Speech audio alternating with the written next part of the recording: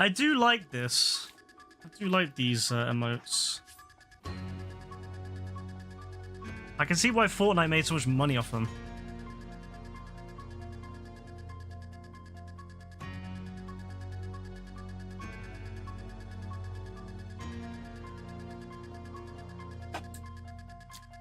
Hey JB, what's up, bro?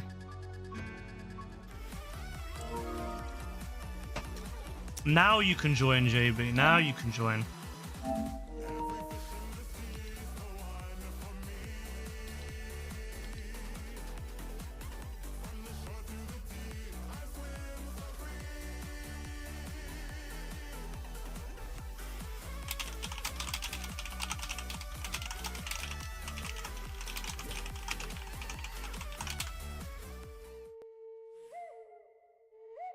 What the f... Nah, Joe's got some crazy, what is that?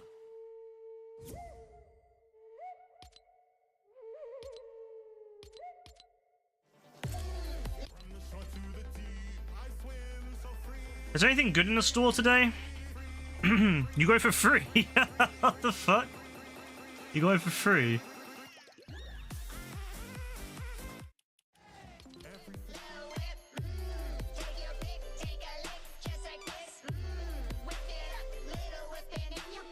Is it? I wasn't expecting that. I love that you go for free somehow.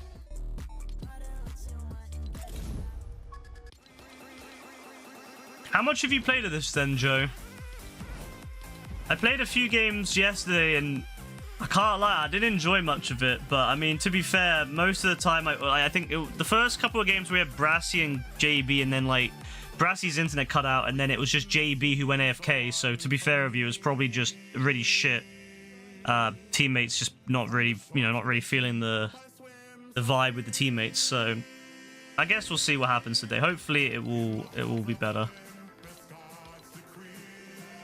Well, that's a cool 100 ranked matches, yeah, to get that. That's pretty cool. I might want to do that, actually. I don't really care for rank, but you know what? That could be fun.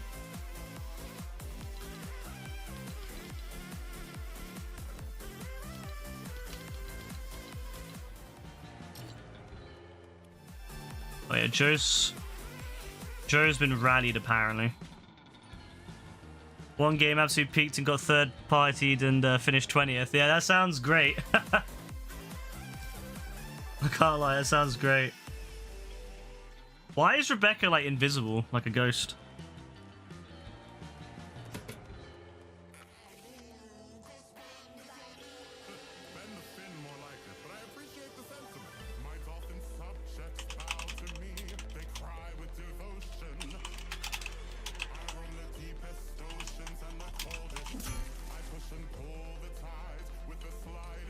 Hey, Brassy, what's up?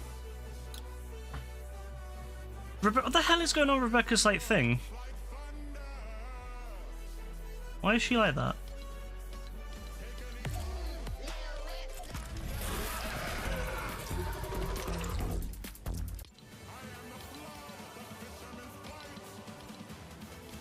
I wish you could change into the other Venom. Like, I like that you can do that. That's pretty badass, but I don't really care for the Venom design. Like, nothing against it, but, I mean, let's be honest. Spider Venom is the best.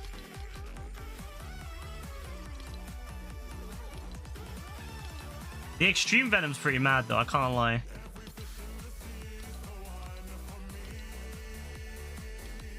But I wish I could change to, like, yeah, I wish I could have Eddie Brock and then be like, Venom time, and then have the spider and all that, but I know, it's what it is. It is what it is.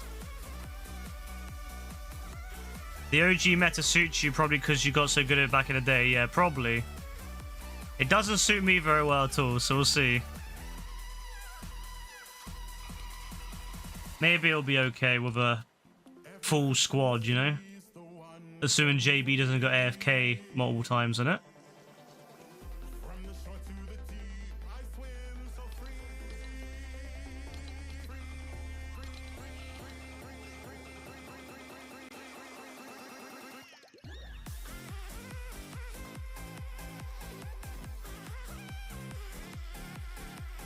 Who knows what's happening with Rebecca's character? Every fish in the sea's the one for me. From the shore to the deep, I swim so free. Halfway through the music pass already. They're definitely going to increase the XP required for the next one. That's ridiculous. I mean, I've only played, what, 1 day? It's literally week 1 of the music pass, and I've already got half of it unlocked. Like, there's no way they're going to leave it like that. They're going to have to massively increase the XP for it. Like, you like that the Alan Wake pickaxes and the Bro Satchel back bling in this lobby, is it? Oh, I can't really see it because of the angle, but that's cool though. Oh, I can kind of see it like sticking out. Oh yeah, I can kind of see it. Like, it sticks out a little bit.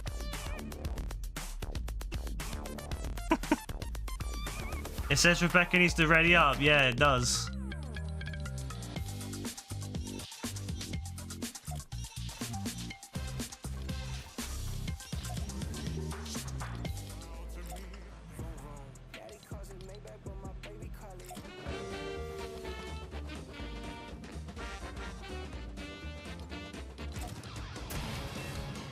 To be fair, Venom matches that aesthetic very well.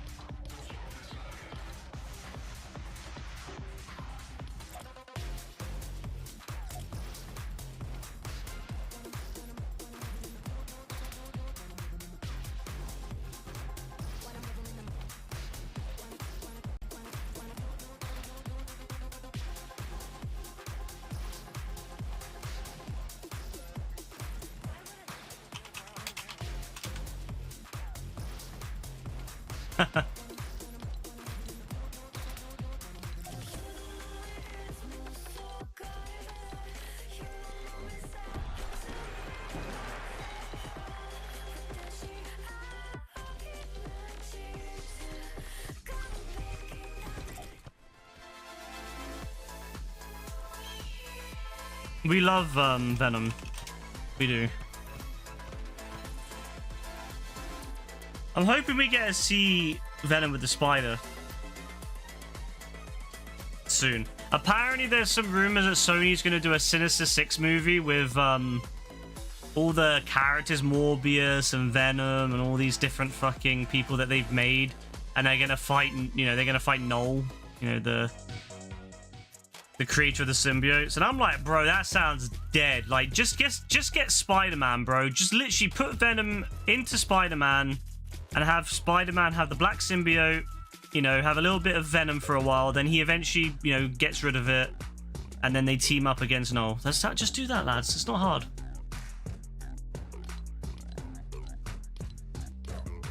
That way you get to have the black suit arc, you get to have the Spider and Venom, and you get to fight Null, and you get a great multiversal team up. So easy, man.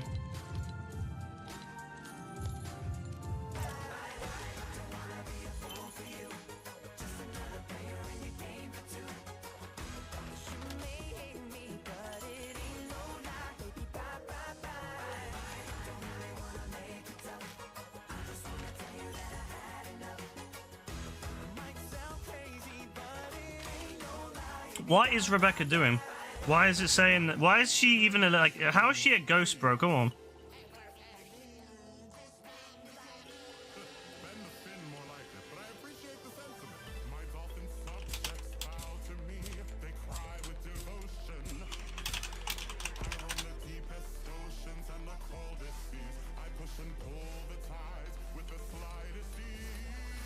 Oh yeah, did anyone see? I don't know how many people here saw, but did you see that you could get a electric baton weapon in GTA if you got abducted by aliens and shit?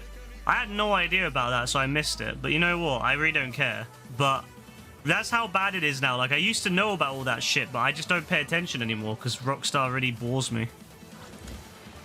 their update, you know, when they said they're gonna do Pavel and all that, really pissed me off. I was like, oh, fuck this. So I didn't even pay attention to it.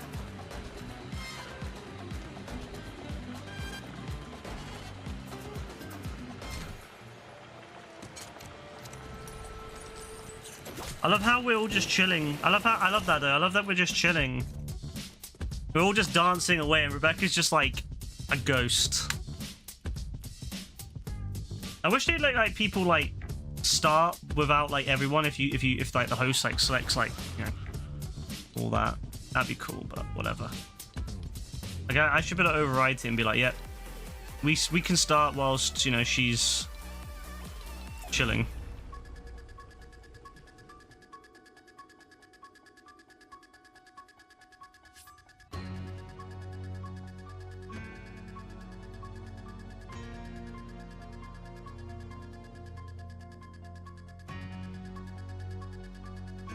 God, the Halloween theme is so fucking good.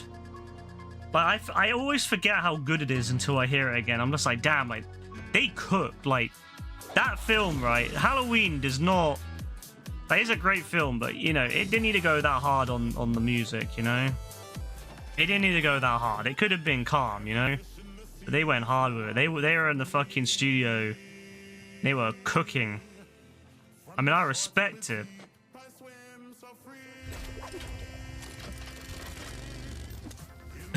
JP's AFK the most.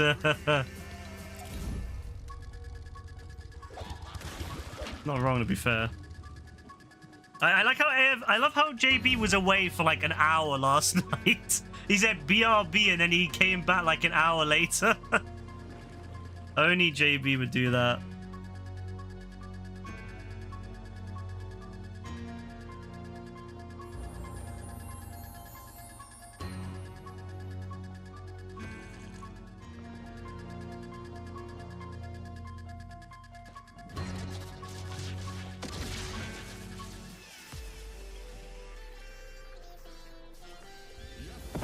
I can't lie, I'm getting my hands on, what's it called? Deadpool and Wolverine again, so I need to watch that shit again. I've been thinking about it all day.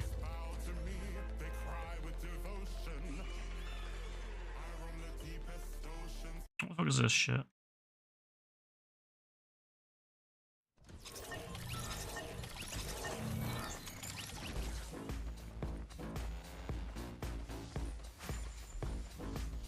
Can we watch it tomorrow? Nah. It isn't on Disney Plus yet. Trust me, I wish it was.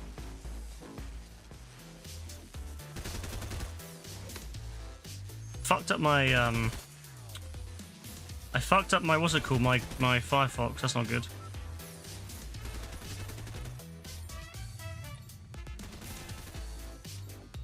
There we go.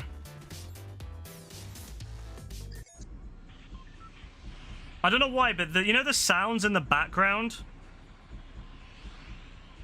I keep hearing the sounds in the background like it's in my house. Who uses Firefox still? Bro, Firefox is literally the only browser, the only major browser that doesn't have the Chrome, that isn't built off Chrome at this point, or Chromium. It's the only browser at the moment that has full power against ads, that you can utilize extensions that can utilize full, you know, permissions that Chrome doesn't now allow. So that's who still uses Firefox. People that appreciate privacy and people that appreciate having the ability to block adverts without Google telling you, oh no, we don't want you blocking those kind of adverts.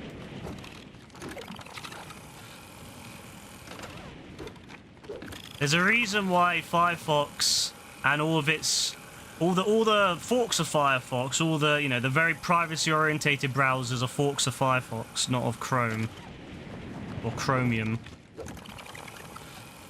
And don't even fucking bring up Brave, bro. People that use Brave, nah, you are brave if you use Brave. I can't lie. Shady-ass company. Shady ass company, bro.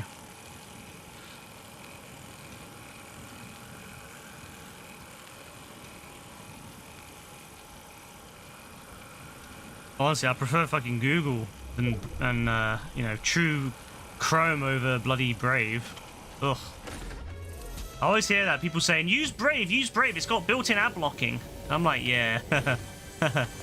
Yeah. Don't use Brave. Come here, little fucker.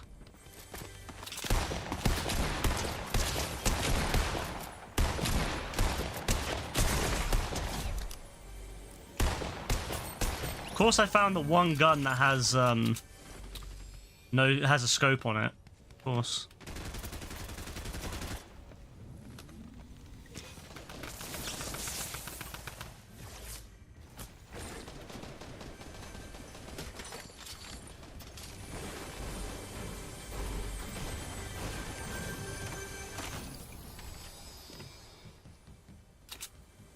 But no, I'm very passionate about my support of Firefox.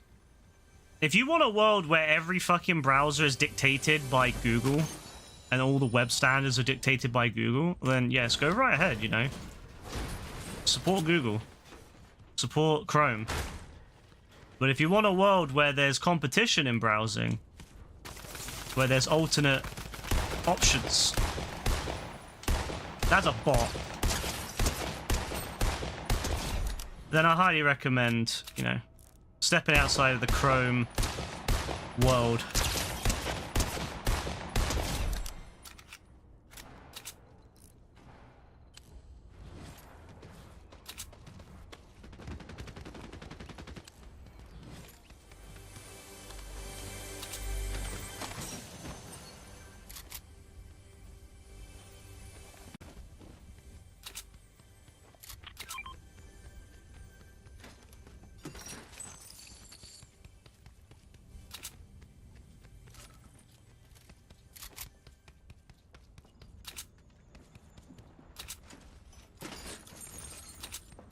And for anyone who does go on to Firefox and wants to give it a go, highly recommend trying out some of the extensions. There's one extension in particular I love, which lets you it's called multi-container, and it basically lets you split your web browsing up into different groups, and all those groups are independent. So any cookies you get, because that's one of the big things on the internet, is that companies will track your usage, they track where you go. And that one of the ways that's been done is Facebook. What they do is they stick a little pixel on the website, a very small little pixel. You know, the company who makes the website allows it. You know, they put it on there.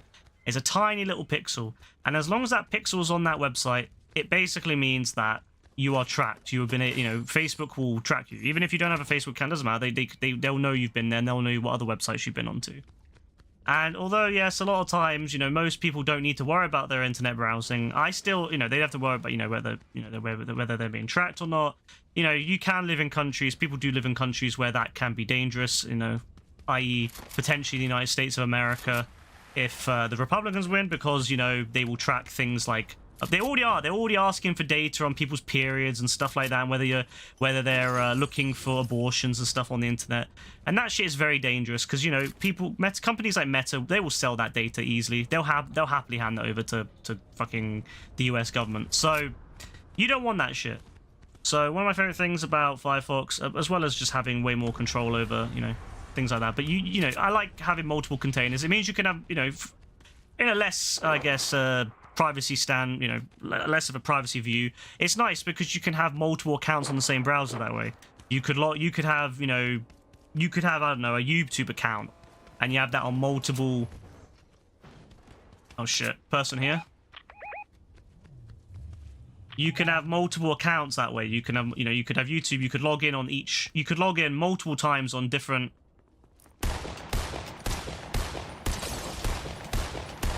Oh shit, there's so many people, bro.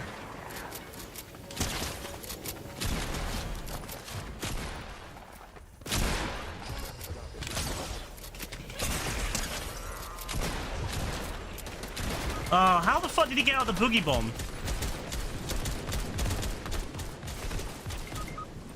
How the fuck did he get out of the boogie bomb like that?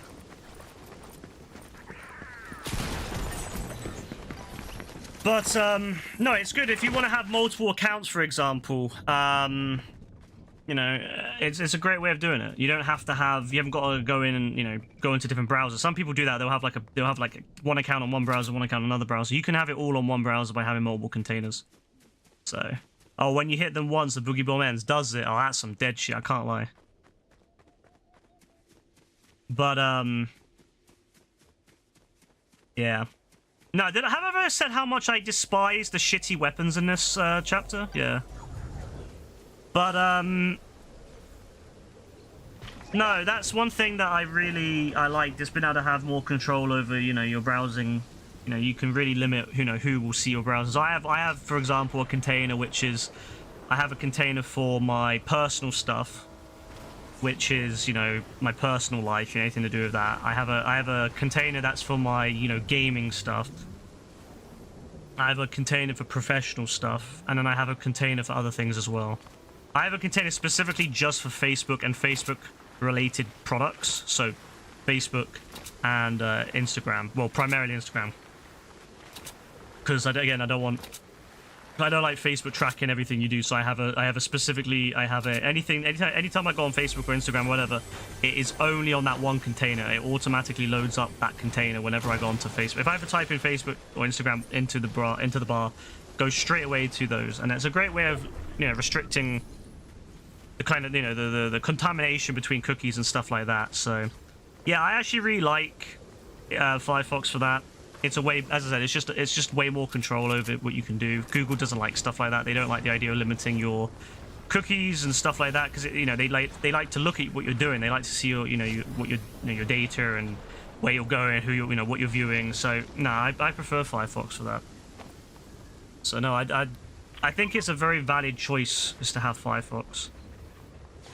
I don't want people like JB fucking saying, ooh, Firefox, and putting people off. No, you shouldn't be put off by people that, lay people, you know, talking shit about Firefox because it was once upon a time, you know, it has lost a lot of popularity over the years, yes, because Google, you know, put out a fairly decent product. Google Chrome was at the time a very, you know, efficient program. It was very quick. Had, you know, quite good for resources. It wasn't a resource hog when it first came out, and a lot, you know, comparatively to, you know, to Internet Explorer, it was fucking awesome. And most people didn't know about Firefox. Most average person, you know, didn't know about Firefox or what Firefox, you know, how it worked or anything.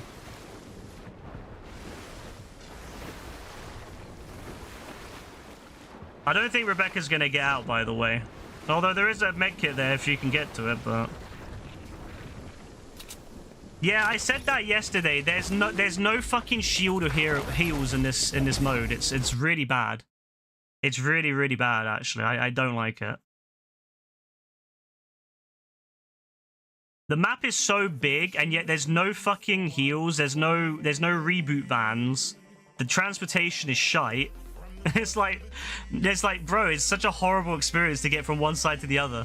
It's so frustrating trying to get from one side to the other, or to grab, you know, like someone's like, because yesterday JB landed on the other side of the map, and we had to drive across the map to get him. And whereas in chapter 5 I could have got there maybe in about a minute or two, in chapter 2 it took me like a good 5 minutes to get there, I swear. Like, his card was pretty much gone at that point. Every fish in the sea's the one from me. I really don't care for the map design on this one. It's not very good. Yeah, the taxi's shit. So are all the fucking cars. They don't have boosts or anything. Like, what kind of backwards ass shit is this, bro? Put some boost and stuff, damn it. I like how they included the new cars, though. So some of the cars have boosts and are really fast, and then some of the cars are the old ones that don't have anything. It's like, well, what's the point of that?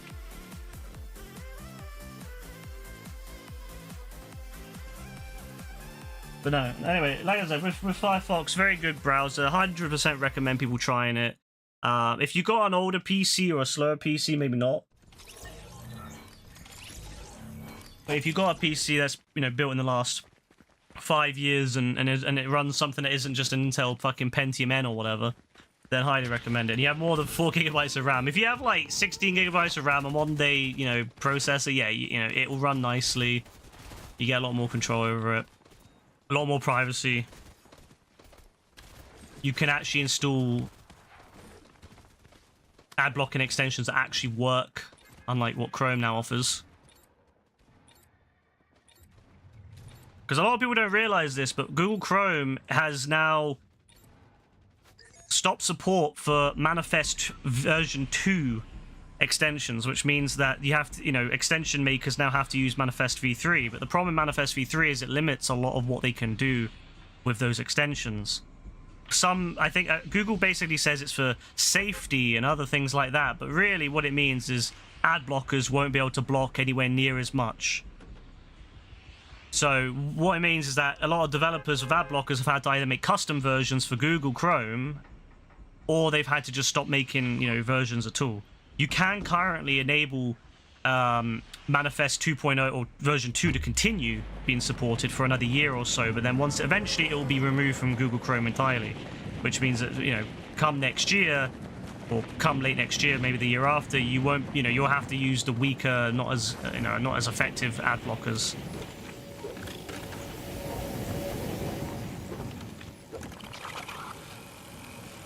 And that's something that a lot of people are not going to realize or not going to understand fully.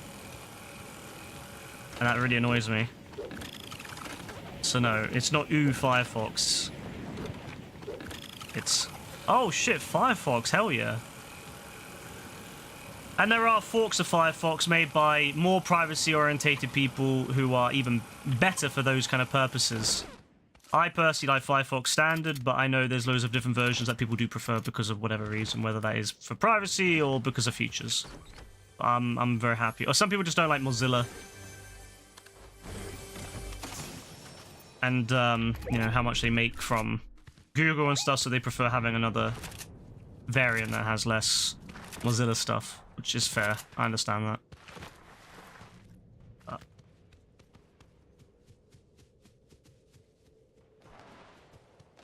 Bro, I can't lie. I fucking...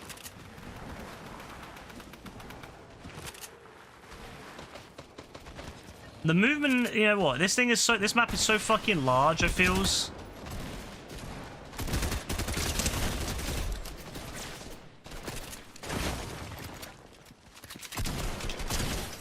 That the mobility on it is so fucking slow, so everything is like really... It's so slow to get places. It's very, very annoying at times. It feels very painful compared to Chapter 5, where everything was like quite easy to get to and quite quick to get to. I wouldn't want to imagine running across this map. Whereas I feel with Chapter 5, we ran across the maps quite a lot. Like, I feel like we would have a lot of the time we would spend on foot, especially in Season 1 and 2, before they did, before the cars became really OP. I remember us, like, walking a lot. Like, we would run across the map quite consistently, and it felt quite quick. Whereas it feels like on this one, yeah, it takes a while sometimes to get across the map.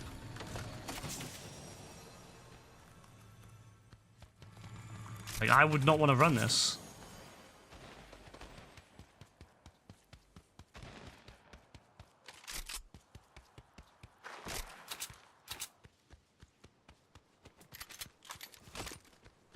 Up here? Bot, but...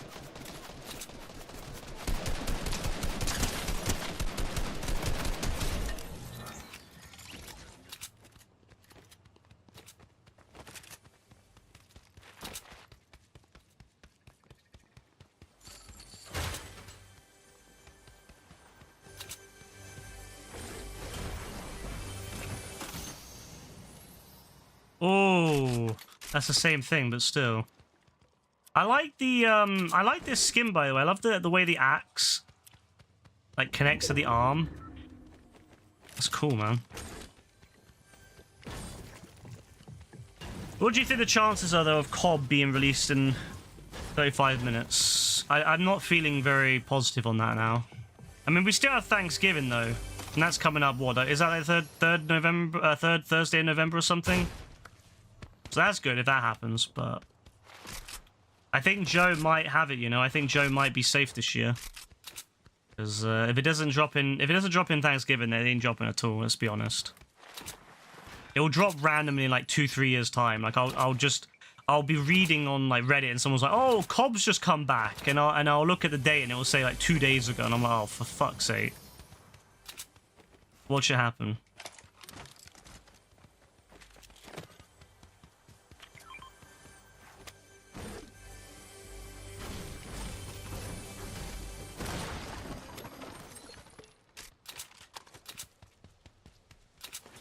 Bro, why the fuck is there no shield in this fucking map?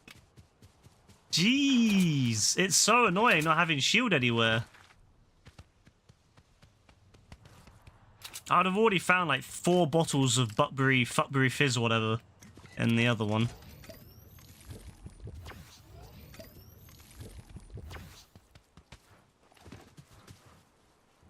But not in this.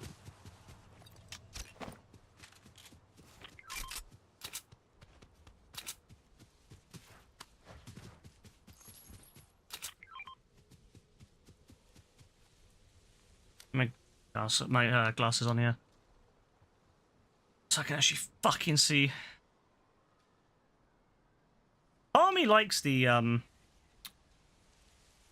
design of this map, but part of me doesn't. Like I like the actual map layout, but I just feel that it's like it's very large and not a lot of I think they did a way better job in the newer in chapter 5 for for little things, you know. Like, there's all these really large areas, but they're just so far apart, and then to get there, you got to drive, and it's so slow driving. So I feel like Chapter 5 did a way better job, to be honest with you. I'm not gonna lie, like, after playing Chapter 2, I can't lie, like, Chapter 5's map, way better. All my hate for Chapter 5's map. No. Chapter 5's map was fucking good.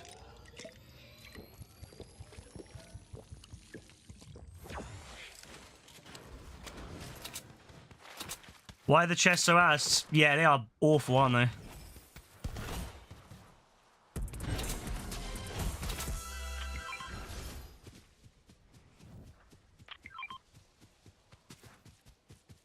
Chapter 2 is way too big. It is pretty big for the amount of vehicles. I heard there was helicopters at like when they first updated the game, but they removed them now. And I'm like, well, why would you remove the helicopters? Like,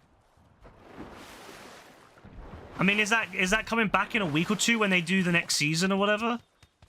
Like, was that part of like season 4 or something? So they'll come back in a couple of weeks? I don't know, but like, it just seems a bit odd. Like, this map needs better transport options.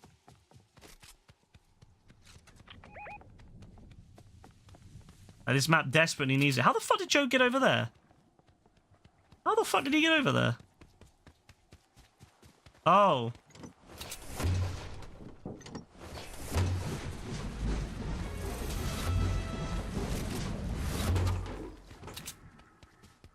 Yeah, you need to use those in this. Fucking hell. Oh, someone's over there.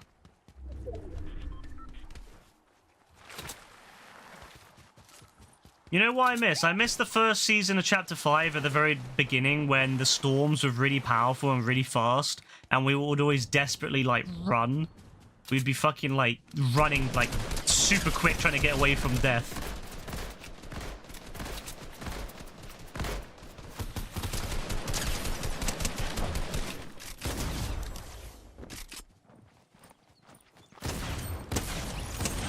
Oh, real players, real players.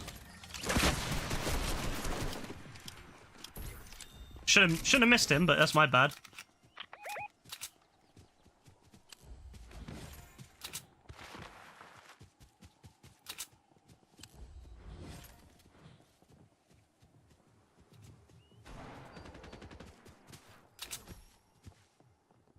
I don't think he's up there anymore.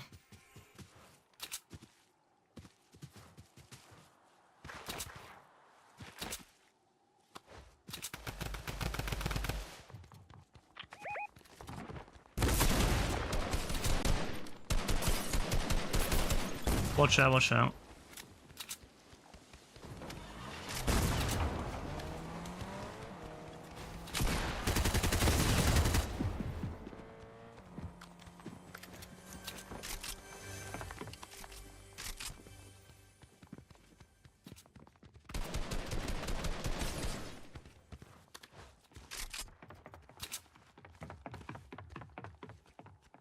Fuck is he?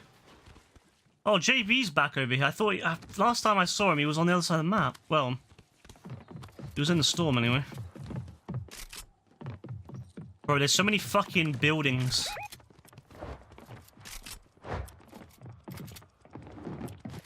Oh, I heard him jump.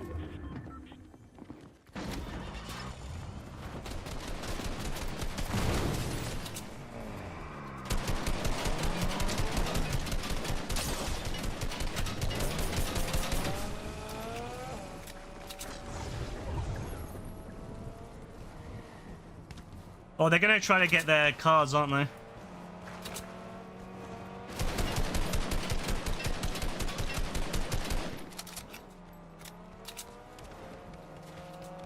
Yeah.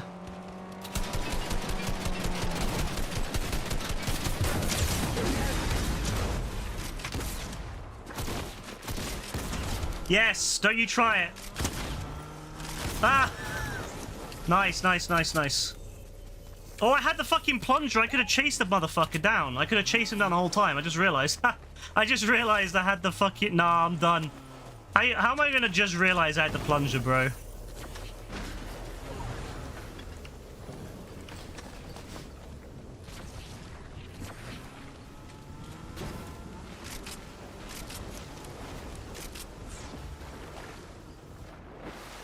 I could have shook him down. You know what? I just realized we could have shaken him down. Just a heads up. I only just remember this. You can apparently grab them and shake them down, and that was the thing in chapter 2, which obviously I wouldn't have known about originally, but I read it online. So yeah, you can grab them and then like it will reveal where the enemies are, like their allies are. So yeah, if you grab them when you knock them down, grab them and then like yeah, just get their information from them. Say something like, quiet, the adults are talking. Fun times. I'm not really sure what brought that to mind. Maybe it's you opening Pandora's I wish I'd remembered that when I got him, because we could have then figured out roughly where they were. But I'm hopeful that it, you know, they won't be able to get their card as easy. Hopefully the other guy's injured and won't be able to go back and get it. Yeah. I think it's time for me to go. With all of your connections, you probably know this already. But Pandora's box is a part of something bigger. Pandora's box? Oh, we saw Pandora's box in the third one. In the third, well, no, sorry, in the second season, wasn't it? Of chapter 5. So if this is goodbye, Where's that go? It's been nice being Nowhere. your sister. And I'll be honest, even better being your nemesis. Take care of yourself. Nisha says hi. Thanks for the lore update.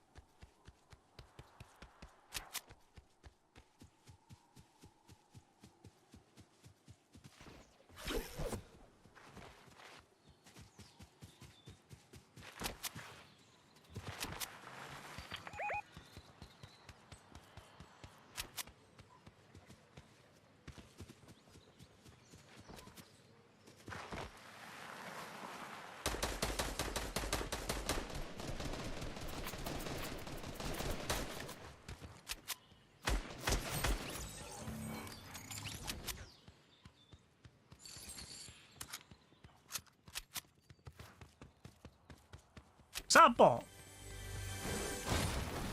Seemed a bit weird being on their own like that.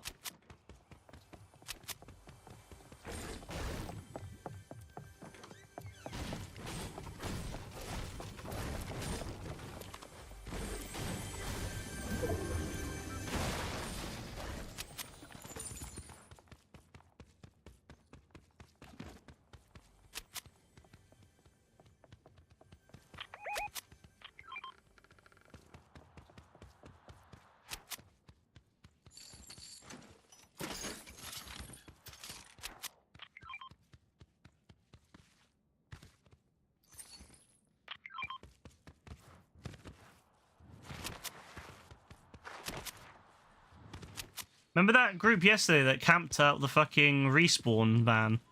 The reboot van? So when everyone went there to like heal me or whatever, they all died because of that. Love that. Get the fuck out.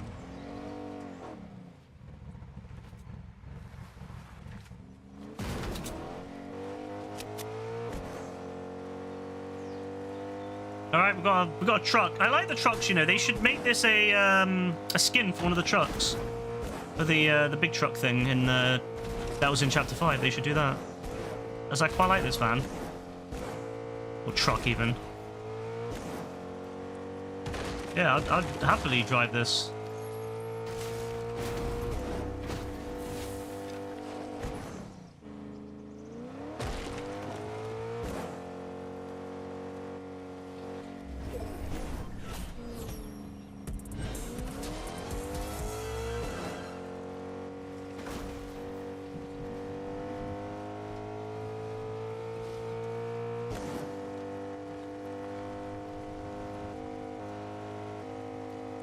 Oh yeah, I already know this is gonna be hell.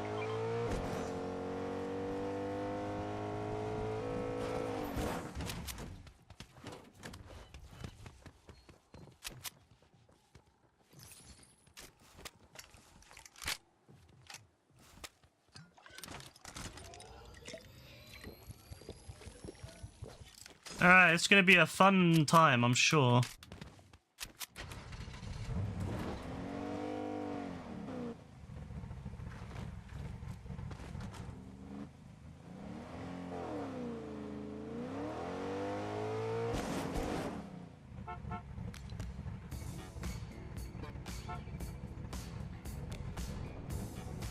I can see Joe's having a good time.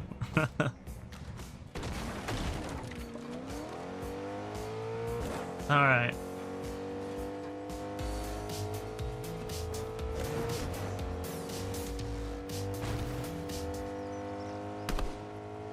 Oh shit. Shit, lads.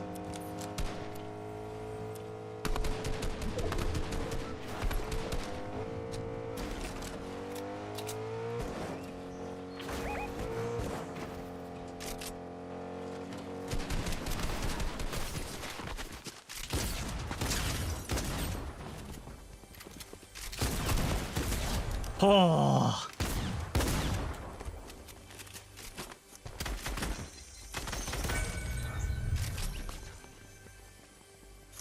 I think he was on his own then, yeah. There was no one else that came up, so I think he was on his own.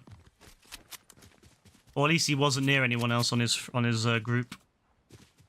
I feel bad for bro, because he literally just... Oh my god. It's so hard to point at the grappler. Grappler. There we go. I feel bad for bro because he was really running. As soon as he saw us, he was like, "Fuck, I'm running," and I just feel bad because yeah, bro had no choice. As soon as we got there, it was over for him. Oh shit! Over there, on the roof,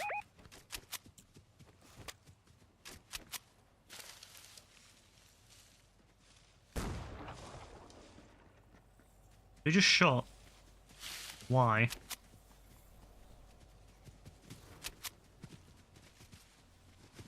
We know they're there. I did see multiple of them. There they are.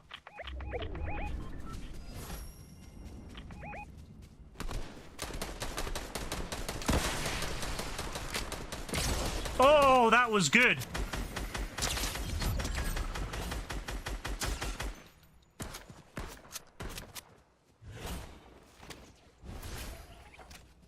They're going in the building.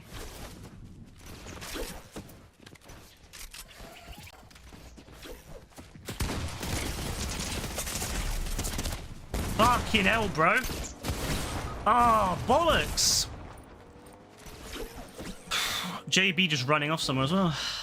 I'm in a bush chilling. Good luck. How does the fuck does he not realize JB? Oh, yeah, he realized. I was gonna say, how did he not realize JB's right there? JB, bro. JB's fucking mad. He's like, what the fuck, bro? How? All right, fair enough. Fair play, JB. Fair fucking play. Don't go. Oh, for fuck's sake, we're up on the top now. Fair play, JB. Fair play. I respect that.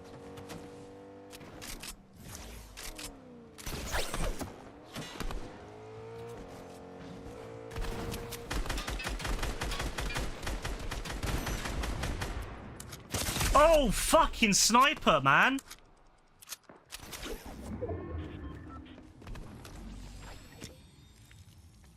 Fucking sniper, bro.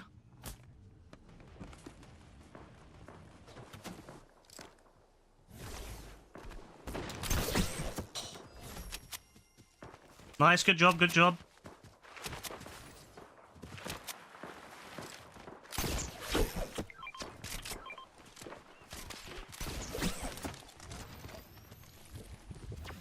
Appreciate that.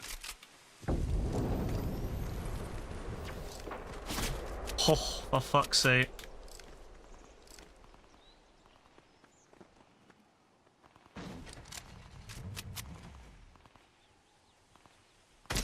Him. him once.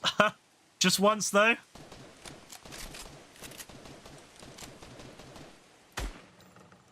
I can't risk it again. He'll definitely hit me that time.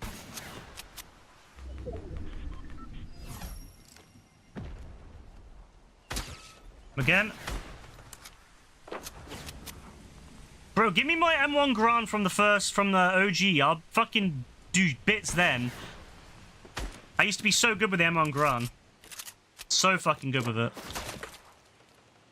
It's a shame Joe doesn't have his gold sniper, because we'd be cooking then.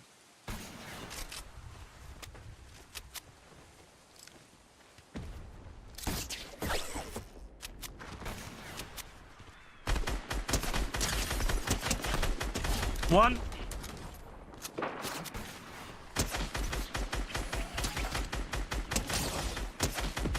Got him.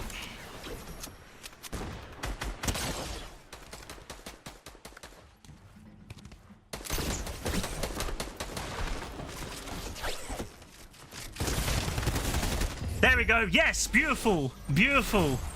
Woo! Oh my god.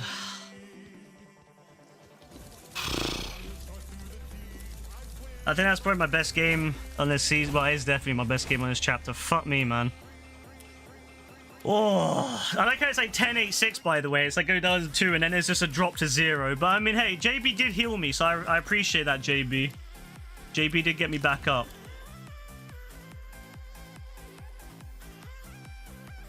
That's really nice though, isn't it, Joe? Like the fact that they had really good loadouts too, and then yeah, they had the snipers and shit, and they still lost. Like how the fuck did bro with a sniper get killed by us? We just we had to like really press and push up on them, but we managed to do it. He had a full gold layout loadout even. Why did he not give it to someone else? Like, why did he not give some of the actual weapons to other people to use instead of just hoarding them onto himself? That's fucking hilarious. He played himself bad on that one.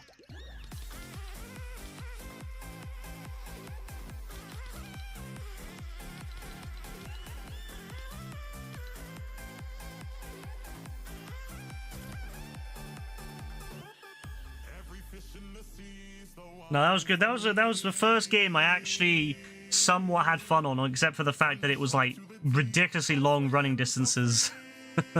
Other than that, though, I'm just glad we were able to move up as much as we did. You know what? Give me the M1 Garand and I'm alright, because I used to get loads of hits with that. Like, I remember Lewis would always say, like, you know, back when I played OG with him, it was like, he would always give me the M1 Garand because no one else would want it.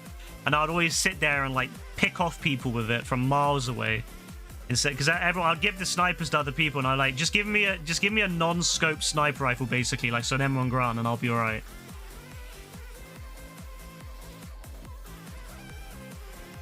So yeah, that's where I'm alright with that.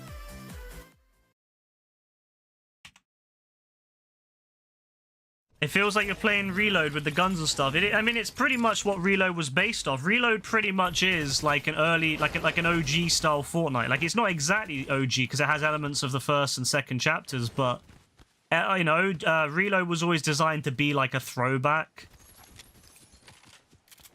So yeah, that's why you're feeling that way, because yeah, all the weapons are pretty much what was in this, I guess, yeah.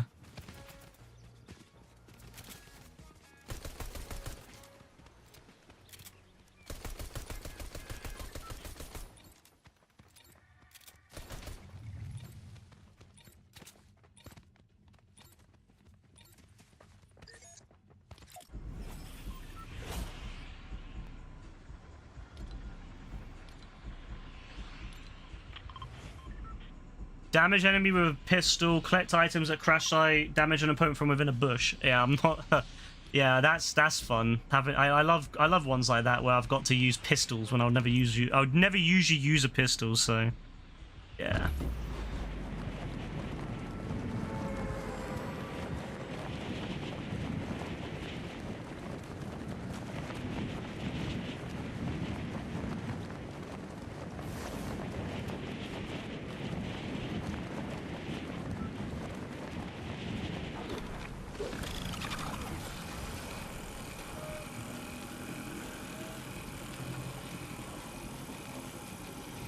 speaking of Reloaded, we're probably going to play Reload in a little bit. I want to try out that new map.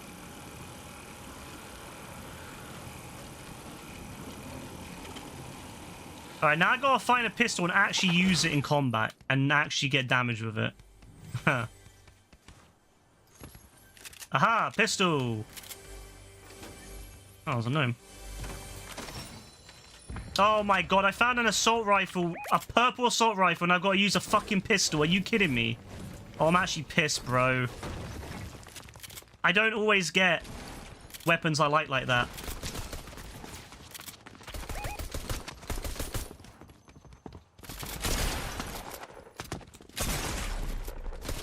Fuck me, I hate using pistols, bro. How much did I even do on that? I've got no idea. I got 50 damage! Nah, I'm fucking dumb, bro.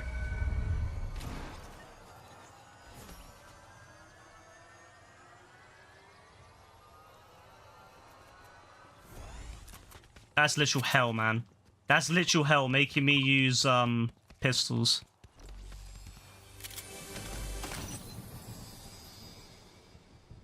Please, I beg. Like, it could have been assault rifles or something I actually would use, you know what I mean?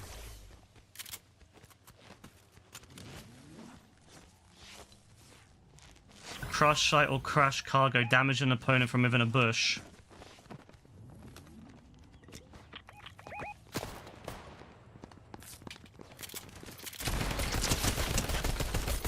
Oh my god, how the fuck? He was gonna blow me up. Bro was gonna blow me up. What a rude fucker. What a rude fuck. Did it though. I actually how the fuck did I kill him with a pistol, bro? How the fuck did he let me kill him? Nah, this guy, bro. Nah. If you get killed by me with a pistol, bro, you... Nah. Nah, if you get killed by me with a fucking pistol, that's how you know. Because I am shit. I'm like mid-tier at best. On a good day when it comes to this shit. And a pistol, I'm awful. I'm awful at pistols. Like, I'm okay with pistols on Chapter 5. Or I was okay with pistols on Chapter 5 because Chapter 5 had some really nice pistols, actually. Especially if you had a scope on them. You know, remember like when Chapter 5 Season 1 came out and there was that really, really OP pistol early on that had like no recoil on it, pretty much. It had like no recoil and it was just like insanely accurate and powerful. Yeah, give me that pistol. Yeah, okay, fair play. I'm terrible with this shit, but still managed to do it, which is really embarrassing for that guy, so F him. I need to do this though, so... Where the fuck is the crash site? Oh, I need to go to the crash site at some point. And then damage an opponent from within a bush. Oh, I never play in bushes. That's gonna suck for me, so I never play within bushes. I never go in bushes. Ever. Ever, ever, ever, ever.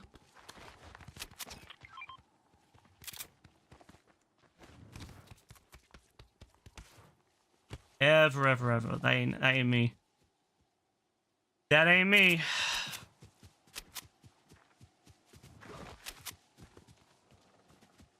Alright, at least I can use the assault rifle now. I'm much happy with that. Watch me get less kills with the assault rifle. And watch me, like, struggle now that I've got the kill with the pistol. But to be fair, it was only because he threw the... I don't know why he threw dynamite or sticky bombs at me. Like, I don't know why he would do that. He could have probably just killed me with a shotgun or something like the other guy did.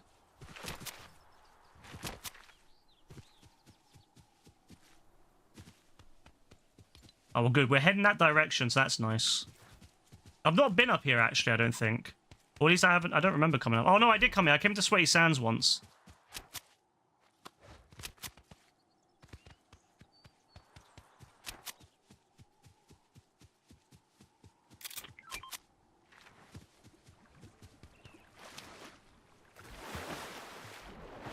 No, don't give me the red X. Don't give me that. Don't give me the red X. I don't want the red X. Nope, don't give me that either.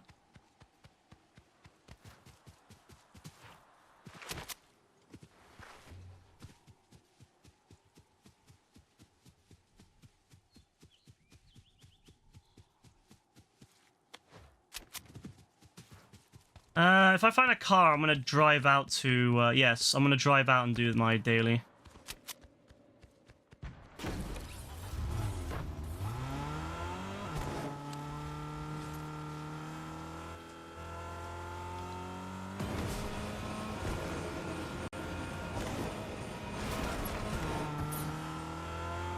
I love my Darth Maul car, I'm not gonna lie, I love it so much. Oh, no one's come here, I don't think.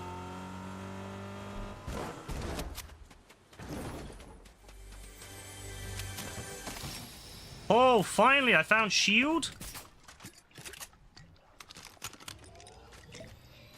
My lucky day.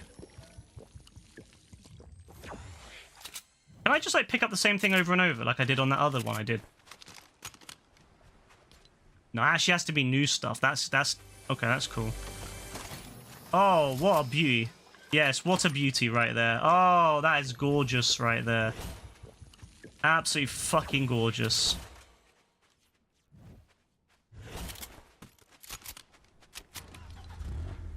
Alright, so I need to do one more Reboot Rally thing, which is this one. So I need to do another daily quest, and I've got the Reboot Rally done.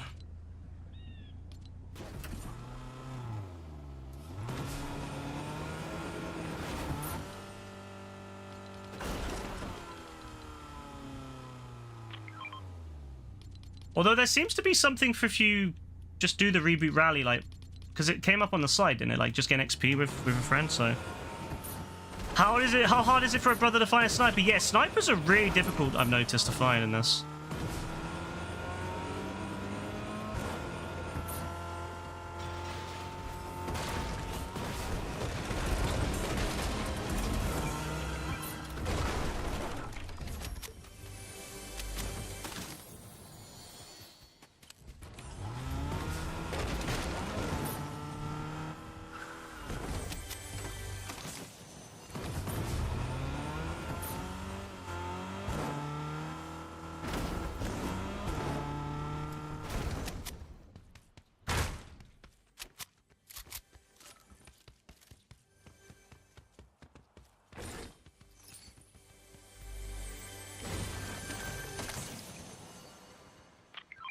Actually, I'll take that, as I like shield. Yeah, the weapon selection in this one is not very good. I hope it changes in season, in the next season of it. Like, how they're doing that every week, they're doing a different season type of thing. I hope it changes next week. I hope it's better. I'm not a fan of the really shitty items. Yeah.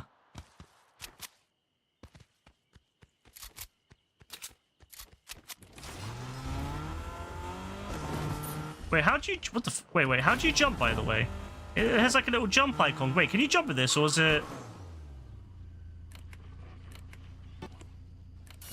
Oh! What the hell was that?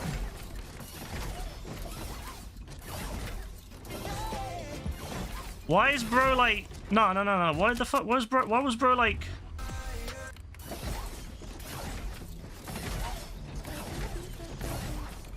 Why is bro, like, doing that? What the hell? Is that just normal? Is it just do that on its own? The hell is that? Charge jump. Oh. Oh, I see. I see.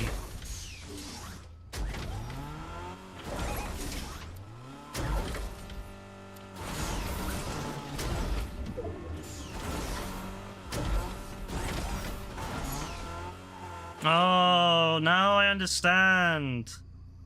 Now I understand.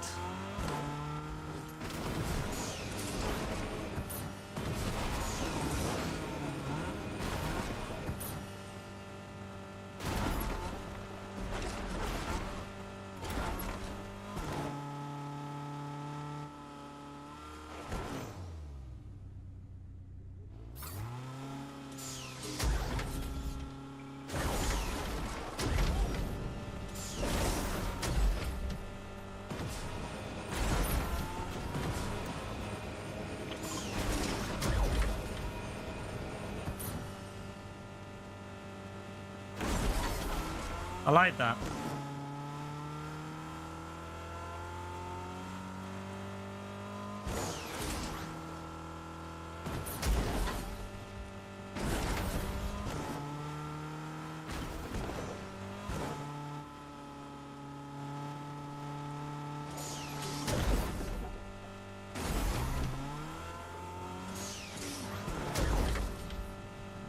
I really like that. I don't know. I just find that really fun.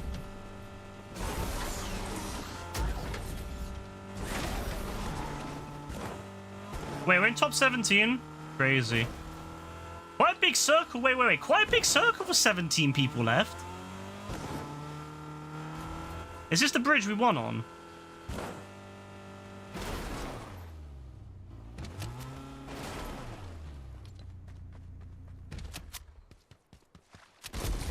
Oh my god, look, that's some...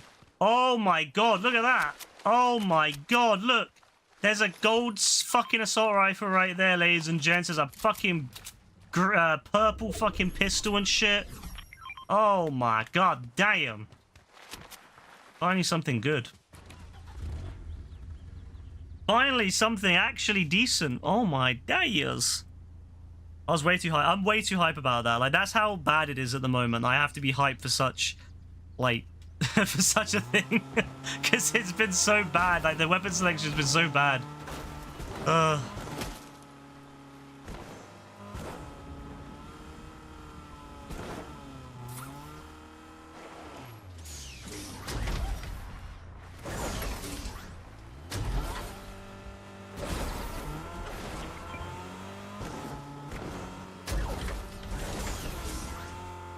That's how it was an OG, was it?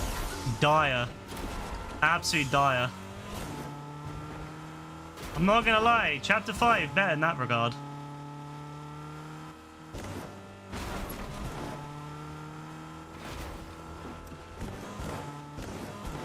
If we get into a fight with someone, I'm gonna have to go into a bush. I'm gonna have to, like, pause and go into a bush just to get the thing I need to get done.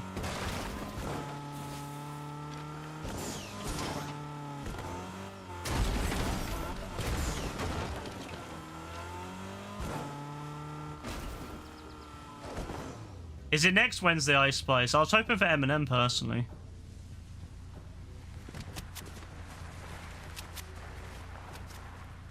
Oh, that guy has the glitch where you hear the sound all the time.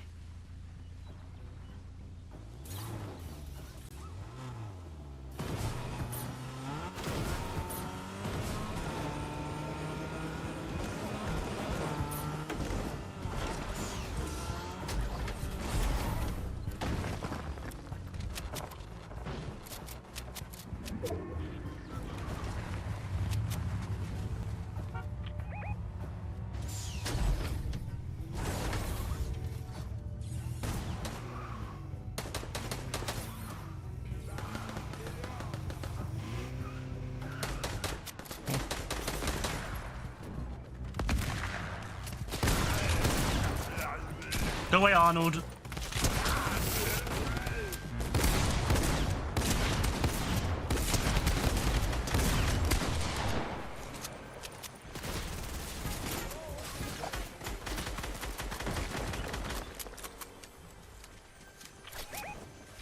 What was that? Oh, yes, players.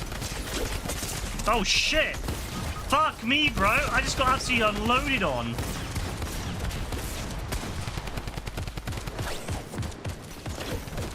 I didn't even get, like, a reaction from that. I just got unloaded on. This is why I don't like coming here, because everyone comes here and kills you. This is, like, the worst place to go, because everyone and their fucking dog wants to come here.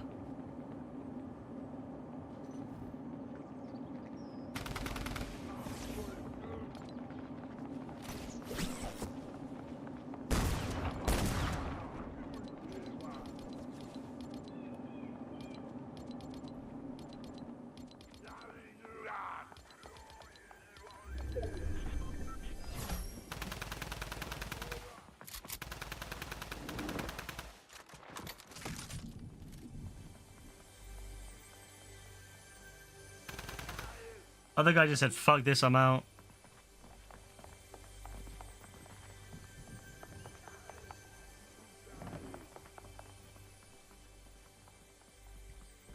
Well, the good news is we'll be back in the lobby soon, so I can see what's on the store.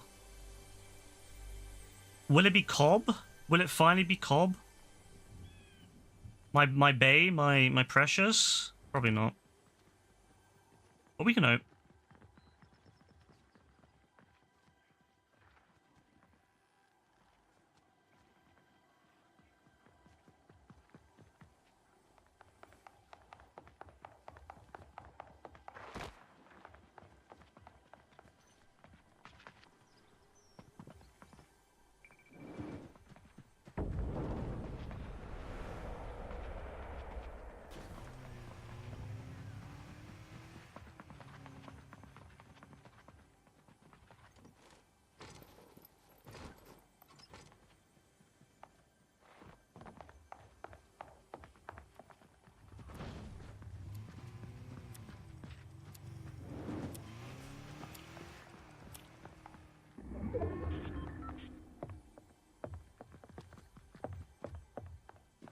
The problem is that there's such a small circle now that Joe can't possibly get us back. Because there's only a few reboot vans. Literally, I think there's only one reboot van left in this entire fucking area. So basically, and it's right here. So basically, there's no chance of that. So it's going to have to be just Joe doing it on his own. That's the problem with this chapter, is that there is no recovery, I feel like, a lot of times. With chapter 5, there's enough reboot vans and there's enough like mobility and you know, that kind of item that you can get away, get to another place, reboot someone and come back. Whereas in this, it's like, yeah, this is like a game-ending moment, unless if Joe just has no choice now but to hide it out and then hope that he can get the winning kill at this point, because there's nothing else. If he goes and gets the reboot van, they're gonna know he's here and come back. There's not enough reboot. There's nowhere else he can go to reboot us. I mean, there's only one DPS. I mean, look, there's 2 fucking reboot vans in this entire area. He might be able to reboot us, maybe. Assuming they don't come back. I hope they don't, but...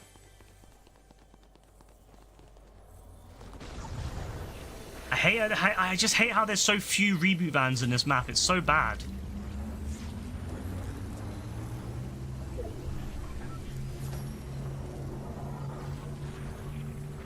Good job, Joe.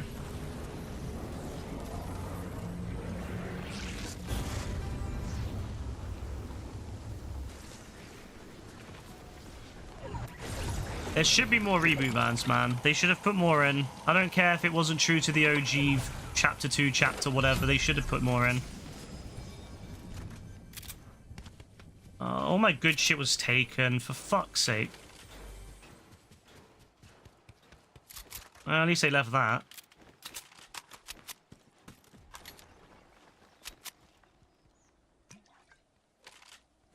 I hope they died, and I hope that whoever takes it from them enjoys it.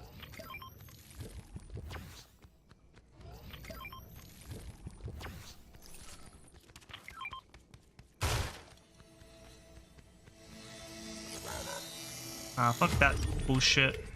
I mean, the good thing is they're killing themselves all off. We just need... You know what, though? We need to make sure they can't reboot. We need to make sure they can't reboot, so we need to get out there and, like, stop them from rebooting at the reboot van. There's only one reboot van left now, so we need to just basically stop them using it. So what, 3v2?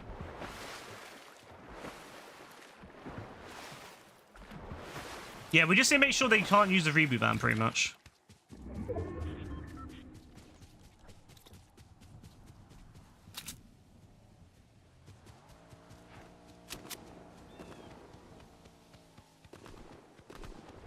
Yeah, they're using the reboot van. I fucking knew it. I knew they were.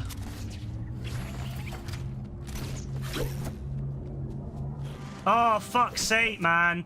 They actually managed to pull it off.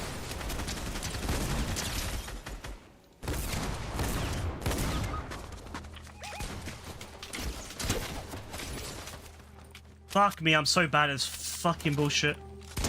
Fuck that bitch, at least.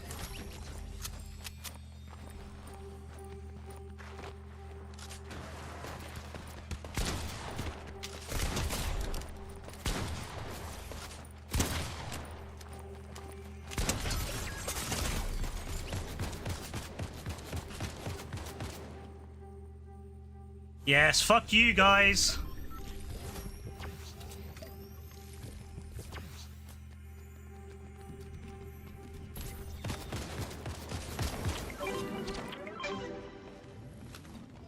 Yes, fuck you guys.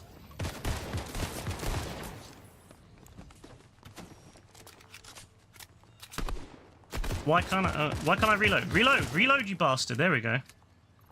Is that a red? Oh, it's a gold gun. Yeah, I want that.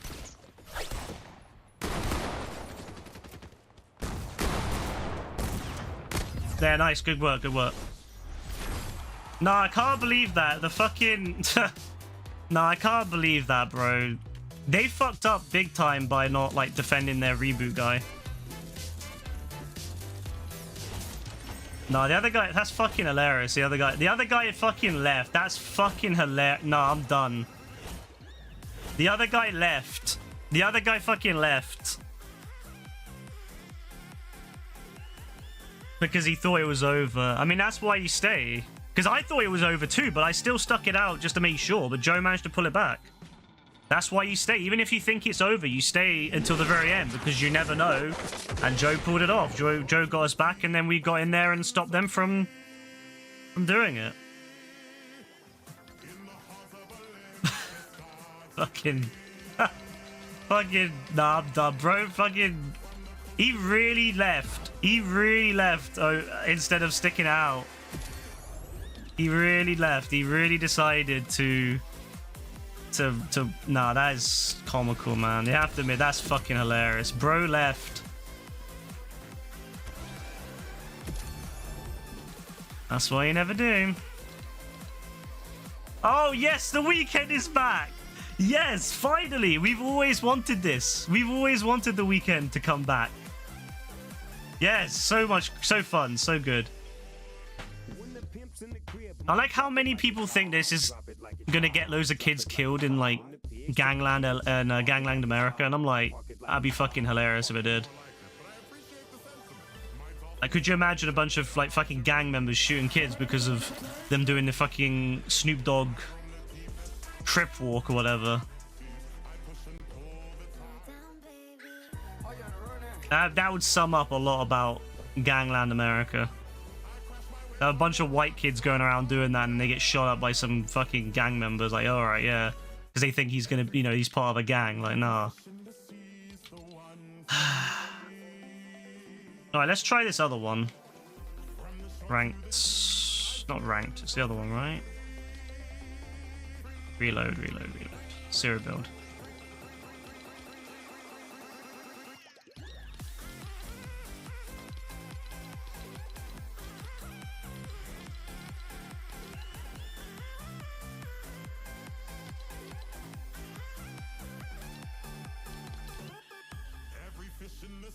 What's the daily for this one?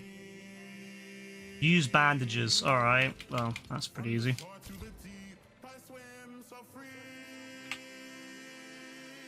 You've half finished the music pass. Yeah, it's really easy. They need to change that. Like, they're gonna have to change that because it's super easy now. They didn't put anywhere near enough XP on it. Watch them, like, quadruple or quintuple the XP on this because of how, like, easy it is. Like, watch it. I'm telling you. Because it's only week 1 and we've already done like almost every bit. They did not think this through when they changed it. I mean, I appreciate them changing it, but no, they did not think that through one bit.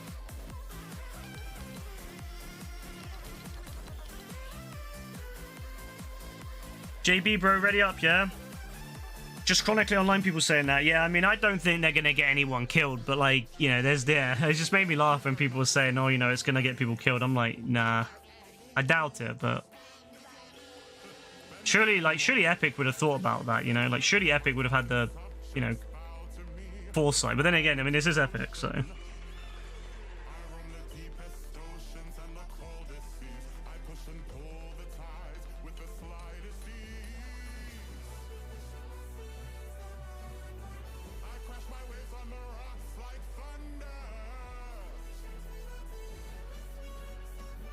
Ooh, that Pepsi. Water not good. Bro, what are you on about Pepsi?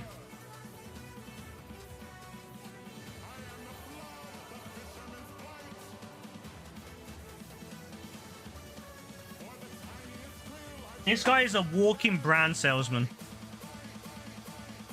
You know, walking brand spokesperson because he's obsessed. Like, ooh, Pepsi. Like, no one's even talking about Pepsi. He's like, ooh, Pepsi.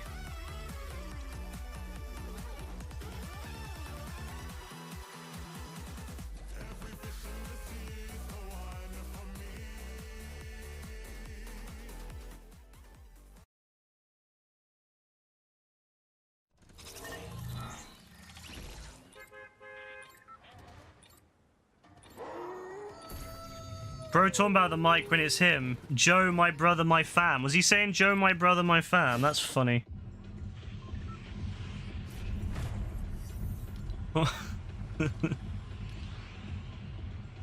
Alright, this is the first time I've played Reload in about, what, 3 months? So I'm probably gonna be shit at it, but I like the new map. I like what I'm seeing. It looks cool. I like this. Oh, Joe was saying that to JB. Oh, that's great. That's even better, to be honest with you. I expect that from JB. I don't expect it from Joe, so that's great.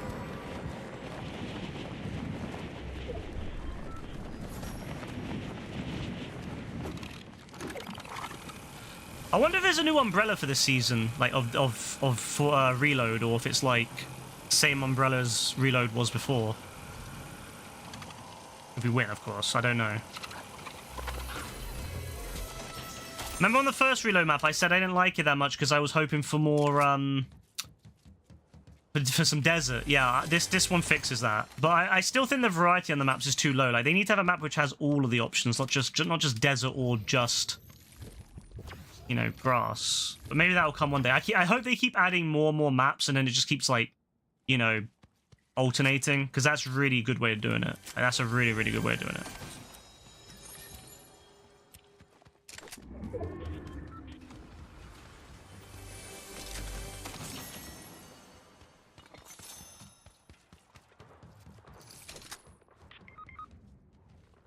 Oh, JB's dead. Where the fuck is he?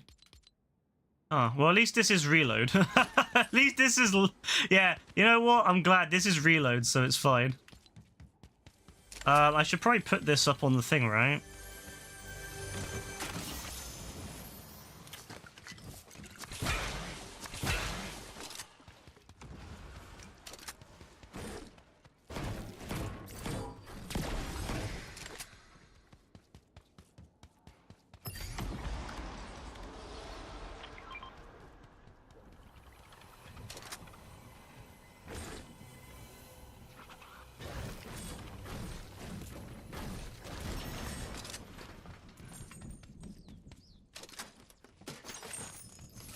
I need to open containers, so... Wait, why is gold a thing? Wait. Can we just talk about why gold is a thing? Oh, there's vendor machines in this. I was gonna say, like, why the fuck's there gold?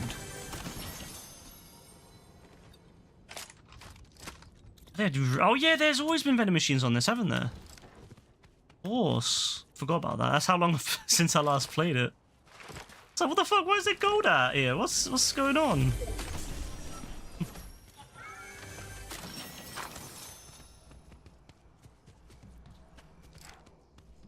Come on, containers. Come on, containers. We need 4 more.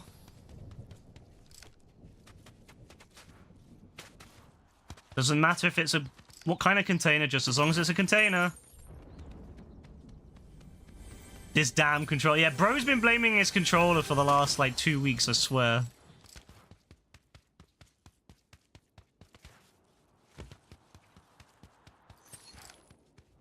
Container? Container. No.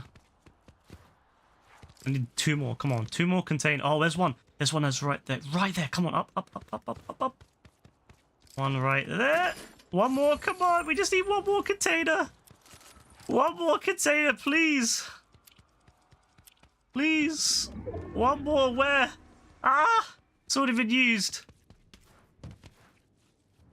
Come on. 1 more. Well, it has to be. Oh, yeah, there is. There's the final container. There's the final container. Ah! Yes, we did it. We did the reboot thing. Excellent. Oh, my days. I'm so happy. Yes, finally. I've got all the I've been getting it every season, because usually what happens is someone comes on who hasn't been playing for a while. Like, usually it's either Dean, or sometimes you see, and sometimes, like, it was AF and one time. You know, people will come on, like, and then today it was Joe. Joe hasn't played enough recently, so it's given me a chance to finish the reboot rally, so I'm very happy about that.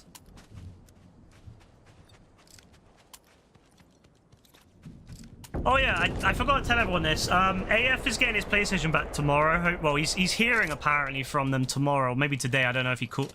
I think it's tomorrow. He's calling or whatever. But apparently his PlayStation's been sent back or something. So yeah, I mean it might be, maybe it's fixed. Who knows? He might be back on soon. You know, he might be not very long from now. He might be back. So for those of us who really enjoy playing with AF, That would be really nice. Is that little town that we used to land at the desert over there? In OG? Yeah, Paradise Palms. I think this is a really good idea. Like, reload is actually a really good idea, especially with the new, like, having different maps, like, rotating. It's such a genius way of doing it.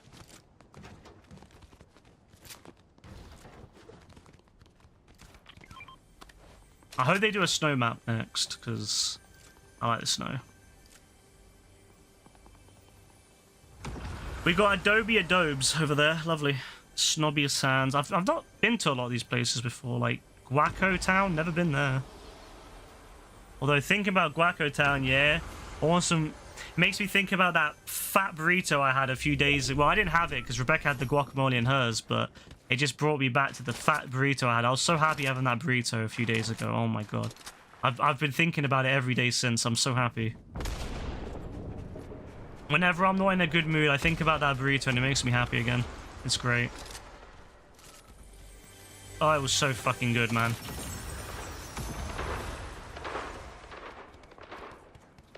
And the best part is, when we go to the specific place that we go to, Rebecca never finishes her burrito because she can't eat enough to fill it, or to finish it. So I have it. I have what's left of Rebecca's burrito, so I get a burrito and a bit. I get like a burrito and a fifth. Sometimes a burrito and a quarter. So I'm very happy.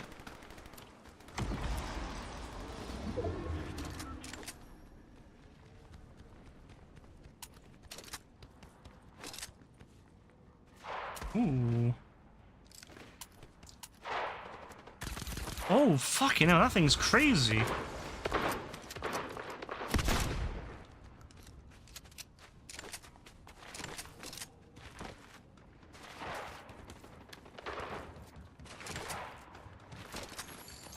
I'm not actually shot this yet, so I don't know how this... Oh, it's very slow.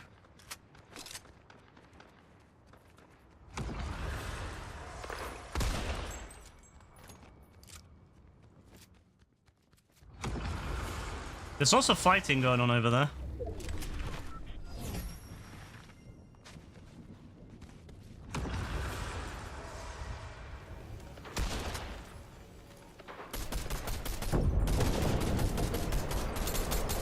Wait, it's shooting faster than it was before. What the hell? I thought it should...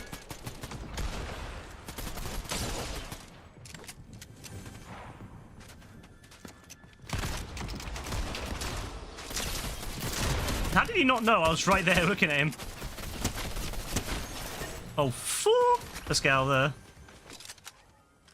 Alright, this shotgun is slower than I thought, and the assault rifle thing is faster than I thought, so that's really annoying.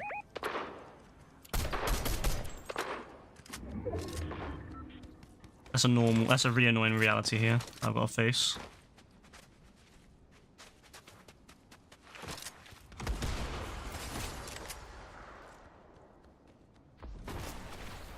Bloody hell.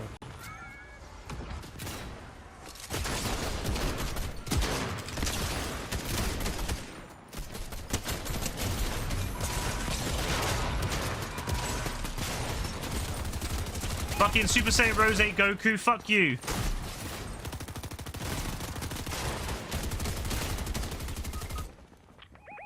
Oh yeah, I can just reboot, can't I?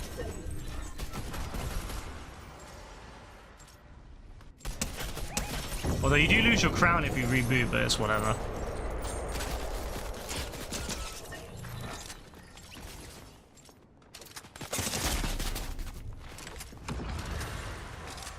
I feel like in this, you should only lose your crown when you die, like, permanently. Like, when the game, like, when or your whole squad gets knocked out.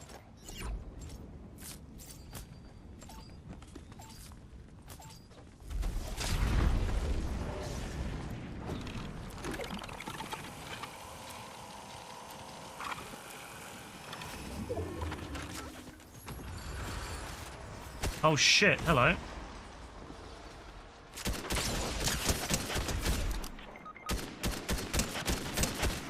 Sorry, Nikki, but it's just business.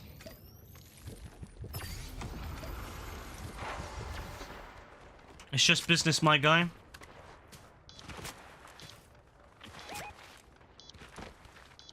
shit, reboots are ending.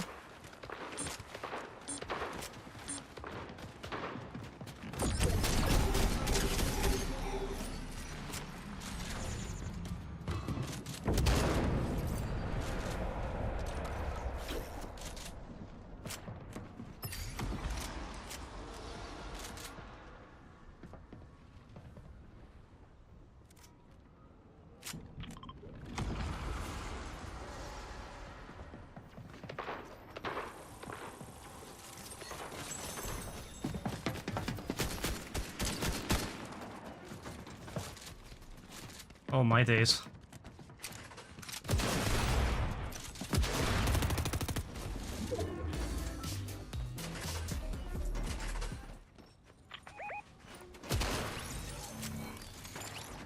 Well, goodbye, Super Saiyan Rose. That's revenge right there. Never liked Goku Black. Oh, there's loads of shields here, by the way, if I want shields. Loads in here.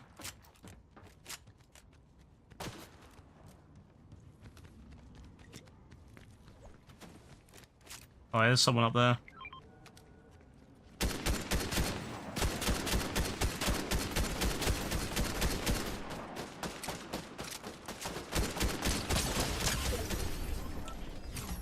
Oh shit, people coming over.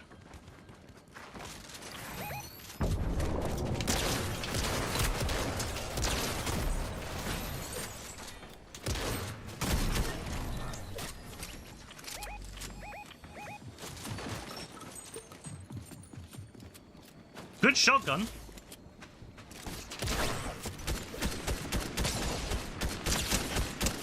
Oh, nice.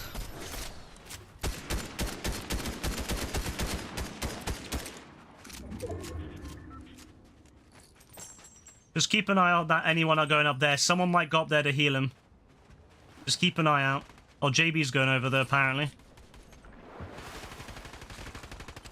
Nice, good work, JB. Good work. Up there. Watch out.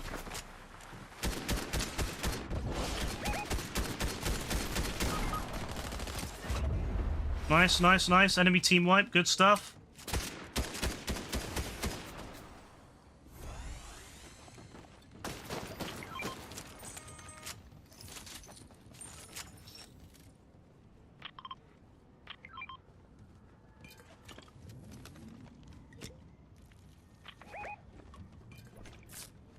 Alright, not bad, not bad, not bad.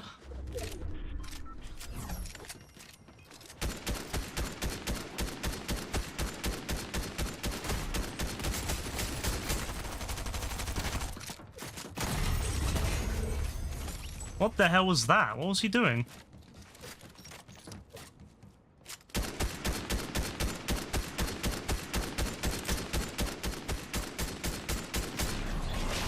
They're coming over. Oh, they had no idea. I think they just stopped at the end, but I don't care. I'm not risking it. I'm not risking it, bro. I don't trust motherfuckers anymore. That was our first game of Reload and we won it, right? Ain't that some shit? First game of Reload and we got it. Nice. Nice, I like that. I like that a lot.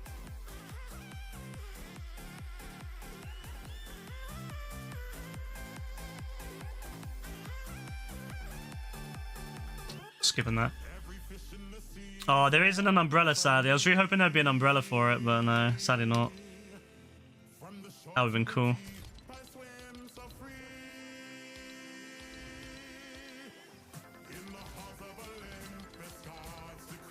Lots of XP to be earned.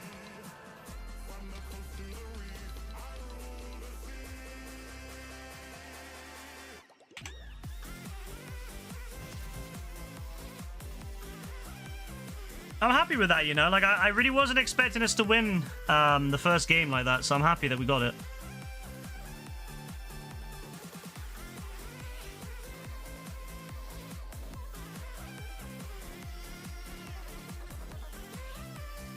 It's very nice. You know what's crazy? They brought back the weekend, but they did bring back his well, I can't remember what it's called. Do you know the song he does? The blinding lights or whatever. I really want that. Like, I want the emote.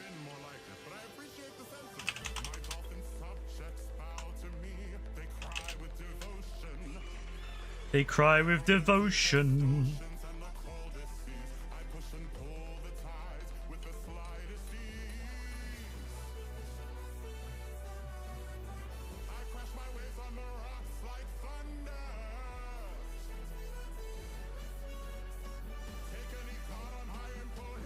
Hey, Kaden, what are you saying?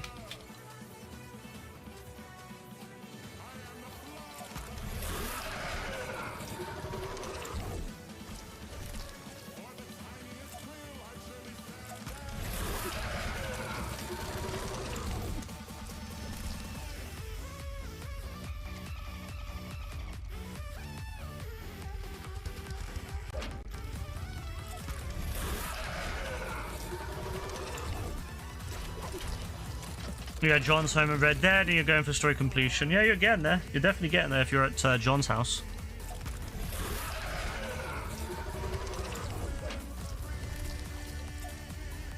The way it said updating, I'm wondering if it's going to put us on the other map, because it said updating. And we already put us on the, you know, it already would surely would have downloaded the map if it was on the same map again. So I wonder if it's on the old map. I think it changes every few minutes. Oh no, we're on this map again. Interesting. I was watching. I was like, is it going to put us on the old map? No, apparently not. Oh shit!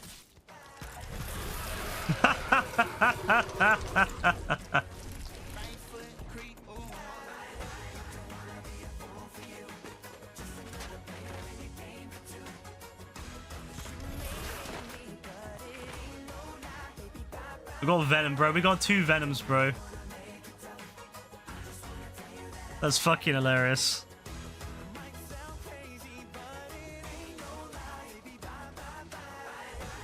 That's fucking great. That's gonna be my. I mean, do I back him or is he my enemy? Is he my nemesis because he's also Venom, or is he my ally? You know, I don't know. I feel conflicted. Surely I can't kill another Venom, another symbiote, but then again, maybe I do because, you know, surely that's what we do. We want to be the top symbiote here, top Venom. Maybe I have to kill him. Maybe I will have to actually kill him. I don't want to, but I'm gonna have to, I think.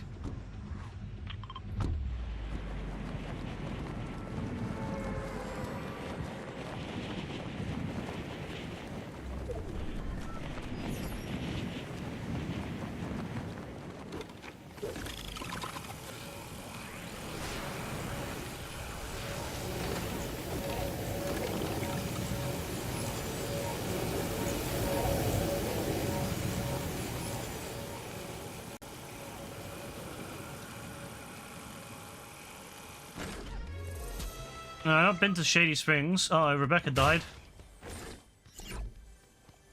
Not been to Shady Springs yet, so that's nice. Oh, it's the same building as was in the. This was in another one. Oh, I guess because they just reused a lot of the buildings, didn't they? Oh, what is this? Oh my god! I know it's pretty shit, but you know what? That gives me flashbacks to Battlefield 1, bro. Oh my god, bro. Battlefield 1 days, you know? Rushing up the trenches in operations mode, and you get this... You pull out the machine gun and just unload. Oh my days. I really fucking miss that game. I really miss Battlefield 1, man. The one thing I hate about EA is they never do remasters or remakes of games I want. Like, I've been dying for them to do a remaster of...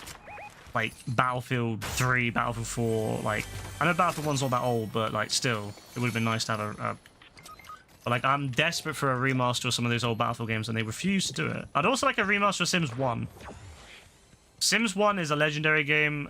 They desperately need to re-release it. Let's be honest, let's be real. We all desperately want and need it. Fuck me.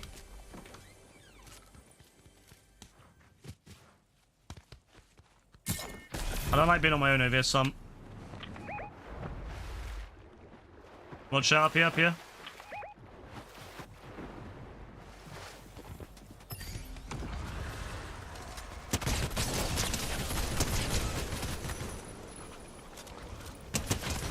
Sorry, mate, but...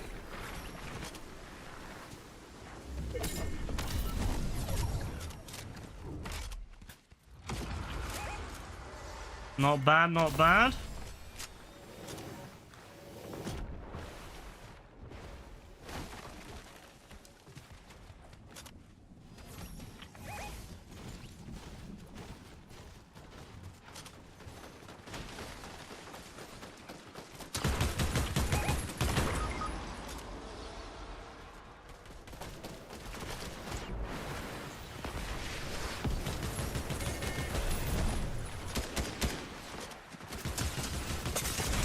Fucking hell, man.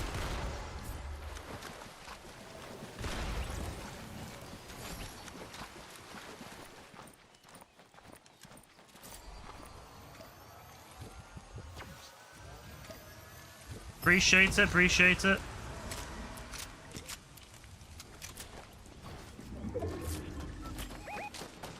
Oh, they're coming back, are they?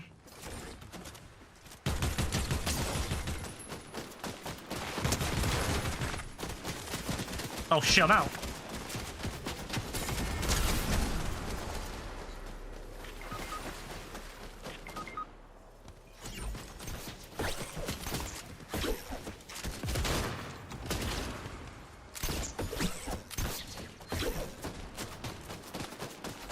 Oh.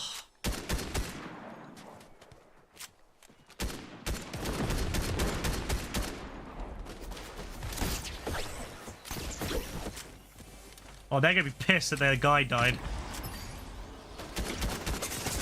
Ah, fuck, I'm dead now.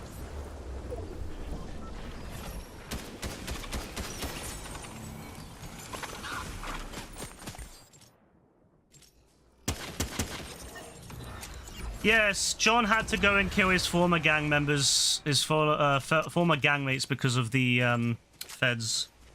Well, yeah. Which it isn't obviously then fleshed out if you play Red Dead Redemption 2. It kind of gives more reasoning as to why they targeted John so much.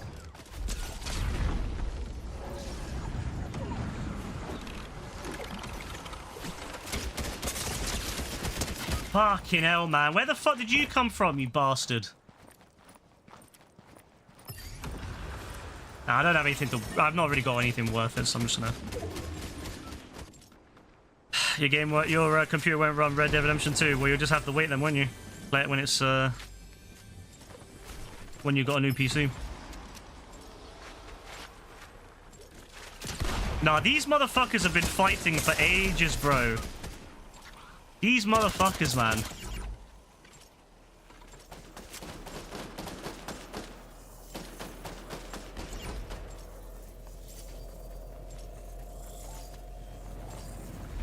Oh my days. The thing is, once you reboot, you're basically defenseless.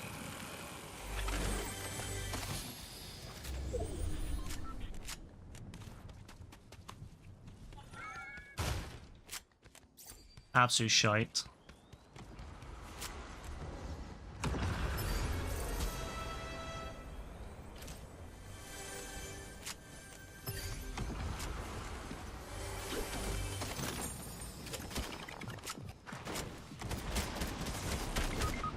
Oh my god, where the fuck would he come from? How is he on the fucking top?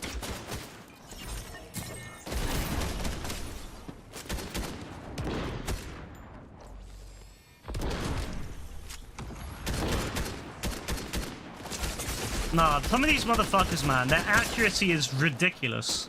I mean, they are PC players, a lot of them, so it doesn't surprise me. Who would have surprised that PCs... fucking mouse and keyboard is unfucking not fun at all to fight with.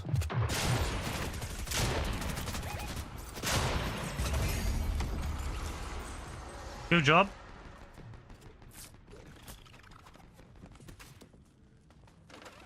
Wait, you removed the orange Deadeye filter?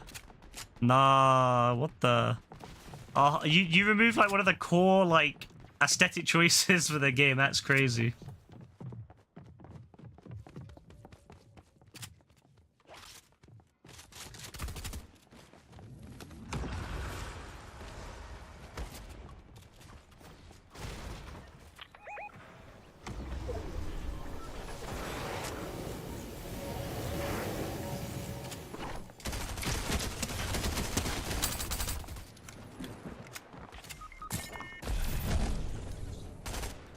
No, that guy is so fucking slippery, man.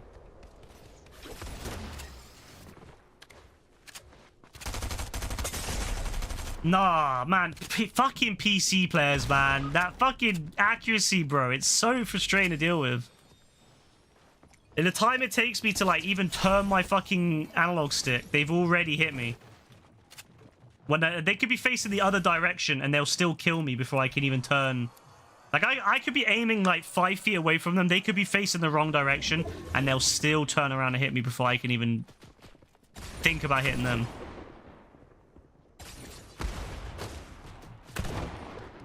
Actually bullshit.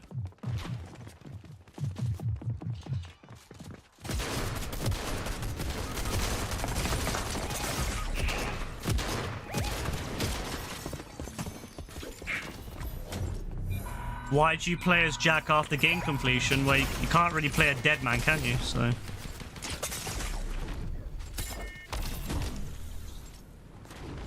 Let's see if you want to play as a ghost.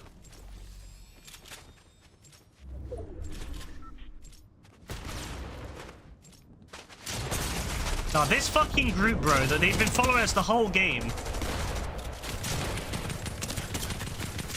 Oh, good job, Joe.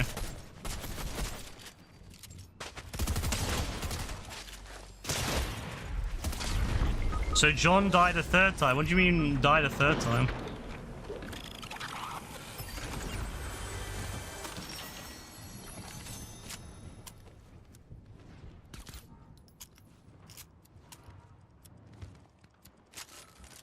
It's not really spoilers after being, what, like 16 years old. He died by saying, well, to be fair, he didn't die. He was knocked unconscious. Oh, yeah, go fuck yourself. Yeah, go fuck yourself. Well, fuck you with your little sniping bellend. Look, we know you got a fucking mouse. We know you got a PC. We know you fucking jerk off your fucking mouse every day. We get it, bro. You haven't got to show off about it.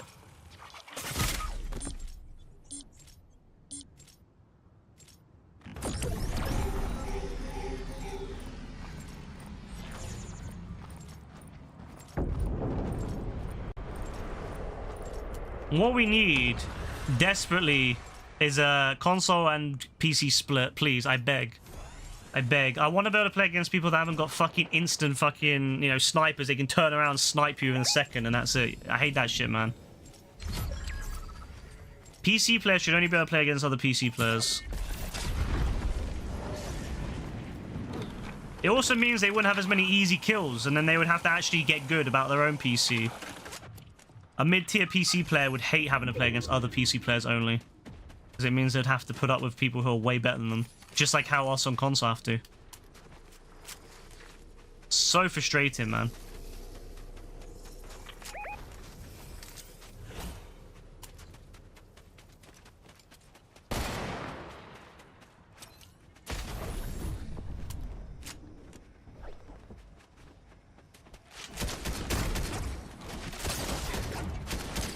Oh, fuck you, man. Fuck you and your stupid mouse.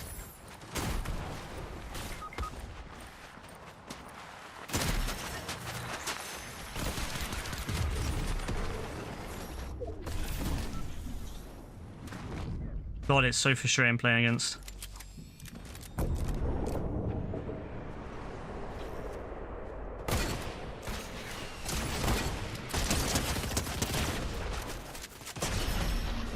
But yeah, you know what, though? John didn't die. He only died once. John only ever died once. He got close to death. I mean, he was close to death in the end of... He was close to death in Red Dead Redemption 2. At the beginning of Red Dead Redemption 2, he was close to death and he gets saved. And he gets left for dead by Dutch in the middle of Red Dead Redemption 2. And then, obviously, you know, he gets shot by Bill. Or, you know, Bill's guys, anyway. It was Bill. But, yeah, it was Bill. And, yeah, he gets shot again later on. He gets injured again later on. So, he only ever dies once. Unless if you include, you know, Undead Nightmare, which, you know, not canon, but... From the shore to the deep, I swim so free. the halls of Olympus, God's decree. From the coast to the reef, I rule the sea.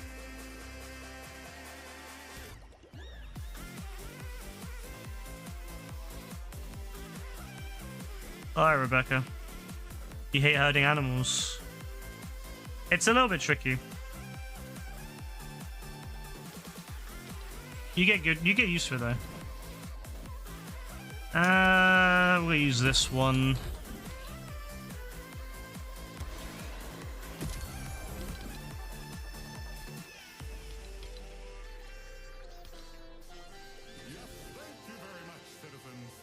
Oh, this pass, man. It's a struggle for me because it's like I don't particularly like the mechanics. I don't like the meta or the mechanics of either Reload or Chapter 2.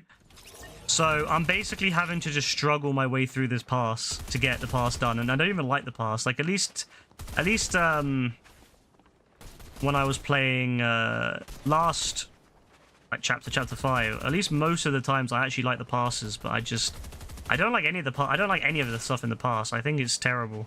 It all looks really bad. And so I'm stuck because I don't have that like energy that I had for the last chapter. Like last chapter, I was like, yeah, I want to get through the passes, except for season 4 where I was a bit slow on it. But this chapter, I'm just like, bro, I couldn't care less about the pass. Like, there's not one bit of the pass I actually want to get. I'll never use any of this shit in any of the in this pass ever. It will go into my it'll go into my archive, and I'll never look at it again.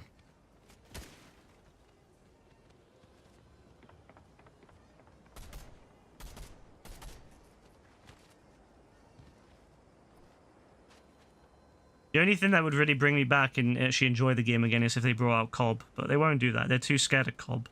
Cobb's too powerful. Like I think everyone knows and understands and appreciates that if Cobb was in this game again, it would destroy the game. It would destroy the fabric of reality because Cobb is too powerful.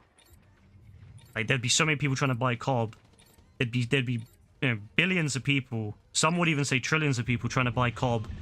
And it would break the game would shut down. Like they wouldn't be able to handle it. The game would be broken permanently. That's why they don't bring back Cobb. They know this is true. They know, they are scared that Cobb will break the game. So they refuse to bring Cobb back out, and it really upsets me.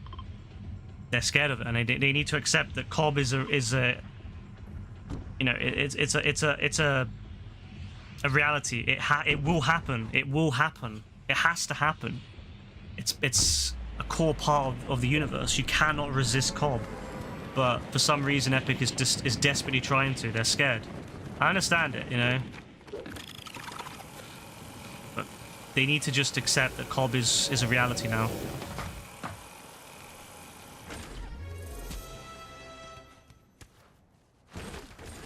Why do they choose the Son to be players? Why not Abigail? Abigail's not a fighter. Abigail's never been a fighter in any of the Red Dead. Well, either of the Red Dead Redemptions, anyway. She never once really fights. I mean, she takes part in, like, heists, like, certain jobs, but she's not really a fighter. Yes, that is also true. Abigail did die not a few years after John does, yes. Although it's not, she dies, John dies in 11. Right, 1911, and Jack, you play as Jack in 1914. So Abigail dies in between that and you play as you playing as Jack. So it's sometime in 1912 or 13, I think, one of the two, or maybe it's in 14 because that's why he just takes up. She dies and he takes up the mantle in a way because he's probably looking out for her, and then when she dies, he's got nothing like left to live for really. So he goes and gets revenge kind of thing. Very well. Why not Bonnie? Bonnie's not really a fighter like that. Like, Bonnie does get involved in shooting, but her place is on the farm. She's always been like that. And this is also, the early 1900s. When, women aren't really known for that kind of thing. Exceptions, a few exceptions here and there, but... When Rockstar was making Red Dead Redemption 1, they didn't have as many in the way of, like, women. They didn't, like, plan on having as many women. Like, Red Dead Redemption 2, they really did try to make women cool. Like they really try to make them like, you know, equal and actually like, you know, not just kind of set pieces like they did in RDR1. But Bonnie was not a fighter.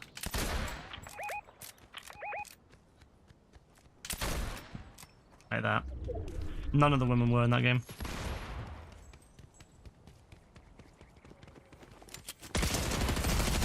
Yeah, he thought I didn't see where he went. I did see where he went, little bastard. Oh shit, they're on top of there?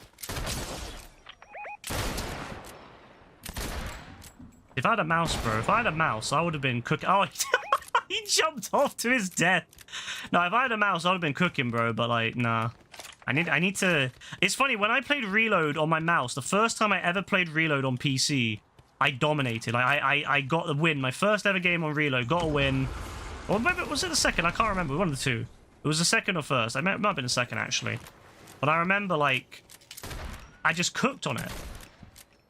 We just fucking cooked, like... I had so many kills, like something like 15 kills or some shit. Like, it was crazy. I couldn't believe it. I was like, fucking hell, is this how easy it is on PC, yeah?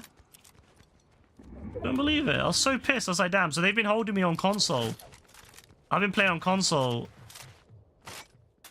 massively at a disadvantage while these people on PC got these mad fucking accuracy. Crazy, bro. Bonnie's most iconic character if you don't only refer G-tier females. No, Sadie way more than Bonnie. Bonnie's cool, but Sadie was way more iconic. They did a lot more with Sadie. Sadie, like, Bonnie was never meant to be a cowgirl or a, you know, like a bandit or a, you know, gunslinger or anything like that. She was never meant for that. Sadie actually was designed to be that in the end. So, Sadie was, you know, and still is one of my, if not my favorite female character in the entirety of the Rockstar franchise, I suppose you could say, in any of their games. But don't get me wrong, I love like I love Catalina as well. It's my second favorite, but Sadie is amazing. Like, I really would love to have had. I would have loved to have Sadie DLC. Hey, Kasiga, what are you saying, bro?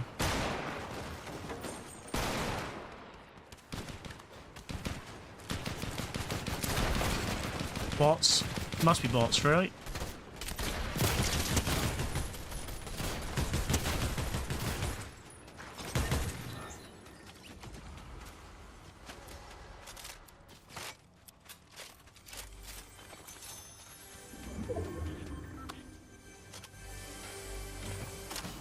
You woke up 11:30 p.m. What the fuck are you doing waking up at 11:30 p.m., bro? That's late.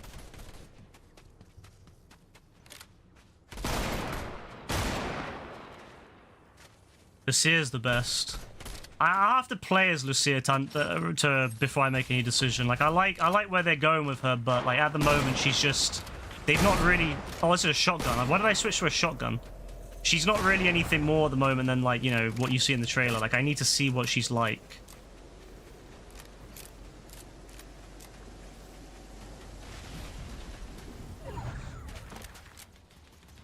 I need to actually play as her. She might be very shallow for all we know.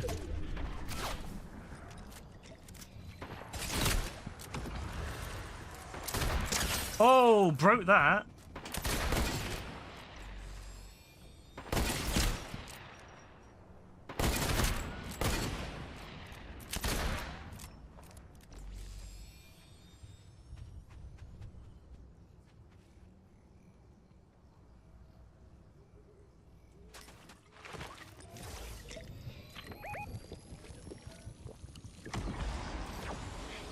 Yeah, I can't lie, Kasiga. Your sleep is fucked. You need to get that sorted, bro.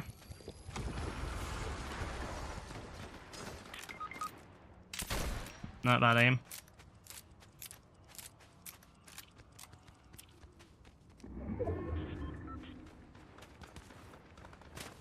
Problem is, I don't really want to go over there on my own in case I get fucked up by one person, so... Oh, got one.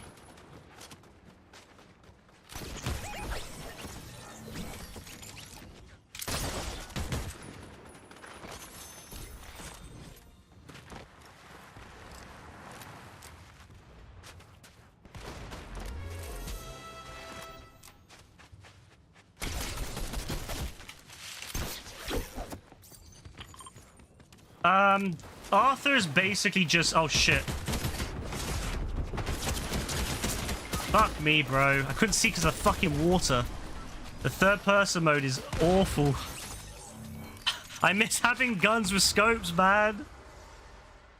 Where's AF at? He's pretty sleeping, bro. I don't know where he's at.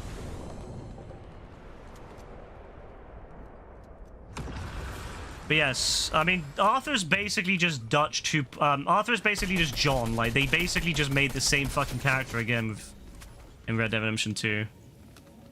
He basically, John was originally what Arthur is now.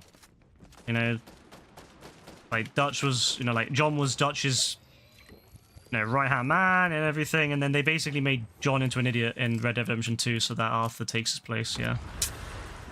That's basically what Arthur is now, so.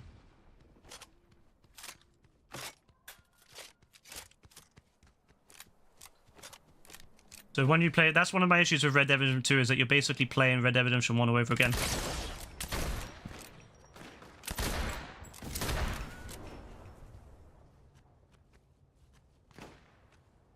It literally ends the same exact way too.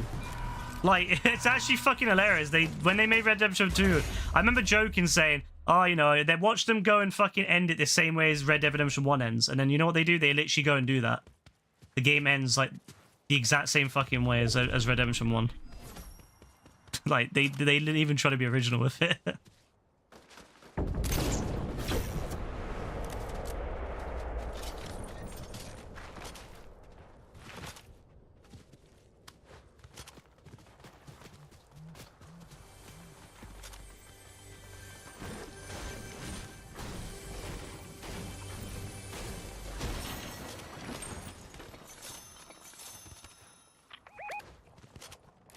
It's one of my biggest disappointments, Red Dead Redemption 2. Because it literally was... They literally just... redid the story. I mean, I don't know why they had to do that. They could have come up with a new, fresh story that only is available in Red Dead Redemption 2, you know, completely different thing. But no, it wasn't really a surprise for me, because I had already experienced it before.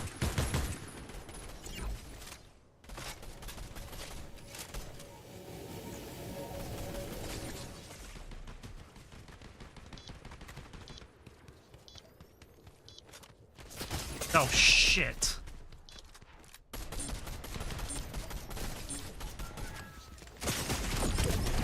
Oh, he was hiding right there. Ah, didn't even notice him. How long's Red Dead Redemption 1 compared to 2? It's a lot quicker. Red Dead Redemption 1 is, for me, it's like, I'd say it's about 18 hours, maybe a little bit less, depending how quickly you play it. If you know, it's a little bit more if you want to do like, you know, the 100% and the platinum and all that. But if you just want to play the game and do the story, it's not as long. It's a lot more quicker. That's one of the reasons I prefer Red Dead Redemption 1 is because I feel that Red Dead Redemption 2 was just a fucking slog. Like, it really was a slog.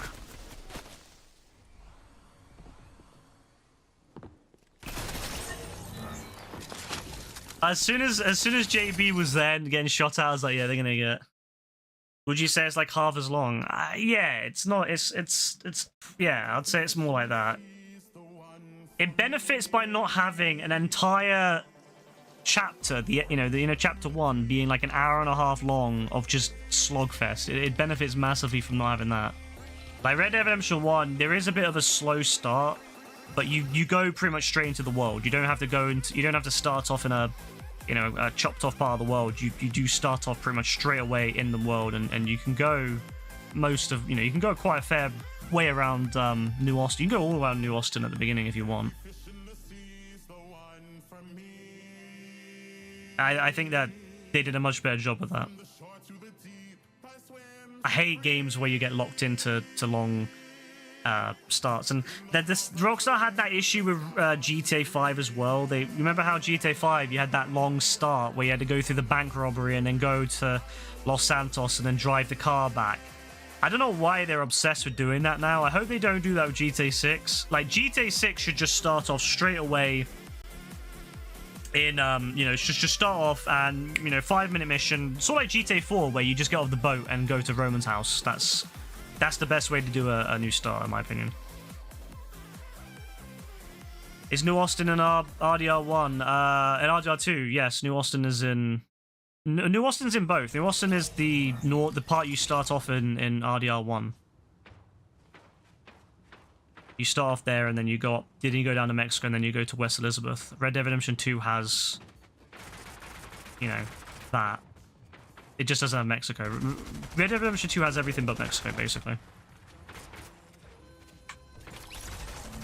It's only 15. Yeah, I know it's only 10 to 15, but it's long, bro. Like whenever you'd have to reinstall the game, or there was an issue with your game, and you'd have to you'd have to like, yeah, whenever you had to restall it. I had to do that so many times, doing that same fucking mission over and over again.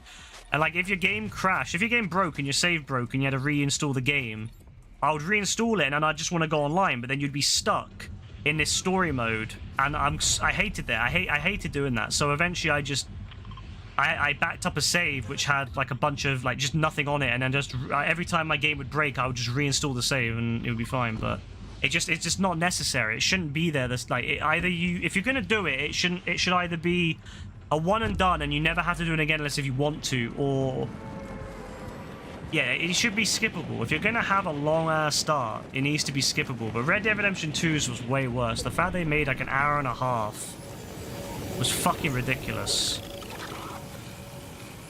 Like, if you ever want to replay Red Dead Redemption 2, you gotta go through that.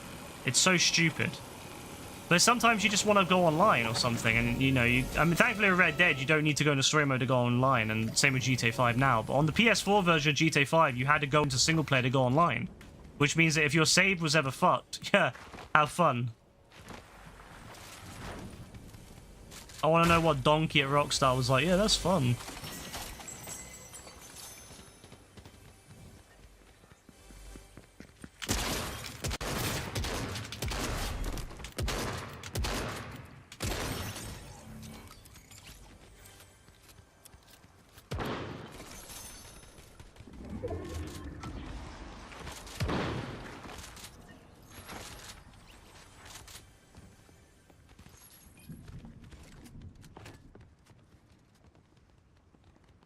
The only part of Red Dead Redemption 2 I refuse to replay is the prologue. Is not the prologue, the chapter 1. It's the only part of Red Dead Redemption 2 I will refuse to play. Like, I have made a save at chapter 2, like Joe did as well. So I never have to do that again. You got a bit of a headache? Alright, no worries. Rebecca gets a lot of headaches, sadly. So... it's just one of those things, really, you gotta deal with.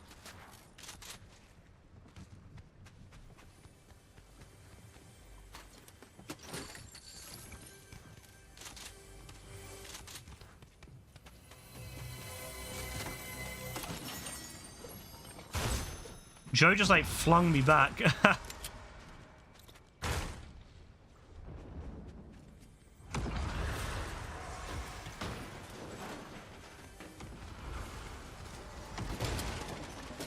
I mean, you know what's interesting is that you can actually alternate, ibuprofen and paracetamol. I remember I was told that, I was basically recommended that by a doctor when I had surgery. They're like, yeah, just have paracetamol and then have some ibuprofen if it still hurts. Obviously not like not massive amounts of it, but... and then I didn't have to wait like the, you know, the time gap between...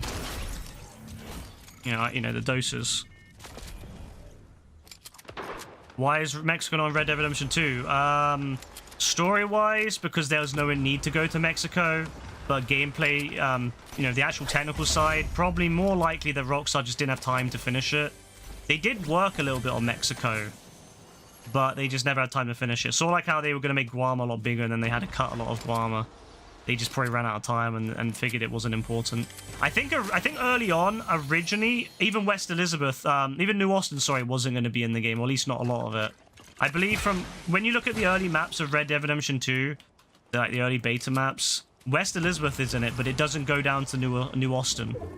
So I have a feeling that maybe originally New Austin wasn't going to be part of it, and then they added it in, and then, you know, they cut a lot of New Austin content, actually. Like, Arthur was originally going to go to New Austin, but he ends up not being able to go in the story. So they changed a lot of it. You always feel like paracetamol doesn't hit the same. I mean, it should hit the same.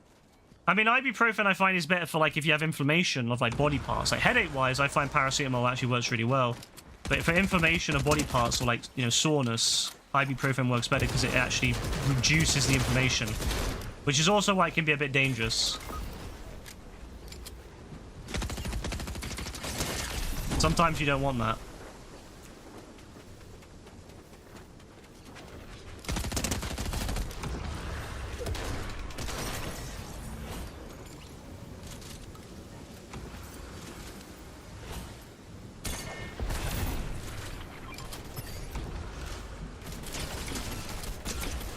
Bro, why does it take so long to do that shit? Oh my god. New Austin's so beautiful in RDR2, but it's so dead. It is, yeah. Ibuprofen works quicker now. No, I mean, in theory, I mean, I don't know the specifics, but it should both be, working fairly, like, well. You probably just find it's better because of, you know, you just so, I mean, I don't know, I guess because, like, women, obviously, with periods, I guess, like, ibuprofen is typically more recommended for that, but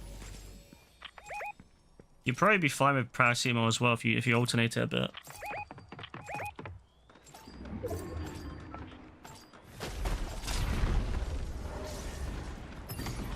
Paracetamol just doesn't, you know, reduce inflammation the same way. It does reduce things like fever, but it doesn't reduce, like, inflammation the same way as, like...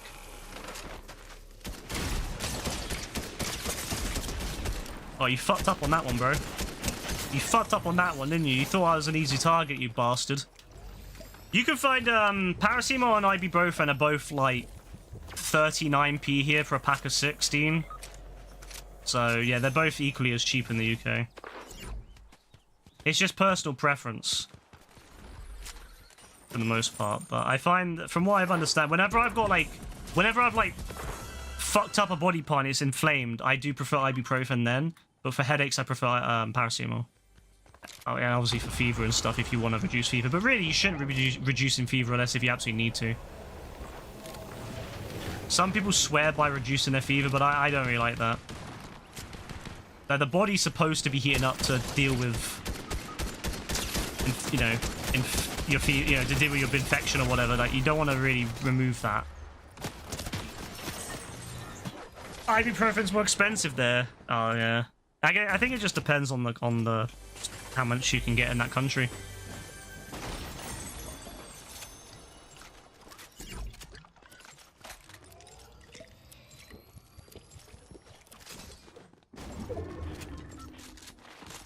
I mean, both help deal with, like, pain because, you know, they fuck with the, you know, the pain receptors so you don't, or, you know, the transmission to your brain or something like that so you don't feel it. But yeah, both work pretty well. I mean, paracetamol can work very well in inflammation cases too.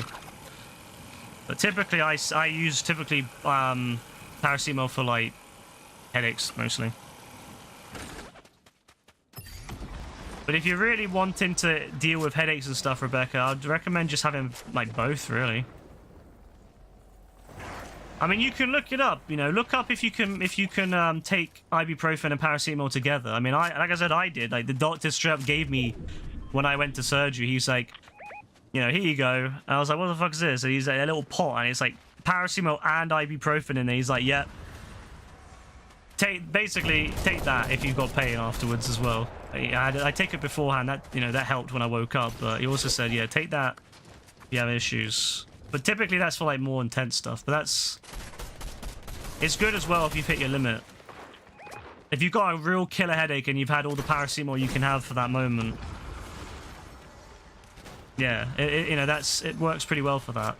I don't think ibuprofen hits the liver the same way as paracetamol does.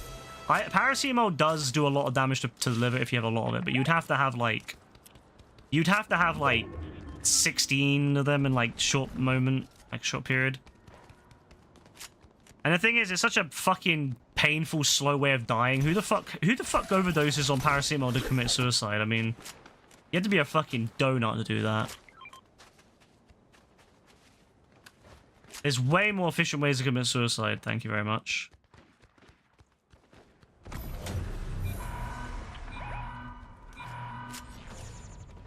Your ex's mum used to have 4 every day. Only 4? You can have like up to 8 a day, I believe.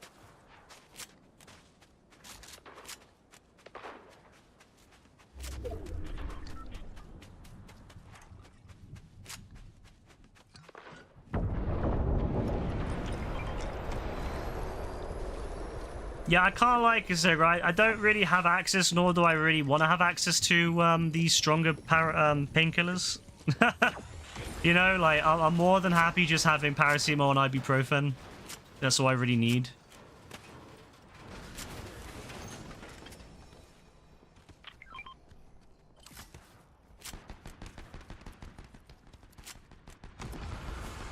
Well, whatever it is, I'm alright not knowing or you know, having it.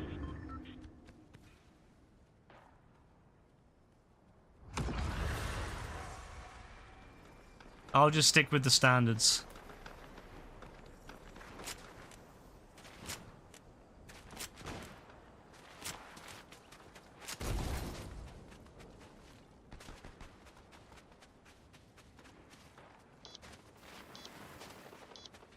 The one thing I wish they were doing... Oh, for fuck's sake, man. I've literally just fucking...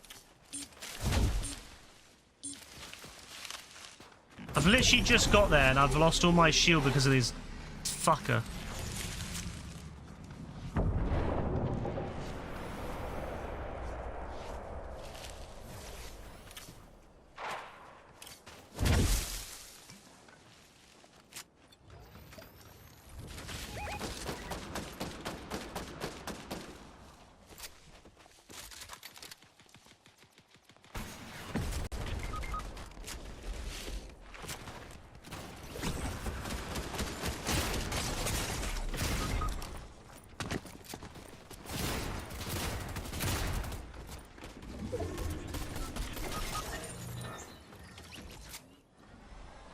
It's all unraveling at the moment.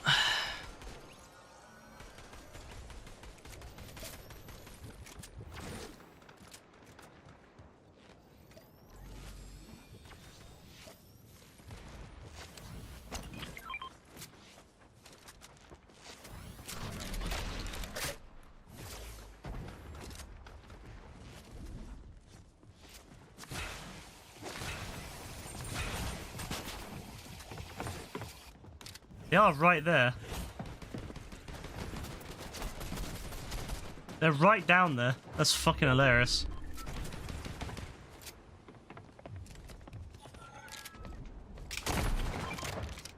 Oh, that gun is very slow to reload. I missed a shot anyway, so that's my bad. Yeah, let me get that shit. Oh, that's the same shit. Oh my god, it's the same fucking thing. Who the fuck is that? Who the fuck is that?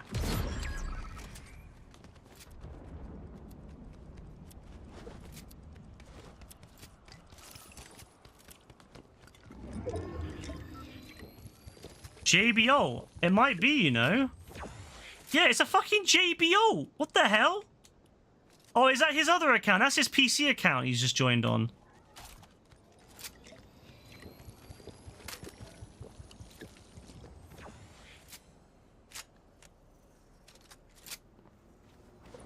Alright, it's just me and Joe now versus the world, so that's fun.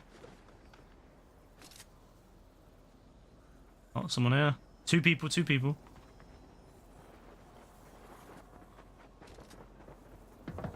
Oh, they're hiding down there. You think they're bots? No, they're not bots, I don't think. They're just... I think they're just players not knowing where to go.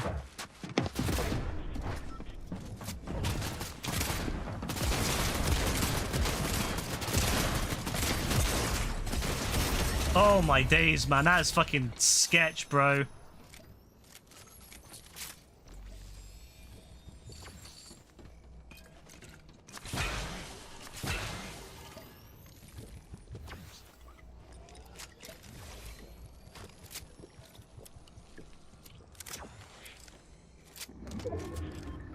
Do you still shave your head? I don't shave it anymore, like to the, you know, like completely off, but I do keep it very short.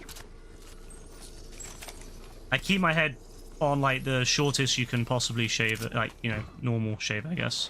Trim it.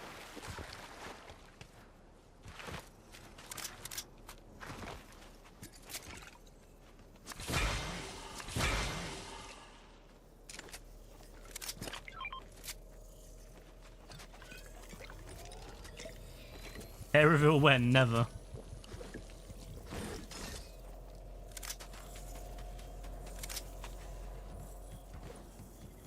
Yeah, apparently I suit it. If I trim my mustache and my beard off, no, I would not suit it in the slightest, I don't think, but it helps, you know, when you have short hair like that, you need to have like a mustache or a beard. Or both. You can't shave your hair because you got a fucking dome. Were there no refrigerators back in the early 19th century? No, not like we would have now. That was more of a 20th century thing. Oh shit.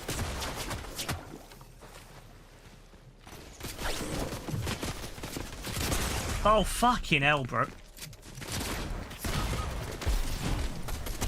Fucking Padme. It's 20th century now. No, we're in the 21st century.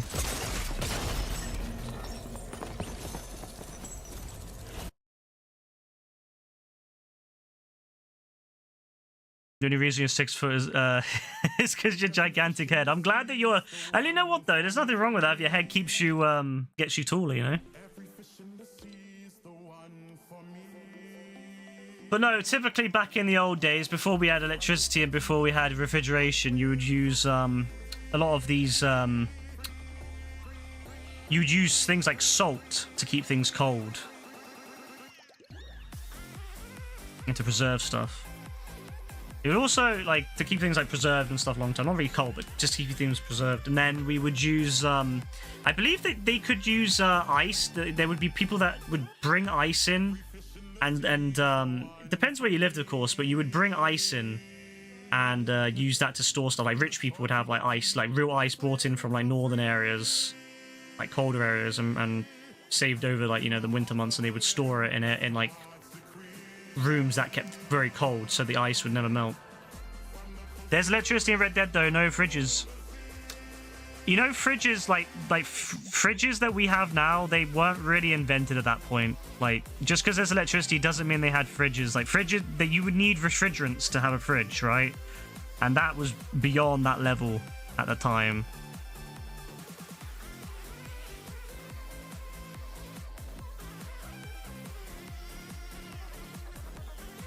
JB's done a poll in Discord. PC or PS5 Fortnite? Oh god. I love how the best part is JB always uses the Clifford bot poll instead of just using the built-in poll on Discord.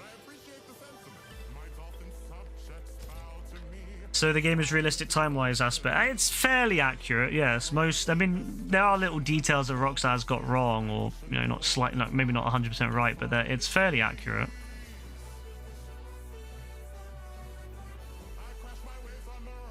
People take things like refrigeration very much for granted. Same thing with air conditioning. Like, you know, people don't realize how much, like, how fucking devoid of life places like Florida was until air conditioning. Like, Florida was just a hellhole, a hot, humid hellhole before air conditioning became like very widespread, and that's what really allowed Florida to flourish. That's why Florida is such a very large and populous state now. But if you go back to the 1800s, it was not even anywhere close in terms of, you know, because it wasn't easy to live there. You know, it wasn't easy to live somewhere like Florida back then. Like, some people did, of course. You know, there were people living all around the world in hot areas, but it was much harder. But it was the invention of air conditioning that led to a lot of the Florida and other southern states really expanding. It was Spanish territory back then. It hasn't been Spanish territory since the early 1800s, which is a whole 100 years before Red Dead Redemption 1.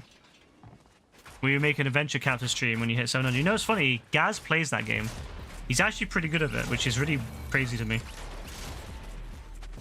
How do we know things happen throughout history? Because people note them down. People write them down.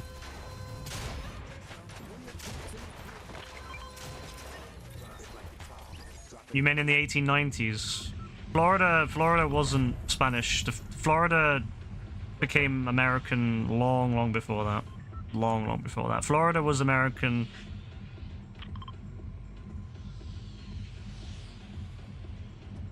I believe. Yes, very early in 1800s. Very early. How do people know the exact year some ancient people died? Because ancient, you know, like famous people in the ancient era would be noted down. You know, like no one knows some random Donnie's dead, but like if you're the pharaoh, you're the, you know, you're the Caesar. People are gonna know that shit down. They're gonna write that shit down crazy.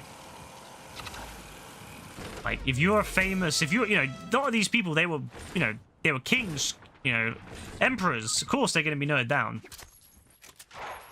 People have always done that. I mean, people have always noted down. You know, throughout history, stuff that's happened.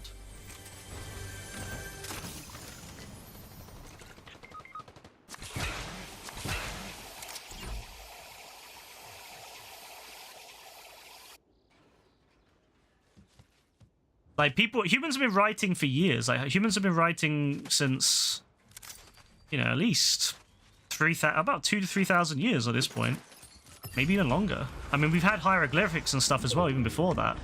Humans have been writing down and noting stuff for years, you know, for millennia. And before that, it was oral stories. So people would people would tell their children.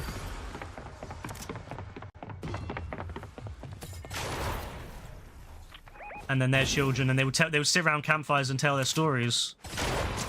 Fuck me.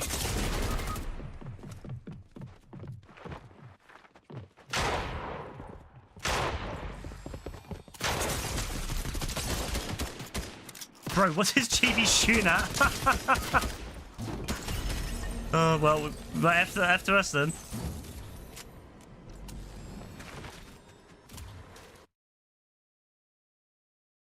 They could have lied and made people up. Yeah, they have. That's called religion.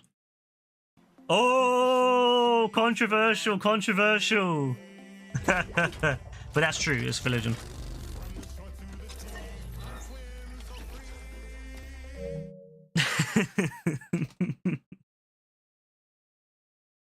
No, I mean some stuff has been in like history has been like, you know, built up, you know, like a lot of the kings and stuff, they would obviously make sure their legend is bigger, you know, big, you know, they would make sure, you know, people would write, you know, people that were loved and liked and appreciated, they would have all these legends written about them. That's why a lot of these Greek stories, you know, the men, you know, these guys killing, you know, all sorts of mythological creatures, minotaurs, and, you know, all these different shit, you know, it's not real, obviously. There's no such thing as minotaurs and stuff, but, you know, people have written about it, and that's what happens. So people that are, you know, legends in their own right get, you know, they get all sorts of stories written about them. It's just what it is.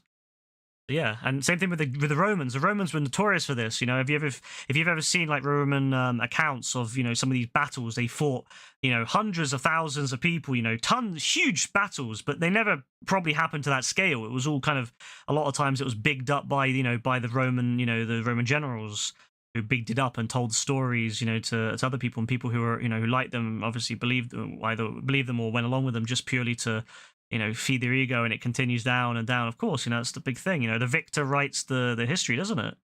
That's always the case with, you know, with history, is that people, you know, the victor writes the history, not the loser. Although the losers do write history as well, but it's not. People don't really listen to the losers, you know what I mean? Like there have been accounts, you know, against Roman generals. You know, Roman generals made a big account of a certain battle, and then, you know, the opposition, the people who survived, made accounts saying, "Oh, no, it was nothing like that. It was nowhere near as big." So those accounts are there, but they're not, you know, as big. You know, they're not as known, because why would they be? You know, people listen to the victors. They listen to you know, everyone listens to the Romans, because the Romans were such a big influential part of European history. I mean, it was one of the, you know, it had I think 25% of the world's population at the time at its height under it. Like, it was a massive, massive, important part of history. So of course, people are going to listen to, you know, people in that, generals and, you know, emperors and all that. They're going to listen to those people. And they're not, you know, they might know of accounts from, you know, other opponents, you know, but they're not going to listen to, they're not going to care about them as much. You know, that it's something that's one of the big parts of history, is having to like look down and decipher what is truth from what is fiction. And that is usually, it means you have to take accounts from everyone, because we don't have any, you know, no one here is alive back then, or was alive back then, as far as we're, you know, we don't know. I mean, maybe there's someone with a time machine. We doubt. I mean, it's doubtful, but, you know, no one that we have today knows what happened exactly. So we have to look at accounts of what happened in the past. You know, written either in books or written in on other, through other means, or spoken down through folklore and stuff like that. And so you have to kind of look at all these different accounts and kind of decide from that, decipher from that what is likely real or what's likely false. One thing also is interesting is that you have to remember, once upon a time, is that humans, most of the people that could write would be rich people, right? Rich and educated people. So, and also religious people. So priests, that's one of the biggest components, or one of the biggest people, of historical writing is priests, is people who were religious. They were in the church. They had education. They were taught how to write, and so they could write history to suit them. And so some historical events were written with a religious kind of bias to them because of that person was religious, and the average person couldn't write, couldn't read. And so it kind of meant that, history was written by those who could read and could write. And so again, you have that aspect you have to look at when you read things from the medieval period, and especially before the medieval period, and the dark, what was called, used to be called the Dark Ages, but it's now like the early medieval period. You need to read, if you read, a lot of the times then it was priests. So you'd be reading what the Catholic Church wanted you to believe at that point. So, and obviously a lot of those books and stuff were not written for people 1,000 years in the future. They were written to convince people who could read them then that it was true. So that's the reality of it. It's the truth is nowadays, we a lot more people can read and write, I suppose. But back then, no, it was very much like that. So you would have to take that in consideration, that you're likely reading stuff that someone who was educated. So either someone who's rich, so they're obviously going to be biased towards poorer people usually, or someone who's religious, so they're going to be biased against the heathens. So that's a key component with history you got to take into consideration, is that yes. But people have been writing history for years now. People have always told stories. And that's actually one of the best things about humans. One of the things that gave humans the ability to evolve like we have is that when we were cave people, or before that, how do you think we learned how to, how old am I? 37. How do you think that people learn things like fire starting? They probably witnessed, I believe early on, our ancestors had fire because we found it in lightning strikes, and then we would keep the fire going. You would have people dedicated to keeping fire going, and those people, they would have to find the fire and keep it lit. You'd find it from a lightning strike, or from some other sort of some other, I don't know, source. Could just be from sun hitting something in a certain way and causing it to heat up, and they would keep that, and they would have to keep it, because obviously if you lost your fire, you were fucked, and you'd be cold and you would be wet. So fire was important. Eventually someone figured out how to make fire. So how do you think they shared that? It wasn't written down in the book at first. It was all done through speech. You would tell, you would show other people how you did it, and then people would tell other people. How does it feel to have the frontal lobe developed? It's good. I wish it happened earlier. And then they would share it down through the ages, and one person would tell another person, and then different groups would tell other groups, usually through I don't know, sometimes through choice, sometimes through being forced, and that eventually but then the problem is that if a large amount of people in your camp died, all that knowledge was lost. If you lost the person who knew how to make fire, that was bad. If you lost a person, especially later on when they started building stuff, if you lost a person who knew how to build stuff without it collapsing, or cut wood a certain way, or whatever, build certain tools, that was bad. You would lose a lot of knowledge, and that would set your tribe or your people back many, many years. So you'd have to start teaching more. That's why communities grew together. That's why we slowly built bigger communities, because it meant that there would be less chance of you losing important knowledge, because there'd be more people, right? There'd be more. If you had a big town, well, not really a big town, but a big village versus a couple of people, you have more people, could have different, I suppose, training, I suppose we look at it now, but different skills. And it meant that if someone died, it wasn't the end of the world. Illness was a big thing, a very big thing back then. We didn't have all the vaccines and different things we have now, and you didn't have medical care. So it was very big. And obviously, if you died in a war and stuff like that. So we came together. And then eventually it became about writing stuff down. We started realizing if you write stuff down, people can refer to it later on. So first it started by doing, hieroglyphics and stuff like that. And eventually people started writing and, things onto into stone, and then eventually into scrolls and other things like that. And nowadays on paper, of course. But that's how it happened. There are some languages we still can't decipher. We've deciphered a fair few of the ancient languages, but there's still a few languages, mostly around the Greek. Cyprus, I believe. Was it Crete? It might be. No, it was Crete. Sorry, it was on Crete. There's a language from there that we still don't fully understand.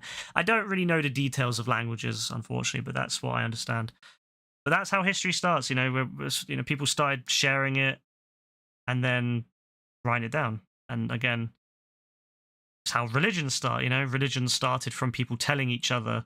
I as my belief, and I understand, I completely believe this, that a lot of the stories, a lot of these stories we hear in religious books, a lot of those were, the reason they sound so epic and so crazy is because people shared it to each other. People would talk to each other and say, oh, that happened, and then this happened, and that happened. Like how people do. We make up stories about the boogeyman, don't we? We make up stories about the boogeyman. We make up stories about we make movies about fucking horror people that don't exist. They don't exist.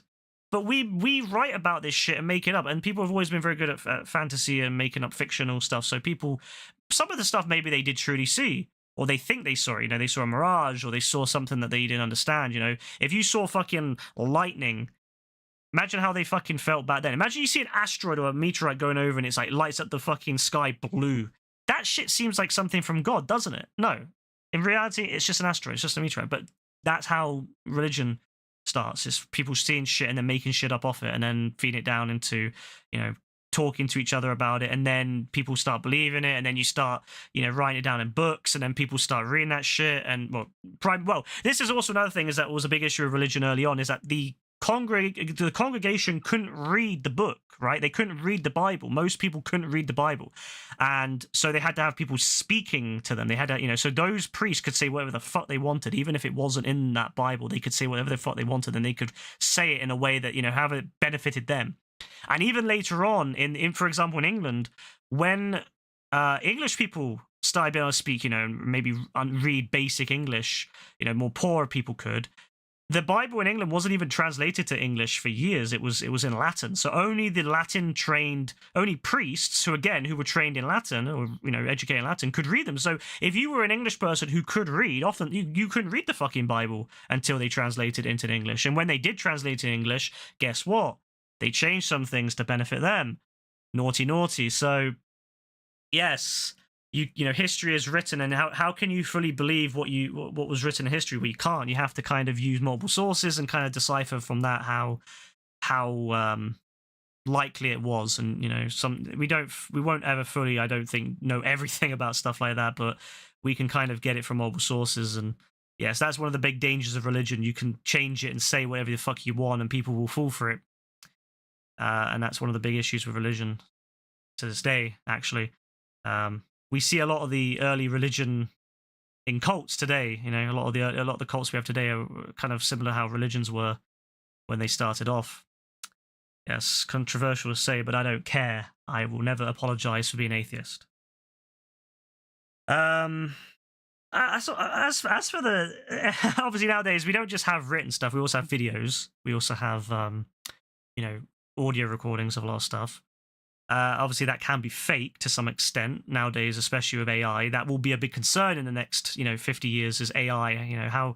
What happens when you can fake videos live as well? I mean, when reality, that's going to be dangerous, and that will cause issues with future historians. I imagine if there all be historians, I mean, we might wipe the planet of our, we might kill every human. Who knows? But yes, that will be interesting. Future historians having to go through and see, AI deepfakes. It's gonna be crazy. That's crazy. I mean, we can always, I don't know, it's crazy to me that that's something that we can do now, but that's gonna cause issues. And as for the space landing, the moon landing that I just saw, bro, the moon landing is real. I just want to make sure that everyone here is aware of this. The moon landing is real. It was 100% true. It was entirely possible with the technology we had in the 1960s. It's not a question of can we do it? It's a question of will we do it? It has been since then. People say, well, why did we not go back to the moon since after the 70s? purely because there was no interest anymore. You know, once the Americans landed on the moon, Russia had no interest. Soviet Union didn't see the point. You know, what was the point of spending, you know, billions of pounds or billions of, you know, dollars or whatever the, you know, rubles or whatever the fuck it is. What's the point of spending all that money on going to somewhere that they already landed on, you know? Buzz Aldrin endorsed Donald Trade Trump. Yes, Buzz has always been a hothead, yes. He's very sensitive about certain things. If you say to Buzz Aldrin, hey, you're the second man on the moon, he gets very angry about that. He doesn't like when people say that because he's insecure as fuck. You know, he cannot handle that. He was actually, I believe he was more senior, I believe, than Neil Armstrong. But they picked Neil Armstrong over Buzz. I'm not 100% sure why, but it might have been that he had more experience for certain things or his temperament. But yeah, Neil Armstrong was picked over Buzz to be the first on the moon, and I'm glad for it because Neil Armstrong was a much better man than Buzz. Buzz is a old crank now. Although I do like Buzz to some extent, but he was always been a bit of a hothead, and he's an old crank now. So, but one thing Buzz always will do is he always defends that he was on the moon, which is fair. I respect that. He should. You know, these people did go and do something that very few people have ever done, and I think that's very, very commendable. You know, it's especially when you're the first to go to the moon. You know, there was a lot of potential things that could have gone wrong, and they all knew that. They knew that they could maybe, you know, they knew that they might never come back. I mean, that's one thing I will say is that if you went to the moon, there was a chance you might not have come back. They had prepared for that. The Americans had prepared, NASA had prepared, JFK and all that had written statements, and later presidents have written statements and all that, you know, just in case of a future moon landing not going the way it was supposed to. And, you know, that had been... and I believe one of the things that actually, I think you can actually read one of the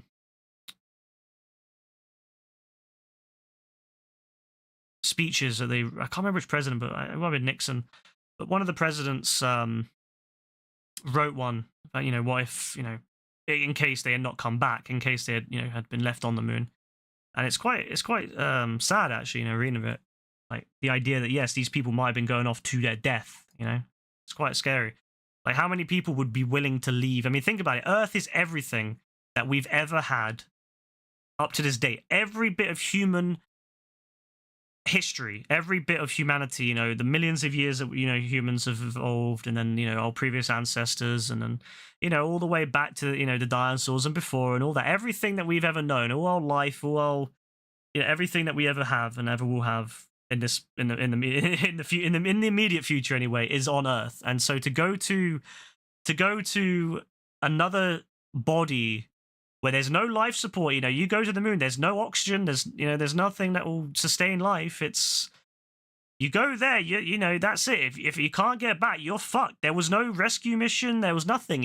If they went there and it fucking broke, that was it. And that's why NASA made sure they made sure everything, they did so many tests beforehand, going to the moon and going around the moon and then returning. They did tests doing that. They made sure that there was very little chance of it going wrong, but there was still a chance. And those men, you know, and they knew when they went to the moon that they might never come back, that they might never, ever, ever come back to Earth, and they would just die. They would have to sit there. Imagine sitting there and having to accept your fate that you'll never come back there. And you can see the Earth. You can look at the fucking Earth and you can know that, you know, your family's down there, your loved ones, everything is down there. And you're so close, you can reach out and almost touch it, right? You know, you can reach up, and it's such a big part of the sky. When, well, you know, I don't know what you call it, not really a sky, but of the view from the moon. If you're facing Earth, it's such a large part of that. So imagine standing up there and looking at the Earth.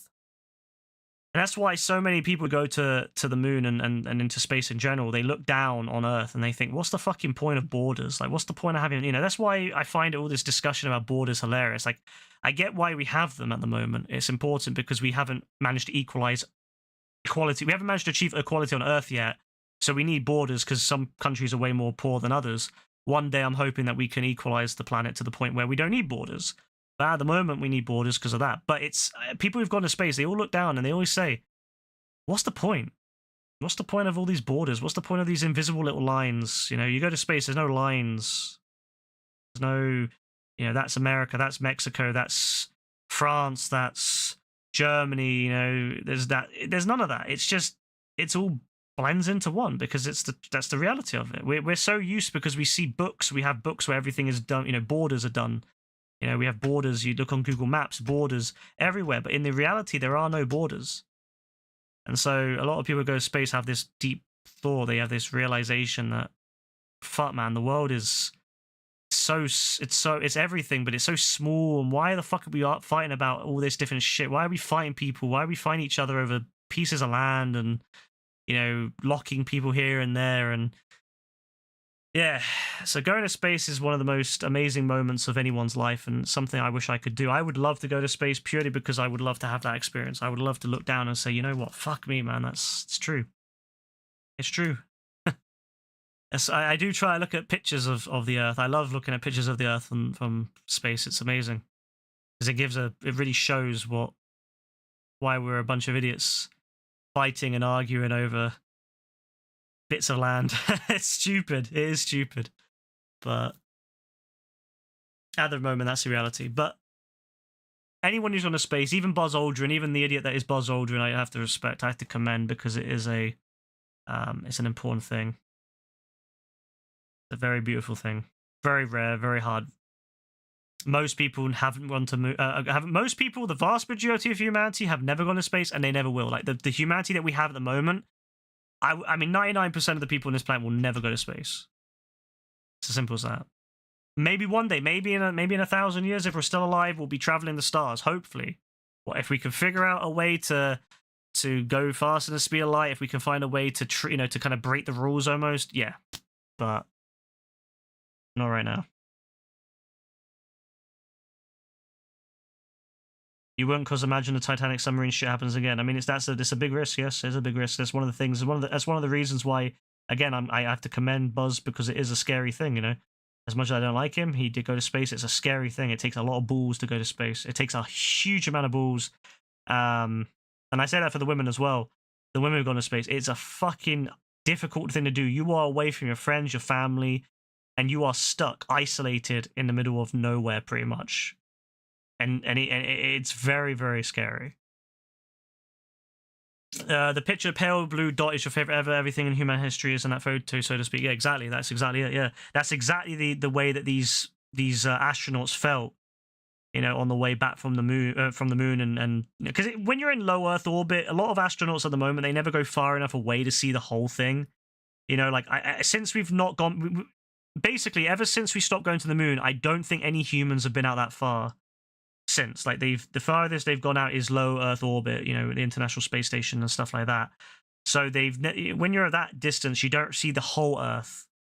You see most of the Earth, but you can't see the whole thing. But yes, when you go as far out as that to the moon, you will see the entirety of Earth.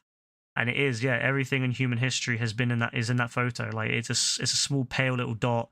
And when you go out into the actual, you know, the pale blue dot that, you know, where they took it out in was it by Pluto or something, like really far out into the solar system, where it's like literally just a pixel or something on the screen. Yeah, it just goes to show even more, like, you know, the further you get out from Earth, the more you realize how insignificant the Earth is. You know, we make it into our whole world because it is, you know, it's our life support. This is why it annoys me when people don't give a shit about the environment. The environment is important because this is our only fucking planet. If we fuck this planet up, the Earth will survive. People will say, oh, it'll be the end of the world. It's not the end of the world. The world will survive. The Earth has always survived. You know, the Earth has had periods of time where there's been much more oxygen, much more carbon dioxide, and it's gone back and forth. The Earth will be fine. The Earth will recover. It's the things on the Earth that take time to recover. It's the you know, the foliage that takes time to recover. Although, to be fair, plant life is pretty, you know, resilient. But then it's also animal life, and then it's human life. And humans, we can fuck this up for ourselves, and it's over. So it's so important. That little dot that you see at the very edge of in the middle of the screen, and from the space probe. That's all. I think was it Voyager that took the picture. It was, I can't remember which one it was, but it took the picture out like far out in the solar system, and it's so tiny. And yeah, it just, like, when you think about the scale of the solar system, the Earth is tiny. Like it's absolutely tiny. Like, people don't realize because they see pictures of the planets all together. They don't realize that the gaps between the planets, and they also don't realize the size of these planets. They're tiny, absolutely tiny. And then you realize the size of the galaxy, which is, billions of stars. And we're a small galaxy, or we're not a big galaxy. They are big. I mean, Andromeda's like double the size of us in terms of stars, maybe even more. Actually, I think actually that there's maybe even 3 times as many. And then you go to other galaxies that are even older, and they are huge. Hundreds of billions of stars. Trillions of stars in some, I believe. And so you realize that, yes, our tiny little planet is absolutely tiny. And then you look at, the actual solar system, that's tiny. And then you look at the galaxy, and that's tiny. It's a shame we can't get pictures of the solar system from outside of it. The furthest, we can is, the Voyager probes that have gone the farthest. But even then, they're I don't even think they're out of the solar system. They're still inside the... Although I think that maybe they've just escaped the solar system. One of them, I think, Voyager 1 maybe, or Voyager 2, I can't remember which one it was. I think got outside the technical region, but it's still, there's a huge amount of time to go, and it will die long, they'll both die long before they get pictures of it. So, yeah, like, we'll never see, like, not that we're really, like, I guess, like, all you'd really see from really far is the sun, like, that's all it is. All you see from very distant is the sun. So, and that's tiny. The sun's not even very big. If you look at, go online and look up the largest star in comparison to the sun. It makes the sun look like the Earth to the whole sun. Like, the Earth to the sun is the same scale as the sun to the largest star. It's huge. It's fucking insane. And that's just a star, and then there's you think about it as trillions, quadrillions, or whatever, perhaps more. We don't know the scale of the universe, but it's huge. And then you might think, well, is there a multiverse? Maybe. Maybe there is, who knows? But yes, we're a tiny little insignificant dot. So I guess that gives perspective. That's one of the reasons why I don't worry about death. I know some people, like Rebecca, has a lot of worries about death in that sense, because she's worried about dying. And I'm just like, bro, like, whether we do well or do shit in life, we're all gonna die, and we're all gonna be just a piece of mass on this planet before it gets vaporized by the sun eventually. Everything we've accomplished, everything, it doesn't matter. You can be the most successful person in the world, but when you die, you're dead. That's it. You're gone. And you will be vaporized by the sun one day. And if not the sun, you will, when the space between atoms and all that spreads so much at the end of the universe, when the universe gets to the point where it's, space has expanded so much that atoms can't stay together, and we will just become like, tiny, everything just gets ripped apart. It doesn't matter. Like, at the end of the day, there's no, it doesn't, I don't know. It gives me comfort. Some people don't like that, but it gives me comfort knowing that it doesn't matter how much I succeed or fail. At the end of the day, I'm going to cease to exist one day. And once upon, in the very vast future, the atoms that hold me together, the atoms that make me up or make up me, and particles and all that shit, that's all going to be gone. It's all going to be ripped apart, and the universe ends. So, that gives me comfort. That gives me a lot of comfort. Some people hate it, but I love it. I love that knowledge. So I think the best way to look at it is, don't be afraid to try stuff, even if it doesn't work out, right? Like, even if you do something that you ever wanted to do something and you think, no, I won't do that because it's embarrassing. I don't want to embarrass myself, or I don't want to look stupid. Bro, who gives a fuck? Every single person on this planet at this point in time will die. I know there'll be some rich fuckers like Elon Musk who will think that they can last forever by having some sort of medicine or whatever in the future, but every single person on this planet is going to die, at some point, and we're all going to be vaporized at some point, and we're all going to be ripped apart at some point. What is left of us, our mass. So who gives a fuck? Just do whatever you want to do, enjoy yourself, fuck it, have a if you want to go if you want to go and dance on the dance floor and you don't want to be because you might embarrass yourself, who gives a fuck, bro? Giving you existential crisis before bed. Nah, I don't know. Maybe it stresses other people out, but to me, it makes me calm. It's the one thing that gives me more calm is, the one thing that gives me more power in my life than any other is knowing that at the end of the day, we are all equal. We will all equally die, and we will all equally disappear. Doesn't matter if you're rich, poor, whatever, rich, poor, gay, lesbian, trans, straight, whatever the fuck you are, black, white, Asian, whatever. It doesn't matter what you are, who you are. you know, how you know, any of that. It doesn't matter because you will all end up the same way as everyone else. And at the end of the day, no one can escape it, you know, because at some point in time, long from now, you know, we're talking trillions of years in the future. We're talking about trillions, like trillions of years in the future, everything will come to an end. Under our current understanding, of course, because we may find that actually the universe... Some people think that the universe will repeat. Some people think the universe will then contract and then repeat, perhaps, which is an interesting theory. But I believe, at the moment, from my understanding, and I like to believe the universe will just die a cold death. It will expand so far and there'll be no, you know, there'll be nothing left. Sad in a way, but it's just gone. You're not scared of everything ending, but simply can't comprehend that one day you'll be gone and you'll never wake up. Comprehend not being. Yeah, I get that.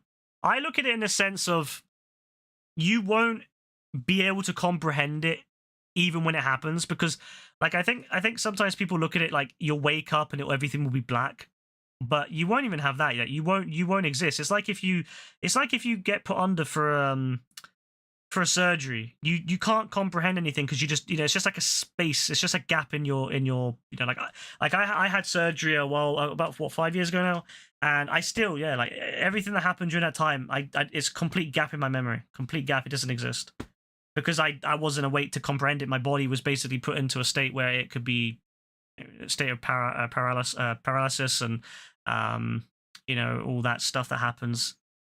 I can't comprehend it because my brain just wasn't there to take notice of it. So, in a sense, yes, you won't be able to even comprehend it because you won't be there. Which I guess, yeah, is hard to comprehend at the moment. But I don't know. I don't struggle with it so much. I know that it won't exist, and I know that it will be gone. And I don't know. Yeah, I won't be there to watch. Some people think you'll be up in heaven watching down. Yeah, that ain't gonna happen. Sorry to break that to anyone, but you ain't gonna be in heaven. There ain't no fucking heaven, bro. And if there is a heaven, and I get told this, and God says to me, you know what, you didn't believe, so you're going to hell, I say, good, because fuck you. I don't give a shit. If you're gonna make people suffer and struggle through their lives for some sick fucking game to think, oh well, you know what, we wanna, you know, make you work and make you, you know, suffer so that you can be better. Fuck you, God. I don't want to be part of your shitty heaven. I want to be in hell, bro. Because at least the devil's even, bro. At least the devil doesn't give a fuck about it. Like, imagine being told, you know, oh yeah, it's part of God's plan. Some little kid that gets born in Africa and dies of starvation is part of God's plan. Or a kid develops meningitis and dies. No. Or a kid gets cancer, bone cancer, and dies. No, what do you fucking mean? What do you mean it's part of my fucking plan, bro? Fuck you, bro. I will go to hell. I will take going to hell. Thankfully, there is no God, but if there was, I would go to hell, bro, because I do not want to be part of some dickhead's plan. If he's going to go and make people suffer as some sort of plan, bro can suck my nuts. Bro can suck my nuts.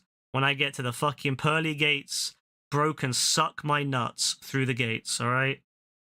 He can take my fucking balls and he can fucking gargle them for I give a fuck. What a prick.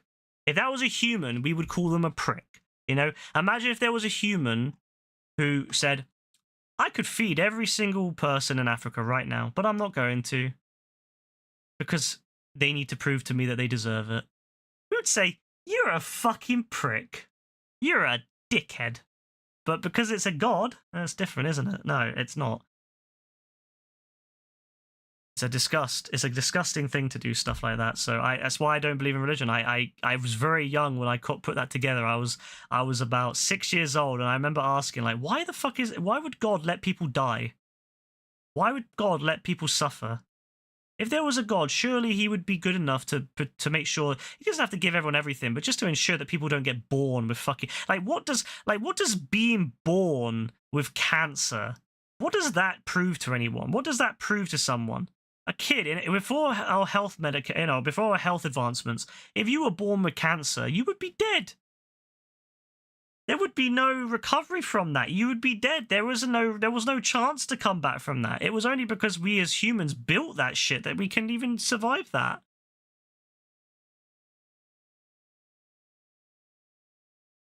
You don't dream when you sleep, but you bet that's what death's like, except normal. Exactly, that's exactly it. You know, you won't know. You just won't know. Yeah.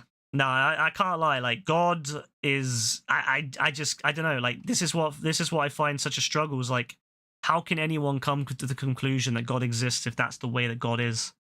And why would anyone worship that? Like, why would anyone worship that? Why would anyone worship someone who lets people die? Why? Like, surely you would think, you know what? That even if he is a god, I don't want to be worshipping that. He gave us free will, otherwise God just control us and make everything. I don't know what free will, what part of that is free will when a kid gets born with cancer and dies. Like, what does that prove to anyone? Oh yeah, a kid gets born, dies in a very painful way. Like, what does that give? What kind of God would? What kind of genuine God would do that? What kind of genuine good person would do that? If God said, if the whole idea is that we are supposed to be built in his image, I mean, maybe it makes sense. Maybe we're such fucking assholes to each other, because if God's an arsehole, then so are we. Of course, makes sense. Makes sense. We are, you know, if anything, if we heal people, are we not better than God? You know, this is the thing, right? If we heal and treat people and save them, are we not better than God? Are we not the real gods in that sense? Because if we can heal and treat fellow man, are we not at that point better than God? Because we surpassed him. He won't heal anyone. He won't help people. He makes them suffer, and we go and help people, and we help them and make them, you know, heal them and give them, you know. So are not doctors and nurses? I'd say doctors and nurses are already far above God. Doctors and nurses are the real gods, because they go and do stuff that heals people, treats people, makes people better. That's better than a god. So yeah, if there is a god and I end up in fucking heaven, bro, I'm telling him, fuck off, I'm going to hell. At least, you know, in that sense, this, you know, Satan would be a real one. Religion is legit delusion to cope with there not being anything after death. Yes, that's exactly how I view it too. People can't cope with the idea that what's the point? People cannot cope with the idea that there's not a bigger part of life. You know, what is life? What is the point of life? The reality is there is none. There is no point of life. Life exists purely because of, you know, the reproduction of, you know, things reproduce because there is a desire to continue. You know, there is an urge to stay alive, and there is a natural part of humans as well as animals to stay alive. But ultimately, it's just the reproduction of animals, and from, you know, that's it. Like, that's it. We didn't come from fish. I mean, we didn't come from Monday fish, no. We would have come from, there would have been single-celled organisms that then become multi-celled organisms that then form simple life forms that then slowly develop more dedicated parts, you know, different cells would come together and design and develop, you know, dedicated things like mouths and, you know, the ability to digest stuff. You know, we're all just a bunch of cells put together, working together. And it wasn't designed, you know, it wasn't something that was just designed with a, you know, like, that's why humans have things that aren't really that useful for us. Wisdom teeth. What the fuck do wisdom teeth do us for us anymore? Nothing. We have to take them out of most people because our jaws are too small. You know, the pancreas and other parts of our body sometimes fail.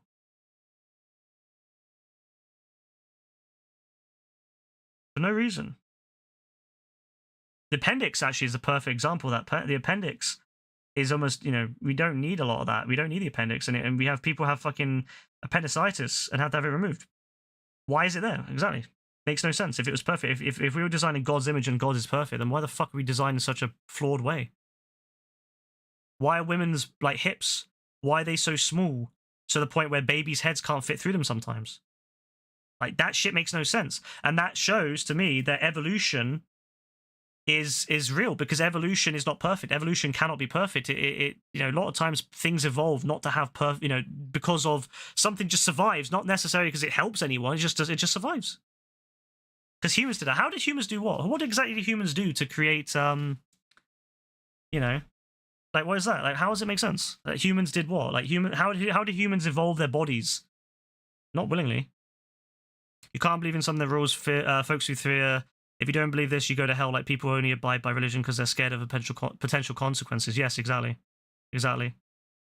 Like, I don't particularly care if people believe in God, but I will never accept someone telling me that I have to live by God's rules, and I'll never accept people that push religion on things like like abortions and stuff. Like, religion should be a personal thing. It should not be a government thing. It should not be a thing. If you want to believe in a God, that's fine. I don't give a shit, but just don't push it on other people, and don't push it on people's body parts. And that's my issue with religion. It's so corrupt and so But as I said, personally, I just don't believe in it. But they're not healthy in nature. They work a 9 to 5 and sit around all day. That's why we're not optimal. This was a thing long before working 9 to 5. If you look at humans, childbirth was one of the biggest killers long before 9 to 5 jobs in offices existed.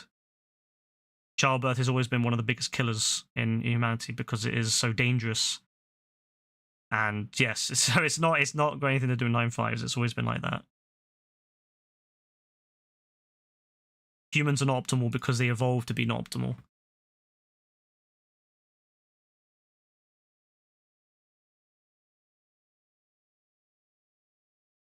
You live a good, honest life, but if you're not believing God means you have to suffer despite leading a better life than many people who do believe they know. You're just saying it, yeah.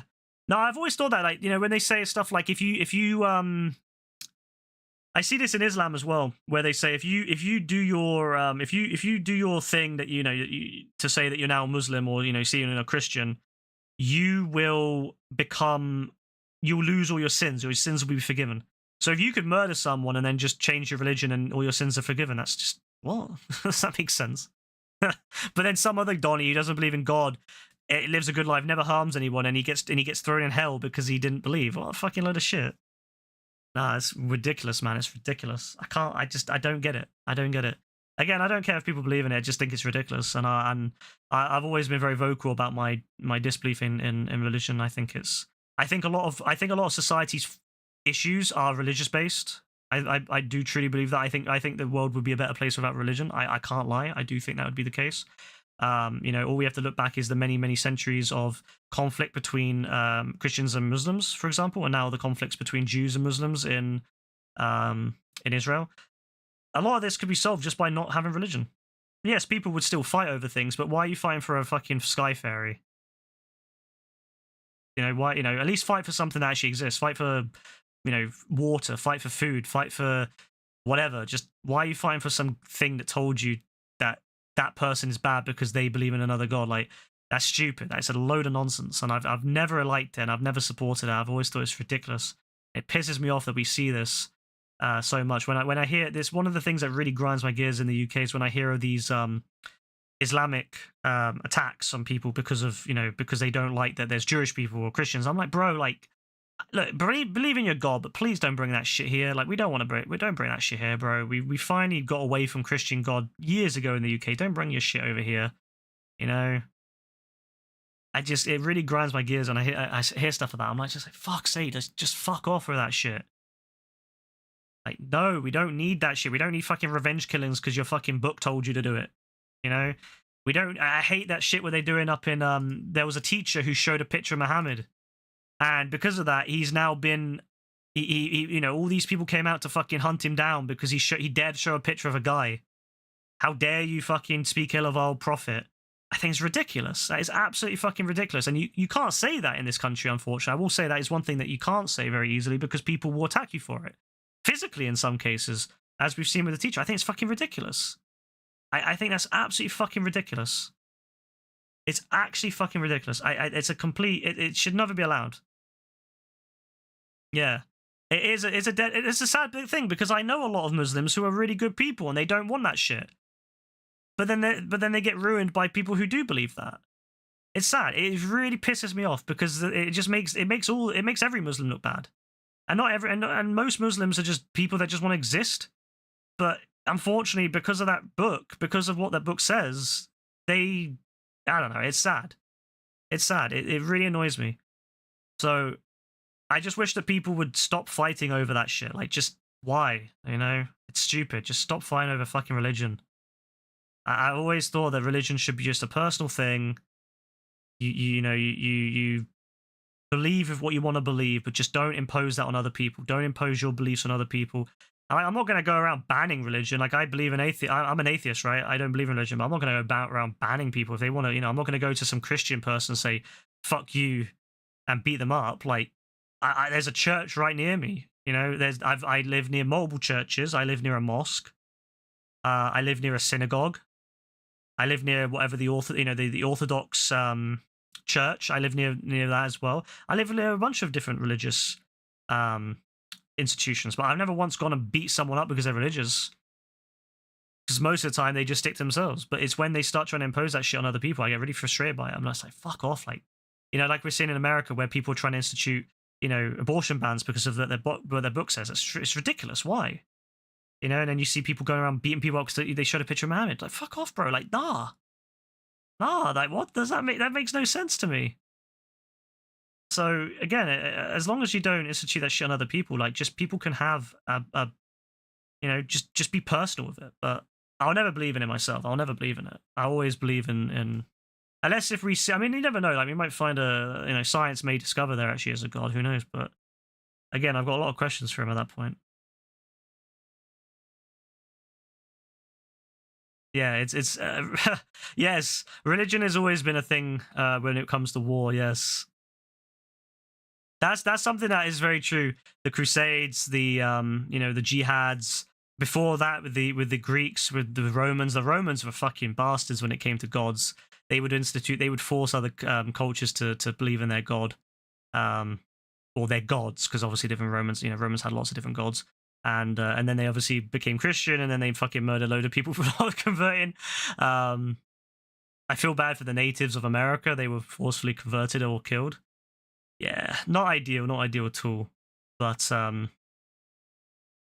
yes, that's why people who are peacefully religious, I'm fine with. But it's just, yes, that a lot of them have moved on. Like, I mean, well, I will say Christianity has now moved beyond killing people. I find, at least usually, based upon religion. But yeah, some other religions are still there right now.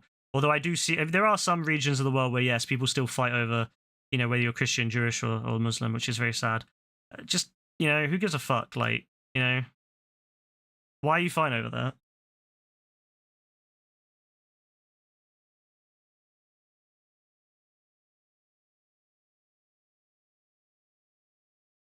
You know, I just wish that people would stop fighting over fucking religion.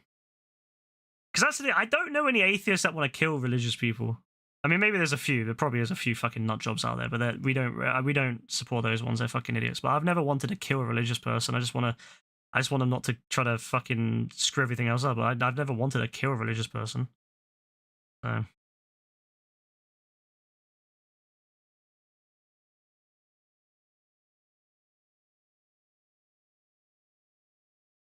I think it depends on the church. Like, I know in the Church of England, they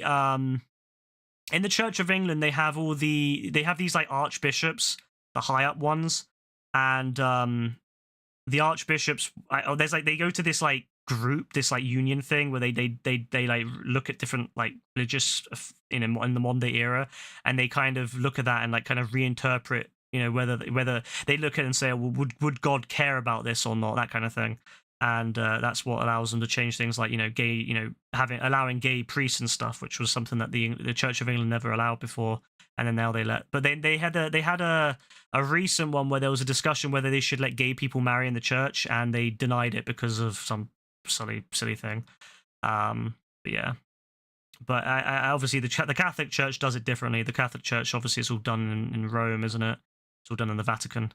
And then I don't know how the Orthodox Church works. I think they just have different things. So I'm not 100% sure. I'm not 100% sure with the Orthodox Church, but the Catholic Church is very centralized. Very centralized, actually.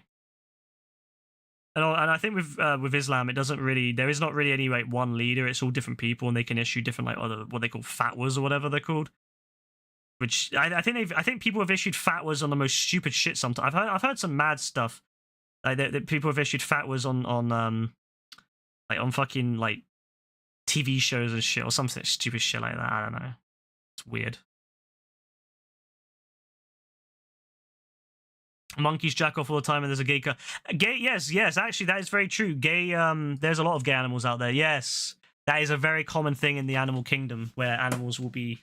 I think some animals actually do. I think some animals there are lesbian animals where like there's only a few like male of that species in that group, that each group will be like made up of multiple women, or more, well, I say women because that's a human term, but multiple female of that species, and then they'll kind of hang out together and look after each other, whilst the male is like, because obviously the male's doing, out there protecting, doing whatever the fuck it's doing, and the females will kind of come together and all that. And there are some species where, yes, there are gay interactions, and then there are some species where they just don't realize. Like, I think there's certain spiders that do that as well. There's certain spiders that will do that. No intelligent animals like elephants or dolphins. Dolphins, yes, dolphins are some of the most fucking degenerate species around. Dolphins will literally rape humans in the water. Like, dolphins are some of the most degenerate species you could have if you want to look at it that way. If you want to look at degeneracy, then yes, dolphins would be like the prime example of degeneracy in the animal kingdom. And yes, Joe, 100%. Yes, some animals will change gender. Exactly, that's exactly it. I think there's like species of frogs that do that. It's quite common. Like, there's degeneracy is literally just a human construct, which does change in time. What was degenerate once 1,000. Actually, what's funny as well is that a lot of the modern day views on gay, for example, was quite normalized once upon a time in even in Western civilization. The Greeks were notorious for being very gay.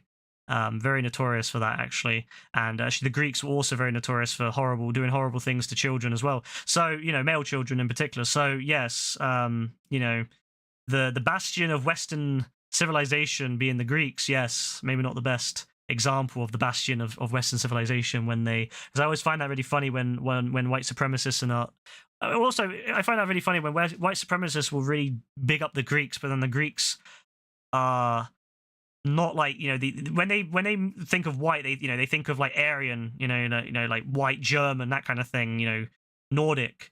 But the Greeks don't have that complexion. Same with how they always they always like make Jesus look really white. Jesus was not a white guy.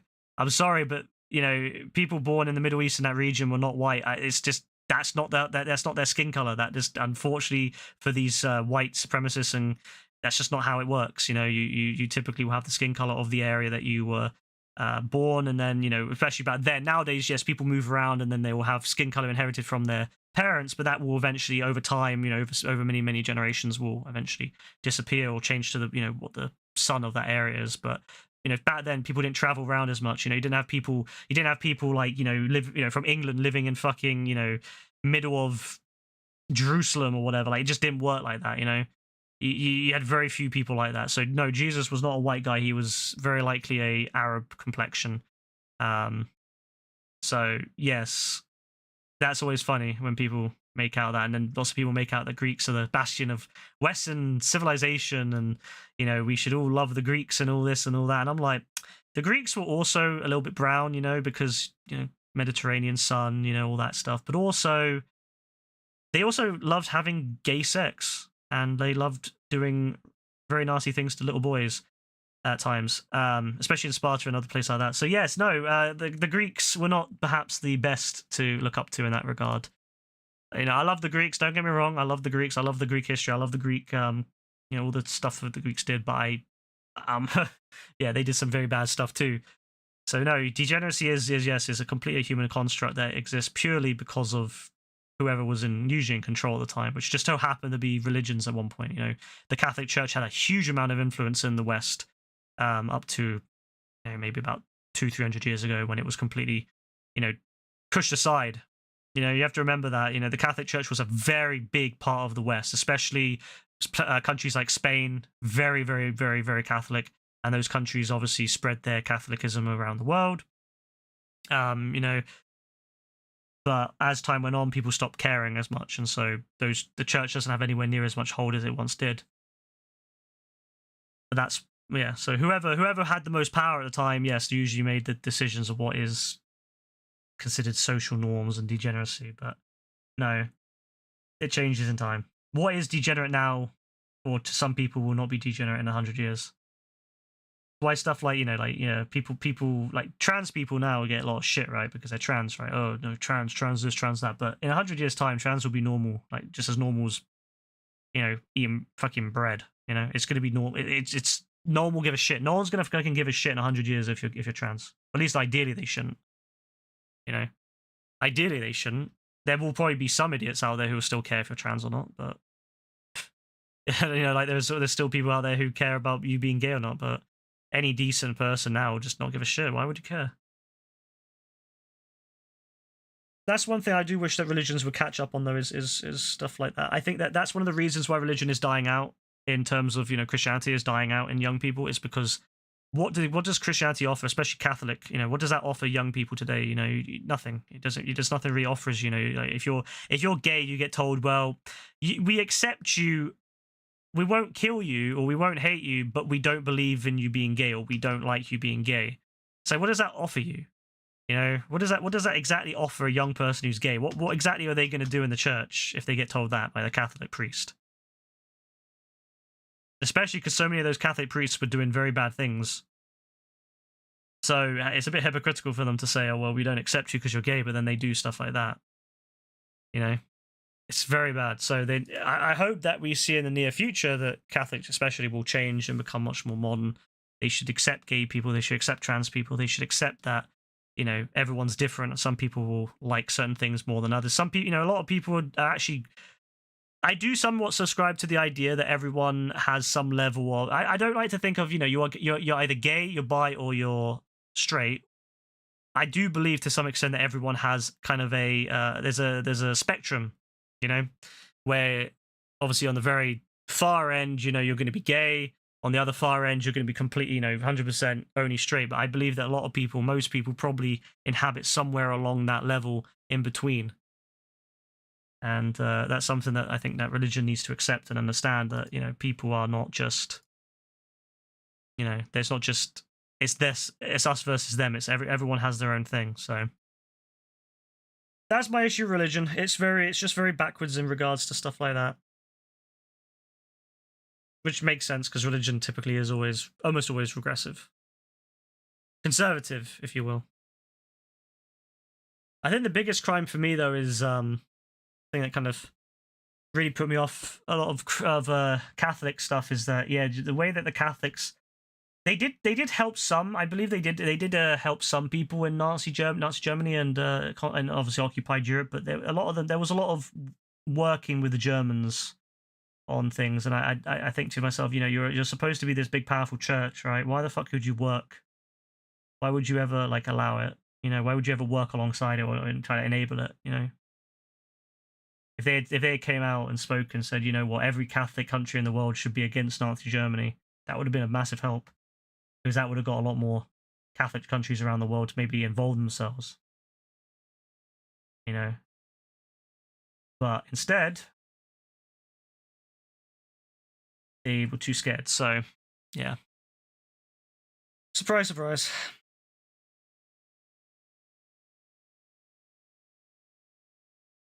But no, we'll see what happens.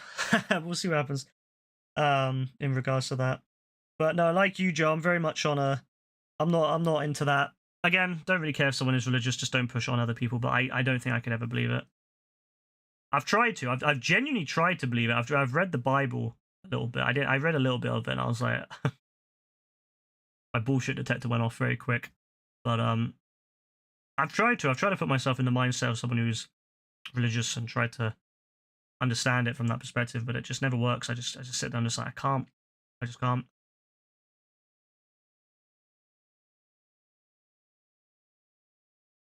But I suppose that's the way it is. But I'll always be vocal about it. I'll never like push on other people, but I'll always be vocal about my personal belief on that, because I think it's I think sometimes people feel like worried about, you know, to ever mention anything like that. You know, if you ever mention something, it's the same reason why I'll mention stuff that, like, you know, how I once, you know, believed in some of the shit that Donald Trump spews, because I think sometimes people are scared to ever mention like stuff like that. You know, they're scared to say, oh, you know, I'm atheist, or I'm not a believer, or I agree. You know, some people just feel like, yeah, they can't say stuff like that. They feel they'll be judged or whatever. But I think it's important when people speak up about stuff like that.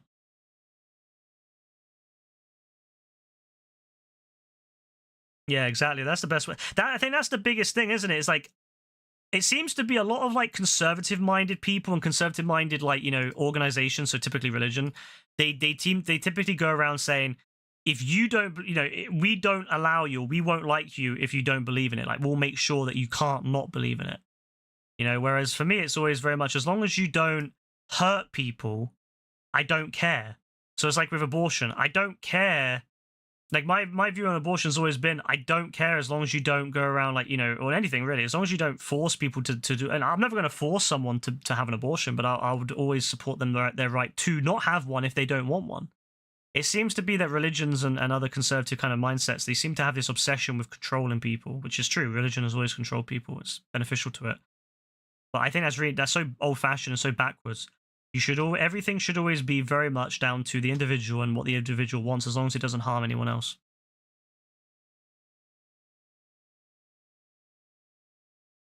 I think also, Joey, it's also down to because I believe with a lot of religions, they get like pushed to share the word of God.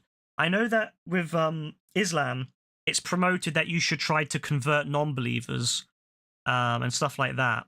It's like kind of if you manage to get someone to convert, you're like rewarded for it kind of thing, and you feel you're looked better in the eyes of Allah or some shit like that.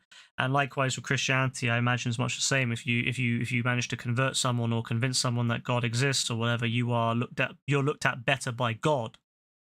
But that just imposes on people. Whereas I would never say to someone, you can't be religious. I don't have any interest in converting people. I'll say that I don't, that I think is a load of bollocks, but I don't have any interest in like actually having a debate with someone saying you shouldn't believe in religion because of this. If someone asks my opinion of why I don't believe in religion, I'll give many examples, but I'm not going to say to them, oh yeah, you shouldn't believe in that. It's stupid. I might believe it is, but I'm not going to say to them, you must believe in atheism. You must believe in evolution. Because that's stupid. But there's a lot of religious people out there who do genuinely think that way and think that, because again, I'm not going to get rewarded by fucking Charles Darwin. Charles Darwin's not going to come and fucking reward me. Sorry, my voice just fucked up there. He's not going to come and reward me if I convert someone into believing, fucking evolution, am I? Is he? Jehovah's Witnesses are mad. Whenever I've had Jehovah's Witnesses, the best thing to do is just tell them actually, there's a trick. I've always just told them to fuck off, but there's actually a trick with Jehovah's Witnesses where if you invite them in to do something, because Jehovah's Witnesses will always, apparently they're supposed to always do things that if you ask them for something or for help, they're supposed to always help you. So I've seen some people, what they'll do is they'll ask Jehovah's Witnesses to help move their fucking furniture and shit, or like if they're moving, they'll ask them to help them move, and they'll fucking do that because they have to. And because they're going to convert you, so it's a good way to get them to get free labor. Actually, bit of a scummy thing to do, but I mean, if they're offering,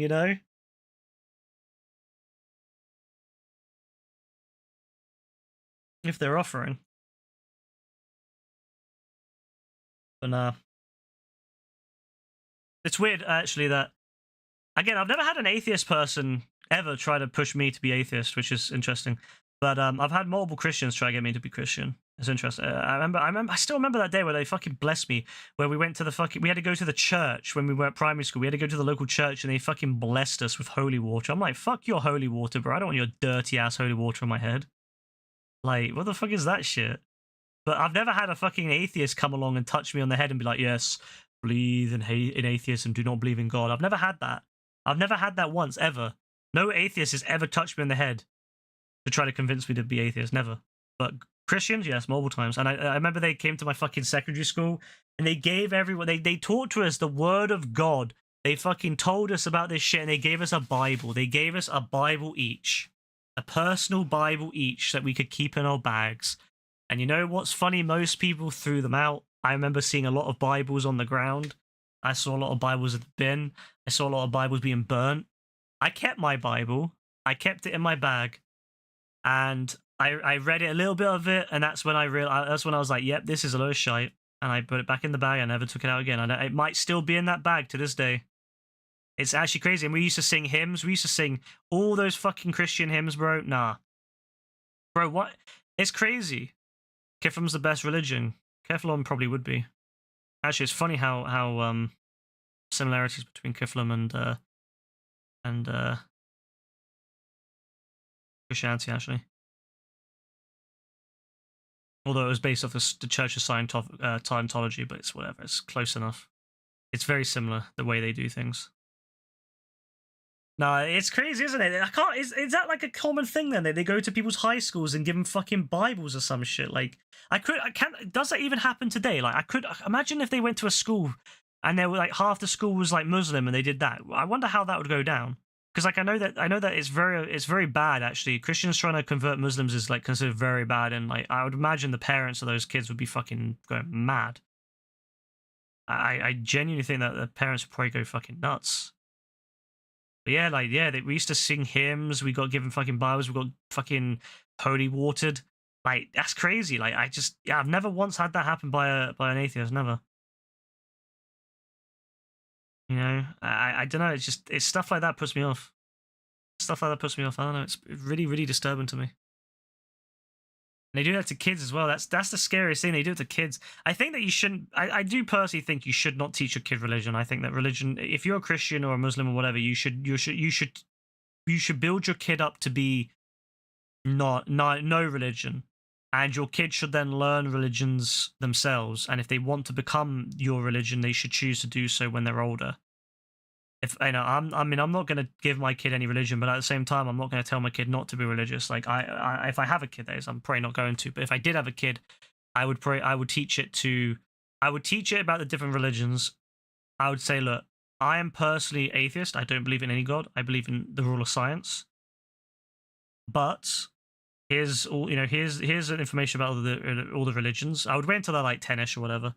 And then I'd show that I'd give them the basics of each religion, and that's where roughly around the same time they would start learning ethics or RE in school, or maybe when they're 12 or whatever.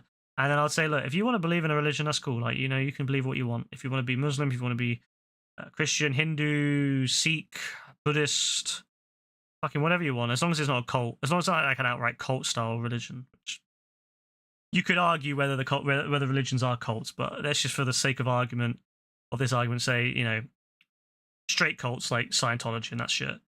I'd say to them, look, if you want to pick one of these other religions, use one of these like legitimate religions, and you want to believe in it, you truly believe in it, you're not just doing it for the sake of it, you actually truly believe in it, fair play. As long as you don't shove that in our faces or anyone else's faces, just keep it to yourself. So that's as simple as that. I'm not going to say to them you have to be atheist. I think that'd be stupid. But I am atheist. Rebecca is, I believe Rebecca, from what she's told me, she is atheist / maybe a bit agnostic, because she likes to believe that there is a heaven, because she's always wanting to, re-meet her old, her grandparents and her parents and her grandparents, and she's always wanted to re-meet, like to meet them again and all that. So, she likes to believe there is a heaven, because she likes the idea of that and the idea that there is something to look forward to after life, which is fair. It gives a comfort, I guess. But when I've talked to her in the past about stuff, she's always been like, yeah, I don't really believe in it. I think a lot of it's low shit. So I think she's atheist / very light agnostic. She likes the idea of heaven, but she disagrees with all the rules and shit. And she doesn't follow any of the rules. So, yeah. No, I mean, to be fair, think about how many Christians break the rules.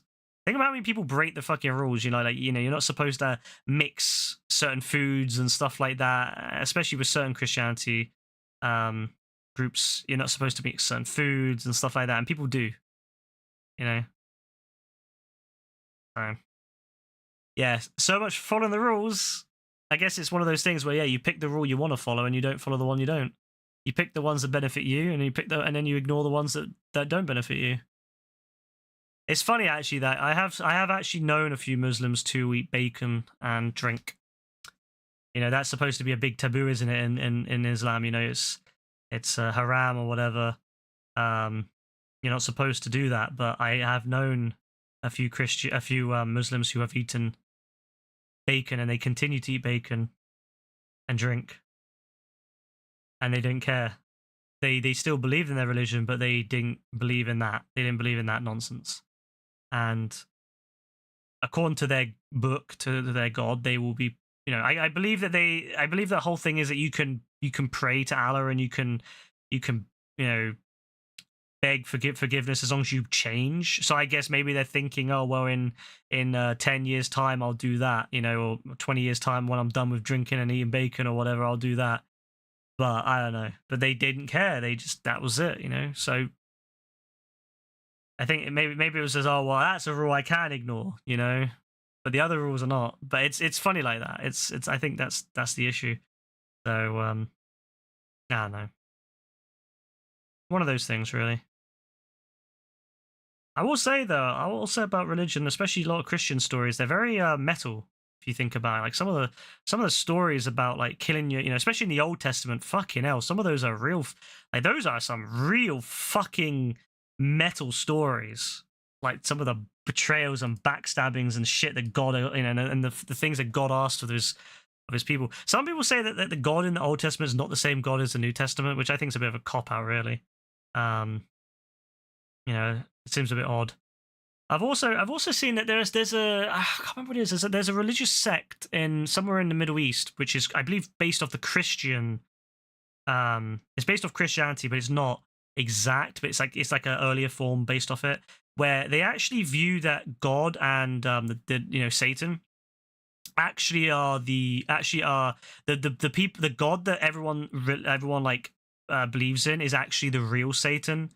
And that Satan was actually the other way around. And it was the other way around originally. And Satan, or God as we know him now, actually managed, being evil and devious, was able to convince everyone that he was the God, and he switched it around. And so actually everyone's following Satan. That's why all this bad shit happens to this day, is because everyone's actually, all these people are actually following Satan, not God. And God is actual, and this guy's managed to do a real fucking good job at like misleading everyone, like turning the tape. Basically someone who was able to trick everyone into thinking that he was the God, and then basically did this mad campaign that Satan, the real God is actually Satan, and he's this evil person who was gonna, and that's why never to listen to Satan, because he'll mislead you. But the actual reality is that Satan is the one trying to tell all his followers, hey, I'm actually the real God, and you're believing a lie.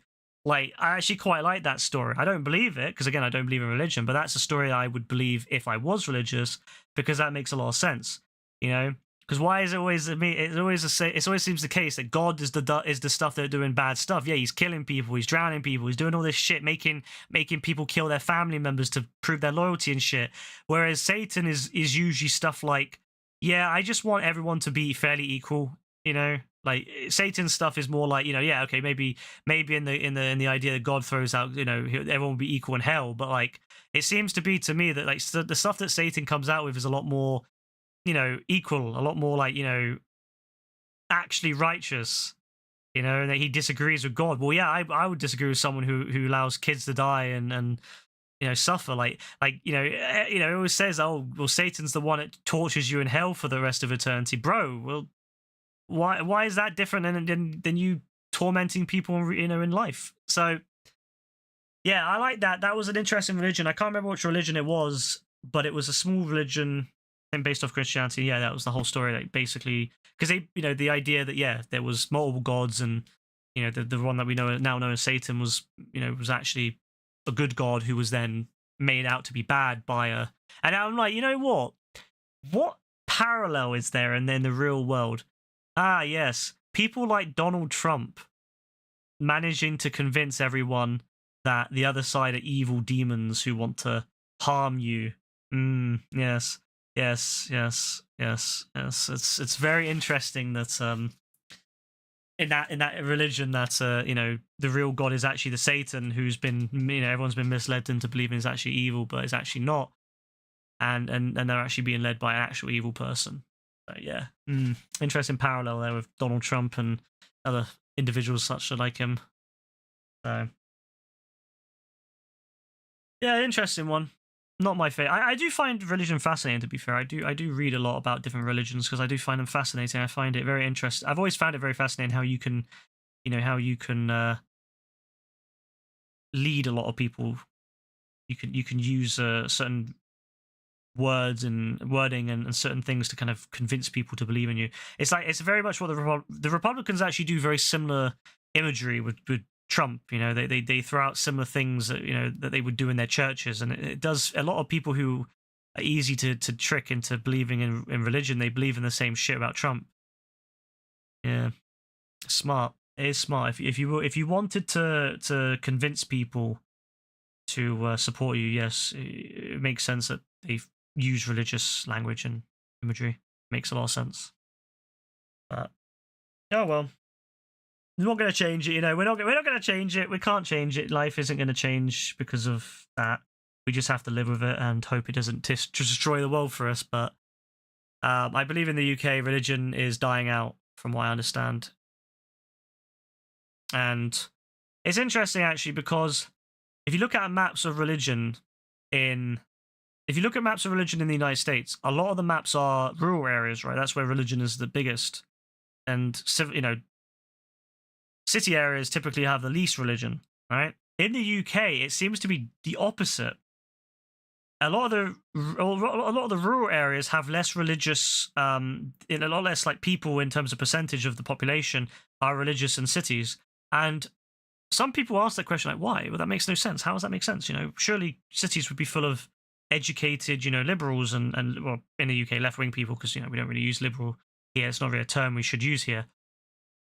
And then the reality is, it's because we have a lot of Muslims in those cities. Muslims come here from other countries, and they typically would live in cities because I don't imagine it's very fun living in the countryside if you're Muslim here, because people probably are going to treat you like shit. So they'll live in cities, right, where there's lots of different people and lots of more, open-minded people, younger, open-minded people. And they actually skew the data so that when you look at the most religious places in the UK, cities are actually more religious now because of the population of Muslims. So, yeah, it's interesting when you look at that, and actually that religion in the UK is going down overall, but because we have so many Muslims here now, it's actually kind of balancing itself out in some cases. It might actually get to the point one day where there is actually more people believing in Islam in the UK than in Christianity, because Christianity has died out. Interesting, actually, that. But that's an interesting piece of data that I always find really interesting, is when people show, because people always ask, like, people who aren't British go, why are there so many why is there so much religious people? It's always Americans too. They always say, how are there so much religion in cities? That makes no sense, because they apply their American worldview to it. But when people say, well, it's because there's so many Muslims in those cities, then they go, oh, okay, that makes sense, because Muslims typically are more religious. People who are from Muslim countries typically will stay more religious than Christians will be. So that's why. Is Arthur a literal clone of Jon, or is he Jon's brother? He is Jon's adopted brother in a sense, but he's not Jon, no. But he's very similar to Jon. Like, Jon and Arthur are both very similar. They're both designed to be very similar, have the same kind of direction in the games. They almost end exactly identical. And actually, Jon ends up mirroring, because Jon was created first, but Jon is younger than Arthur because when they made Arthur, they made Jon. They made him older than Jon. So in a way, I guess you could say now, retcon-wise, Jon actually mirrors Arthur. He goes down the same. Arthur basically says to him, "Don't go down my path, Jon. Don't do it, because you'll end like me." And Jon ends up doing the same thing that Arthur did, and ends up like him. So that's how it works with the current continuity of Red Dead. But if you look at it from a perspective of the other way around, then yeah, they just made Arthur very similar to Jon, because Jon obviously came first.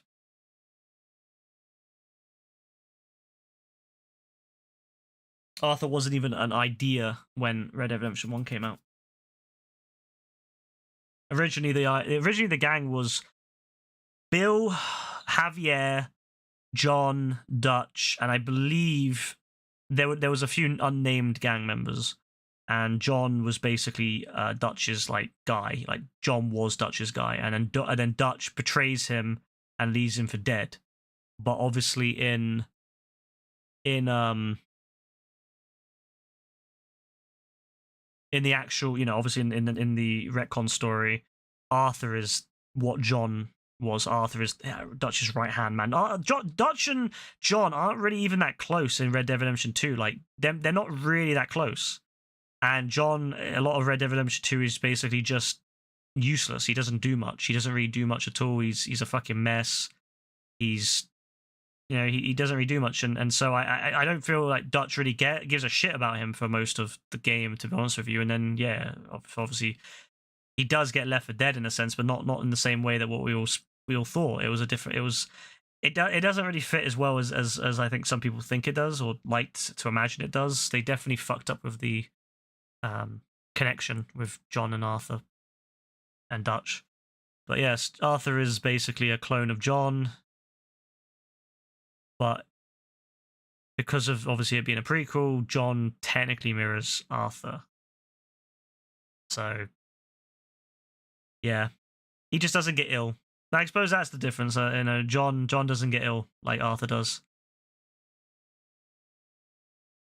and there's not really as many options with John. John is done. Like when the game comes to an end, that's it. John's just done. Like, there's not really any way to change that. Although I believe originally RDR2, one of the the thing they were going to originally do with RDR2, I believe at one point, this would be very early on, there was an idea that Arthur would be able to live. I believe that was something that was floated around. Whether they went anywhere with it or what, I don't know. I know at one point Arthur could go to New Austin. Whether that might have taken place, I think that would have personally taken place during Chapter 6 when he was ill. I think that would have made more sense. He would go to New Austin because he was told by his doctor, or the doctor he went to, he was told if you go somewhere which is hot and dry, you're more likely to live, or you'll live longer, you'll have a better life, which is true. A lot of people with TB and all that went to live in hot, dry places, and they lived a lot longer. And some people lived very long actually, because of it. It doesn't allow the bacteria and all that to really spread as quickly, which is smart. But so that might have been when it happened. I think that maybe that he was going to go to New Austin during that period, and that's why they have all the voice lines and stuff. And then he would come back to save John. But at one point in development, I believe Arthur was going to have a chance to live. If you were a good person with high honor, Arthur would live. And I don't think I think it would have been interesting. Would you have played the epilogue as Arthur? Maybe they would have had two epilogues, maybe one as Arthur, one as John. It would maybe make some sense because there's two epilogue parts, which never really made sense to me why there was an epilogue 1 and epilogue 2. I guess maybe to split when John is not got his own ranch and when he's actually a rancher, like and actually has his own ranch after that. But maybe one of them would have been Arthur's epilogue. But it's also possible that Arthur would have lived in that thing and maybe just disappeared. Maybe he just maybe they could have ended like that, where Arthur disappears, John disappears, and then it continues on as John coming back. And maybe what would have happened is if Arthur lived, maybe he would have helped. Maybe they could have designed. Maybe they could have made like a different version of the end where Arthur and John go together to kill Dutch. Or maybe Arthur would have told John. Maybe Arthur would have met John, and John would have said, "Look, we got to kill Dutch," and Arthur would have said, "No, it's not worth it. You shouldn't do it. It'll just cause you to end up like me. Like to end up dead." And who knows? But that was a potential. I think that was one of the things that they talked about early on. There are some hints towards that Arthur would have lived if you were good as Arthur. But obviously, in the end, we'll get in the final game, and that doesn't happen. Arthur dies in all versions of it. Which I guessed. I can't lie. I guessed it very early on. Who is that dude that killed him named? What? Who killed Arthur or killed John? And honestly, I believe Jack dies pretty soon after as well, because Jack's a fucking idiot. John, he gets killed by Agent Ross, yes. He gets killed by Agent Ross. And I guess the whole army contingent that he had with him. I think it's only fair to say that it wasn't just Agent Ross that killed him. It was the whole fucking army contingent that they sent with him. Judging by how many bullet holes he had in him. But yes, Agent Ross would have been the dickhead who did that, who orchestrated it. But yes, it's they basically just replicate the ending. I called it. I remember anyone who was with me at the time. I remember Rebecca. I was there with Rebecca Cave. I said, look. I said when they said it was Red Dead Redemption 2, I was like, oh my god. I remember how fucking pissed I was. I was so pissed when they announced it was Red Dead Redemption 2. I was like, fuck you, man. That's such a terrible name for a prequel, especially. And I remember saying, I bet, watch it happen. Arthur's going to die the exact same way as John, in the sense that the ending is going to be the same. Arthur's going to die at the end, and you're going to end up playing John, just like how in the end of Red Dead Redemption 1 you end up playing Jack. And I fucking called it. I fucking called it. And then when it happened, I was like, yeah, I knew it. I knew it was going to happen, and that's why when I played the game, I was like, yeah, that game, man, that game pissed me off because of that. That game really fucking pissed me off because of how they did that story. They had a perfect chance to do something fresh. They chose not to. They could have done something. They could have made me surprised. They could have ended up having Arthur live and kill Micah.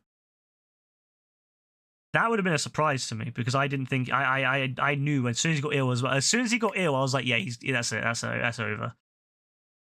And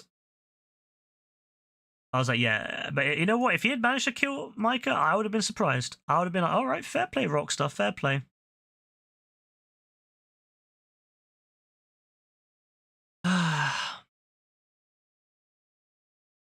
He did bad things early on. If we don't want to die, it wasn't the plan. Maybe like early on he could have killed. He couldn't have killed Agent Ross because Agent Ross is part of the Federal Bureau at that point. Like the Federal Bureau was way too big for John to take on his own. Like the whole point of Red Dead Redemption 2 was that they basically couldn't take on the Pinkertons. The Pinkertons were too the Old West was built up because there wasn't really any organized way to stop these outlaws. That was why the Wild West was so good for them, because it was just local town sheriffs and that's it. So as the federal government encroached and started putting out marshals and putting out federal, and eventually when they formed their own federal bureau, it was impossible for these outlaws to really do anything. So John couldn't have killed Agent Ross even if he wanted to, because it would have just led to Agent Ross's co-workers either killing his family or doing something bad like that. So yeah, but the end of Red Dead Redemption 1 takes place in 1911, same year as the rest of it, and then the second part, the bit where you play Jack, is 1914, which is not that far away from it. It's only 3 years, but it's yeah. John would have died anyway. That was the whole point of Red Dead Redemption, was that you think you're gonna, the whole point of the story, right, is redemption, right? You're redeeming yourself, but the reality is you can't always redeem yourself. He would have died either way. Like the plan was set. Like Agent Ross always planned to kill John. He never liked John. He never liked the gang, and John was what was left. He used John. He knew he could use John. And it was never intended for John to live. It was never intended that he would have been like, okay, he was always planning to have John killed or arrested, one of the two. That was that. That was always going to be. And the whole story of it, where Jack goes and ends up doing what, basically Jack ends up repeating what John did. The whole reason John was found by the Agent Ross was because he went back to kill Micah. Had he not done that, at the end of Red Dead Redemption 2, obviously in the original story of Red Dead Redemption 1, Micah doesn't exist. But the way they retconned it was that John did the very thing Arthur told him not to do. Arthur basically said to him, don't do that. Don't be like me, John. Go and live your life. Don't die like this. And John goes and he lives his life. He lives his life. He becomes a rancher. He looks out for his family. But then there's a desire. He has this desire to get revenge on Micah. And he goes and does that. And that's how he gets found by the agents, and that's how they end up using him years later.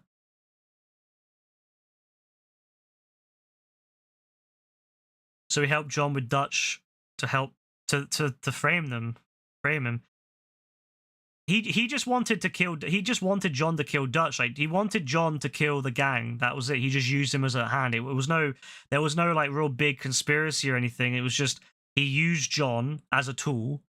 And John realized he was being used as a tool, but he had no choice. And, that's why I think John, I think, always realized that it was going to come to this. I think John always did at some point realize that, that his time will come. He knew it was a borrowed time, and that's why he didn't really act surprised when when when Agent Ross and the fucking army pulled up. You know, he was maybe surprised it happened so soon, but he never really. I don't think he ever really had much surprise on that. He knew. And that's why he went out in the way he did. If he planned for it properly, I think that's why he went out, because he knew that they would always be on the run. He would always know. He knew that they would always be on the run. If they just left with the two of them, and I think he could have in theory left and got away. He knew that he would be chased, so he knew that it was coming to an end, and that's why he went out the way he did. It was the only way to break the cycle. He dies, and it breaks the cycle. But the problem is his son. He told his son, "Don't be like me," just like how Arthur told Jon, "Don't be like me." And then Jack ends up being like him, being an idiot. So yes, that's the idiot. That's the issue. You know, they are forever trapped into doing that. I'm really curious whether Jack would actually fight in World War One as well, because obviously World War One had started at that point, and then obviously, America joined World War One in like 17. So I do wonder sometimes if Jack would have volunteered to fight in World War One. If he had survived long enough, I think it would be a cool way for him to go. Maybe he could go out into maybe he could go out and fight and then die in Europe. So that would be a nice way to go, I think, for him. Not going out being an idiot, but going out being an actual hero. You were playing and your father walked in and it was on. I love that your father saw it, bro. Your father did your father clip you around the ear, bro? Did he slap you? Did he slap you hard enough to break the tiles on the floor?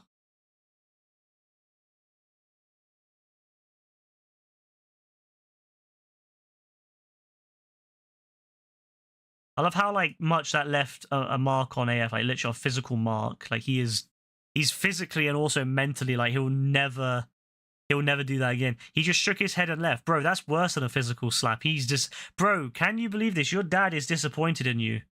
That's crazy, bro. Like, you already... Like, Moody is his favorite one. Let's be honest, bro. Moody is his favorite one. But, like, for him to then give you the head shake, he knows, bro. He knows. Like, you are his disappointed one, bro. I'm not gonna lie.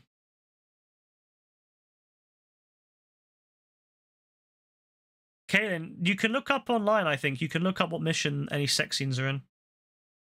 I don't think there's one in Red Dead. I don't remember one being in Red Dead Redemption 2. Like, not one that you physically see anyway. Like, there are suggestions of this sex. I mean, to be fair, there is a sex scene where you see Lenny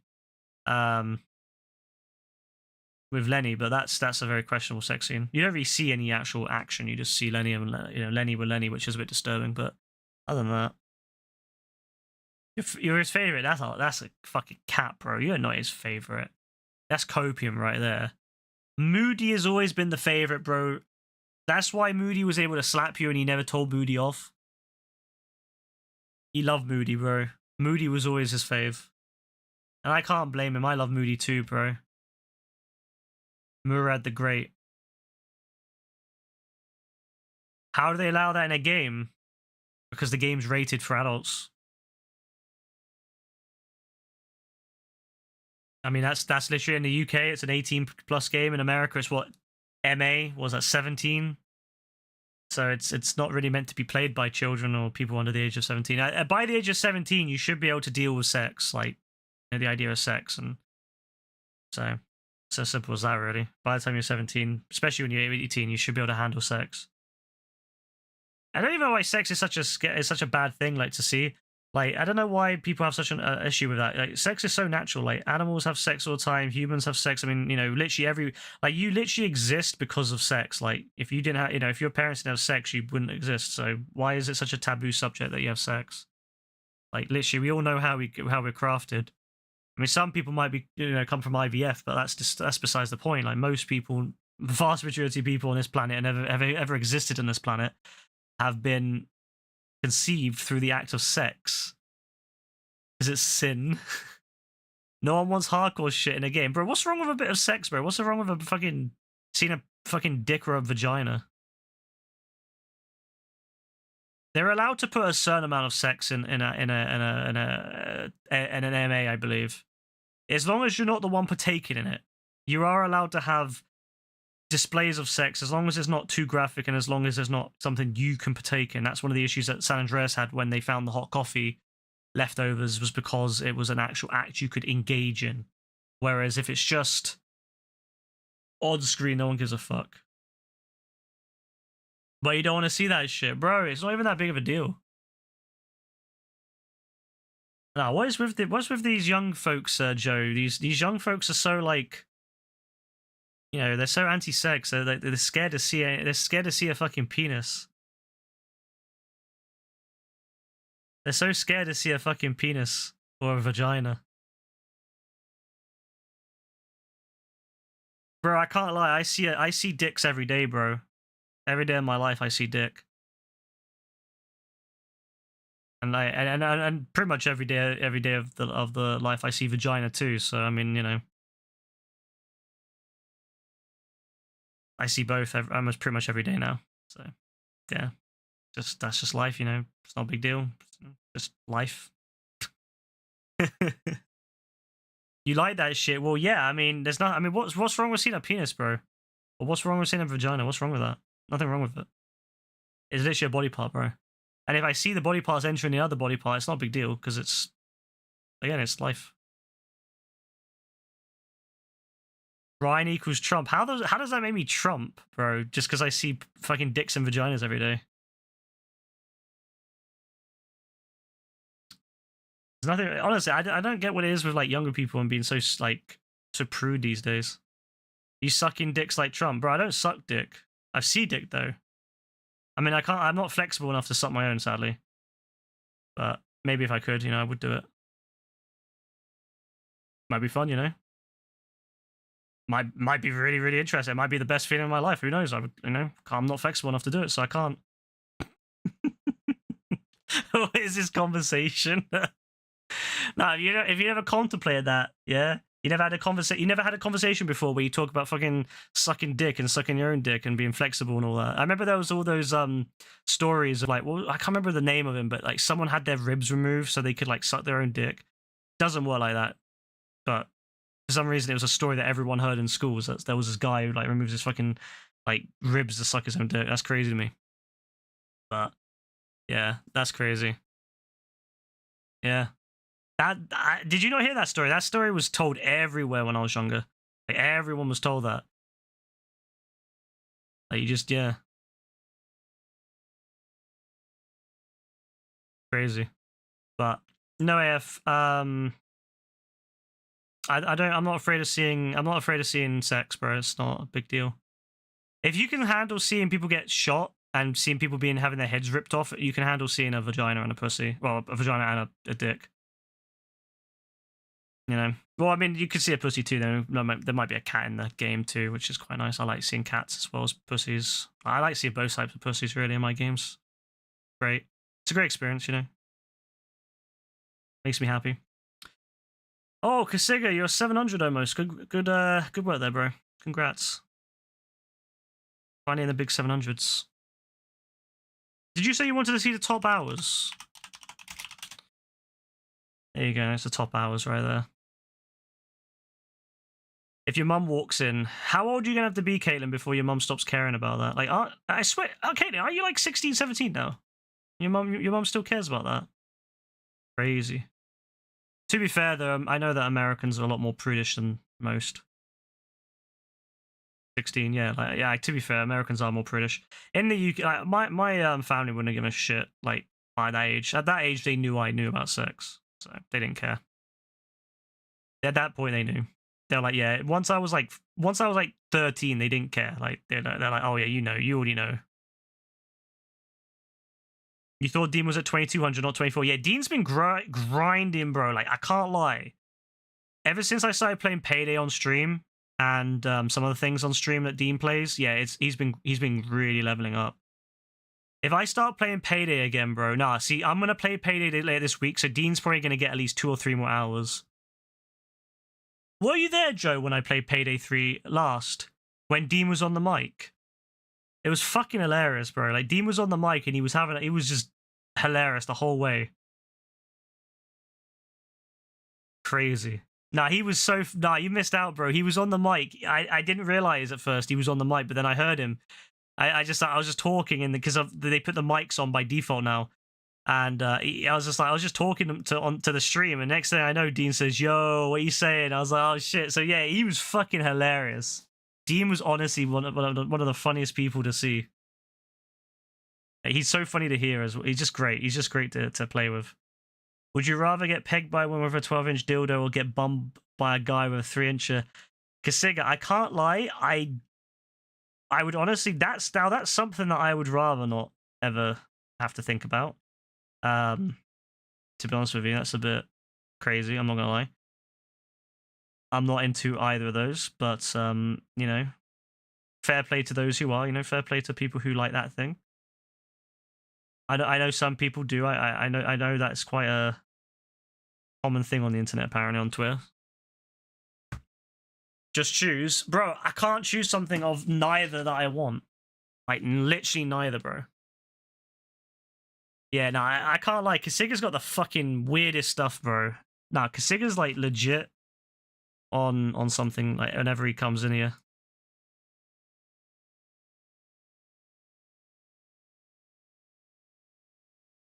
The first choice isn't gay, it's a woman, but it hurts a lot. But the second one doesn't hurt, but it's gay. I'll be honest, Kasiga, I don't. Neither of them sound pleasant. Neither of them sound like something I particularly want to partake in. So I'm gonna have to decline on both of them. I would rather just shoot myself in the head personally, but you know, it sounds more fun. That probably, I mean, that one probably be the one that hurts the least, to be honest with you, being shot in the head, because you probably just die before you even notice. If you aim the bullet right, you won't even notice you're dead. If you ever want to, by the way, I don't know, a bit of a random thing, but if you ever want to commit suicide by shooting yourself in the face, make sure you hold your gun pointing. If you put it in your mouth, make sure you point it up towards your head rather than towards your back of your neck, because there's a lot of people that have tried to commit suicide that way and ended up with a massive bullet hole in the back of their neck, but alive and in a lot of pain. So if you're going to try to commit suicide that way, make sure you put the gun and put it facing upwards so it hits the top of your head, like towards the back. Don't do it too far forward as well, because it will go upwards and go through your face, which isn't also pleasant because it will disfigure you and, you know, leave you in a lot of pain. But make sure you point it kind of like diagonally, I guess, almost, you know, like a I don't know, like a 45-degree angle. Make sure you do that right in the back so it goes out the back of your head. Yeah, just wanted to let you guys know that, because it's a very important thing to know if you ever want to do that. I'm not saying anyone should commit suicide, but I'm just saying, you know, if you're going to do it responsibly, you know. Practice safe suicide. Don't do it in a dangerous way. Don't do it in a way that will hurt you and leave you in pain. Do it. You know, I've always been a big proponent of safe suicide. How do you know this? I used to do a lot of reading. If you want to kill yourself, you use a small caliber bullet because you want to have an open casket so everyone can see your pretty face. That is fair. You might want to try something that doesn't then damage your face. You could try using something that will like make your heart stop moving, or beating. That might work. Although that will probably be a slow and painful death, so maybe not. Make sure you get the job done. Yes, I mean, that's the way it is. If you're going to commit suicide, make sure you do it properly. Worst thing that happens is people who end up half-arsing it and then they end up suffering. I've heard stories and I've seen pictures of people who've shot themselves with a shotgun, and they shot themselves so far up it basically rips their entire front face off, but it doesn't kill them, and they just live with like a massively disfigured face, and they survived and they have a massively disfigured face. So yeah, that's another thing. Don't use shotguns. Don't use a pellet. Like, don't use shotguns with pellet. If you're going to use a bullet that's actually going to do it. Don't just use pellets, because you'll just end up like birdshot. You'll just end up with a fucked up face. So yeah, make sure you do it right. Yeah, very important. I also don't recommend jumping off bridges and stuff, or jumping off buildings, because people regret that very quickly. Like in the moments before you die, you got like a few seconds to kind of think, oh fuck, what did I do? So I'd recommend not doing that either. That's a pretty bad thing to do. Don't do that. You know, really the best thing you can do is if you want to commit suicide, I highly recommend acquiring nuclear material and building a nuclear weapon and setting it off in the middle of woods or something, because you will be vaporized so quickly you won't even feel it. So that's probably the best way to commit suicide, is Yes, I would suggest building a nuclear bomb. That is the most effective way. You will have no pain.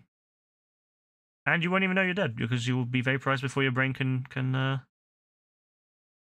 update it. You know, your brain won't even recognize your eyes. The signals from your eyes to your brain won't even get there in time. So, yeah, definitely, I'd recommend that. Just in case anyone ever watches this, anyone comes across the stream and wants to think about that, yeah, just build a nuclear bomb. Doesn't matter if it's an atomic bomb or if it's a hydrogen bomb. Just use a nuclear bomb of some form. Usually they're powerful enough. You know, even small ones are pretty powerful. Next stream, Adventure Capitalist. Now, I could never play an Adventure Capitalist, bro. I'm not as good as Gaz. Legalize nuclear bombs. Yes, I agree. We should. It would solve a lot of issues. I think what we should do, right? We should legalize, I think America should legalize nuclear bombs, because that would be interesting. If America legalized nuclear weapons, you know, the right to bear arms also applies to nuclear weapons. That would be fun. That'd be really interesting. That would certainly be interesting to witness. I mean, to be fair, the right to bear arms never stated that, you know, the right to bear arms, if it is absolute, means that yes, Americans should be able to legally own a nuclear weapon. I think it's a fucking injustice that Americans don't have nuclear weapons in their arsenal.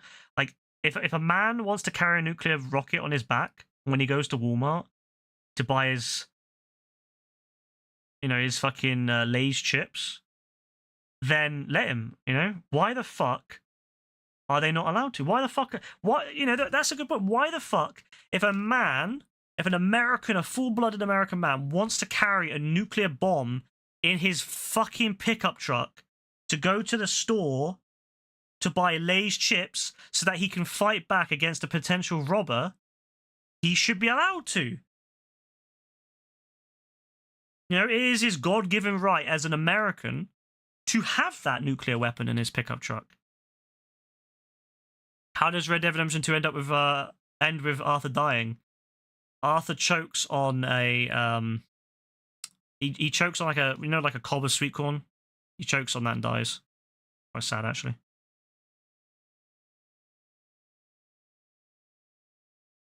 Fucking John walks. Him and John go away and build a ranch.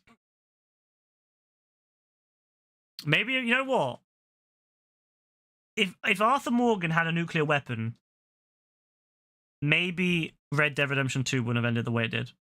You know? If he could have shot one of those little Davy Crockett nuclear rockets all the way from Saint Denis up to the hillside, he would have killed Dutch. He would have killed Micah. He would have killed them all. And that would have been it. You know, there would have been no issue. There would have been no struggle, no worry. He would have killed them all, and that would have been that done. That would have been the job done. If he had a nuclear weapon, Red Dead Redemption 2 would have ended much better. That's my view. That is my belief, that if Arthur Morgan had his God-given legal right, his God-given right to having a nuclear weapon, it would be okay. You should be able to lace the water pipes in your city with nuclear waste without consequences. I think that the corporations are already ahead of you on that one. Should they pump in there? Arthur and Micah both unfortunately choke on corn. That's why Cobb is so dangerous. That's why Joe hates Cobb. Because Joe hates Cobb because it just reminds him of Arthur and Micah dying, and that's just heartbreaking to Joe. It's absolutely heartbreaking to think that two such great upstanding members of society died because of a freak accident with eating corn. You know, you wouldn't think it, would you? You wouldn't think that corn would kill you, but corn can kill you. Yeah, all it takes is one bad bite of corn, and that's it. You're dead. You always have to be careful with corn. Corn is probably more dangerous than guns, to be honest with you. I think more Americans die from corn a year than gun crime. You know, like mass shootings don't even come close to fucking corn deaths. Crazy. John would have been nuked the Richtown. Yes, exactly. If he had nuked Blackwater, it would have been sorted all out.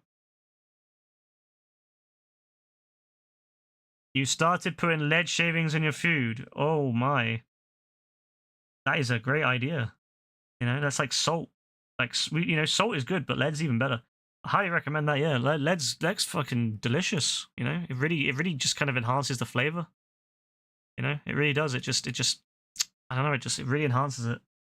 Turns it from an average meal. You know, when you have a really average meal and you put some salt in it, it's like, oh my god, salt makes everything amazing. Yeah, a bit of lead. You mean Mr. Beast the way he does it? Yeah, Mr. Beast is just ahead of the curve. He knows the truth. He knows that lead is delicious. Good for him, you know. Good for Mr. Beast. He kills you. Well, lead doesn't kill you. Lead is a perfectly harmless material. It doesn't do anything to you. Mr. Beast is a ped.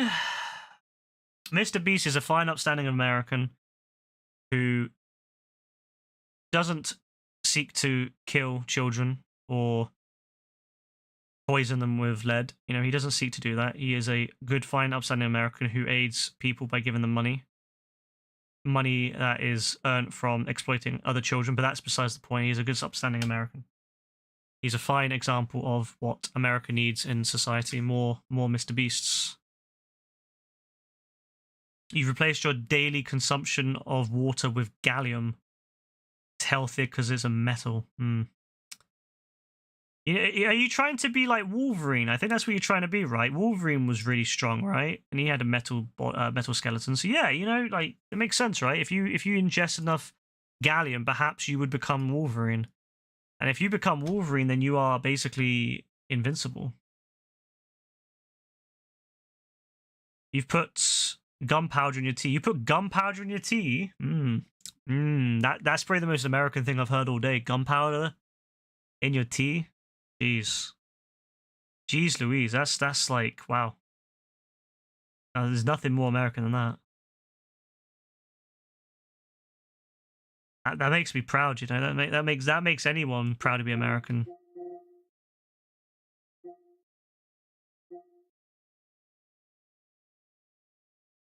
You can be invincible, explode, and go back to life. You know what? I'd love to be fucking Wolverine, bro. I'd be mad.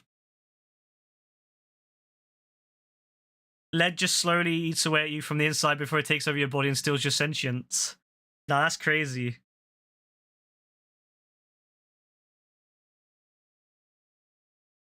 That's actually that is pretty funny. Who doesn't want that? Like, who doesn't want that to exist? You know, you can live on forever as a purely lead-based being. You know, you could be like a Cyberman in a way. Upgraded. You want to become morbidly obese, you have a big enough gravitational pull to become like Magneto or Spider-Man. I mean, true. But like, would you not want to be like... Would you not want to be more like the Sam Raimi version of Spider-Man where he's got little hooks on his fingers so he can hook onto things? You know, imagine how good that must feel when you scratch yourself. You know when you have a really bad itch and you scratch yourself and you just can't get rid of it? Imagine having those little hooks that Peter has in that film. You know, imagine how fucking good that would feel. Imagine scraping your head and getting all the fucking loose hairs and all the loose bits and all that of your scalp. Of your scalp. Imagine washing your hair. Imagine how fucking good that would be on your head. Like, you'd have the best scalp massage, the best scalp exfoliation or whatever. You know, that'd be amazing. That would be truly amazing. Plus, you make your own web, so you could do all sorts of stuff. But that I don't really want to know about that one, because I'm not sure. I've never asked Spider-Man that. Although, to be fair, there was that one comic where Spider-Man kills MJ by coming in her enough that she develops cancer. Yeah, that one's a bit of a dark one. That's a bit of a dark story, that one, you know, where he kills MJ with his own ejaculate. Yeah, about that one. You rip your own skin off. That would be painful, I'm not gonna lie. But to be fair, if you had Spider-Man's powers, you probably would regenerate that. So your skin would come back, and you'd probably regenerate your hair as well. You want to be indestructible and have teleportation and Spider-Man powers. That would be fun. I can't lie. Yeah, who's right now? It's a good point. No, it was one of the... Let me see if I can find a picture of it. It's fucking crazy.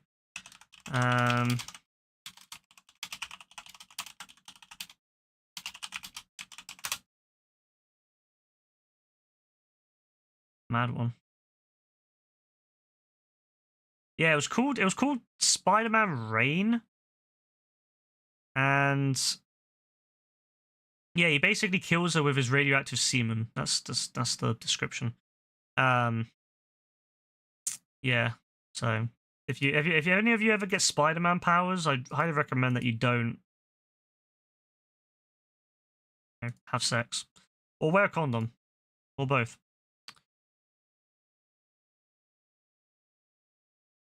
Yeah, I mean, of course I gotta search that. I gotta show you. It's a pretty crazy one. I gotta show you. Oh yeah, Kasiga's message can't be seen because they also get. I can't review it, bro. Certain messages I can't actually allow. Like they won't let me allow it like at all. Like they just never get allowed. I literally have no choice. It happened with AF yesterday. I couldn't or the day before, I couldn't like do anything. I couldn't like allow it or anything.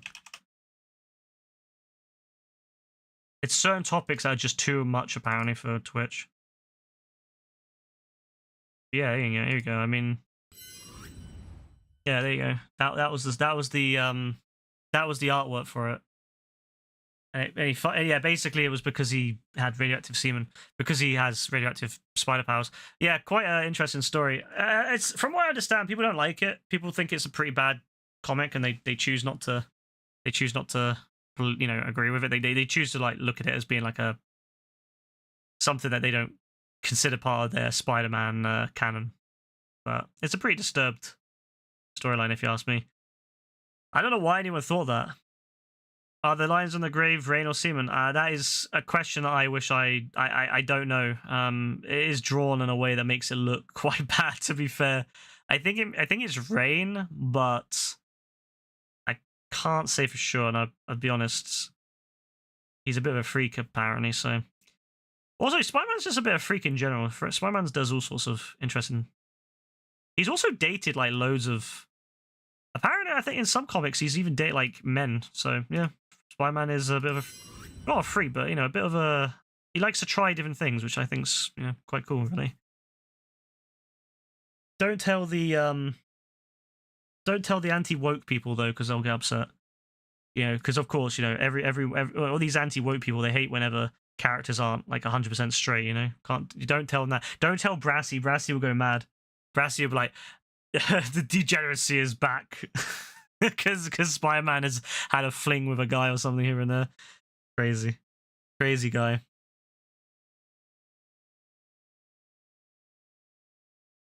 The comics do have some interesting storylines. I'll say that much. They have some very interesting storylines. So depending on the comic, of course. I think every comic writer has their own. Like they can come up with their own stuff. So if they want to make a story about that, they can do it. I mean, there's been a story before where like where what's it called?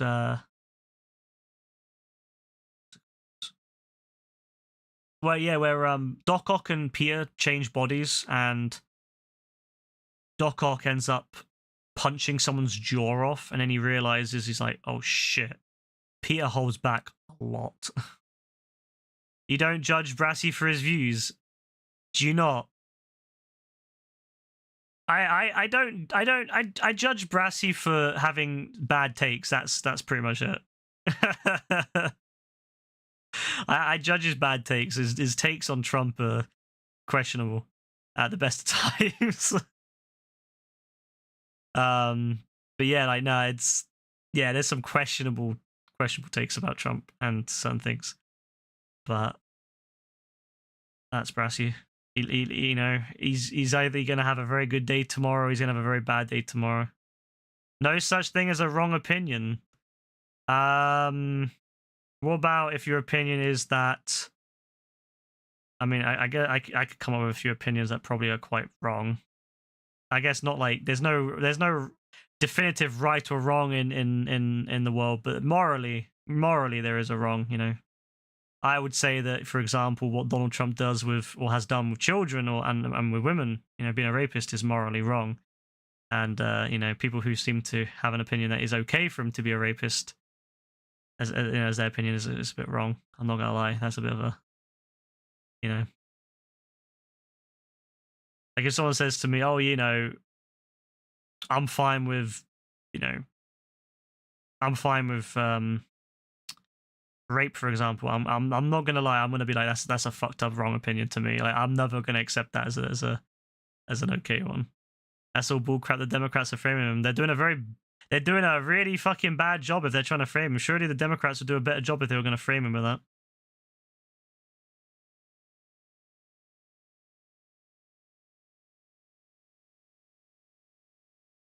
It's okay, Caitlin, to accept that, you know, people that you know are happily voting for a rapist. It's okay, you know. It's a sad reality, but there's a lot of people out there that are okay with that, you know.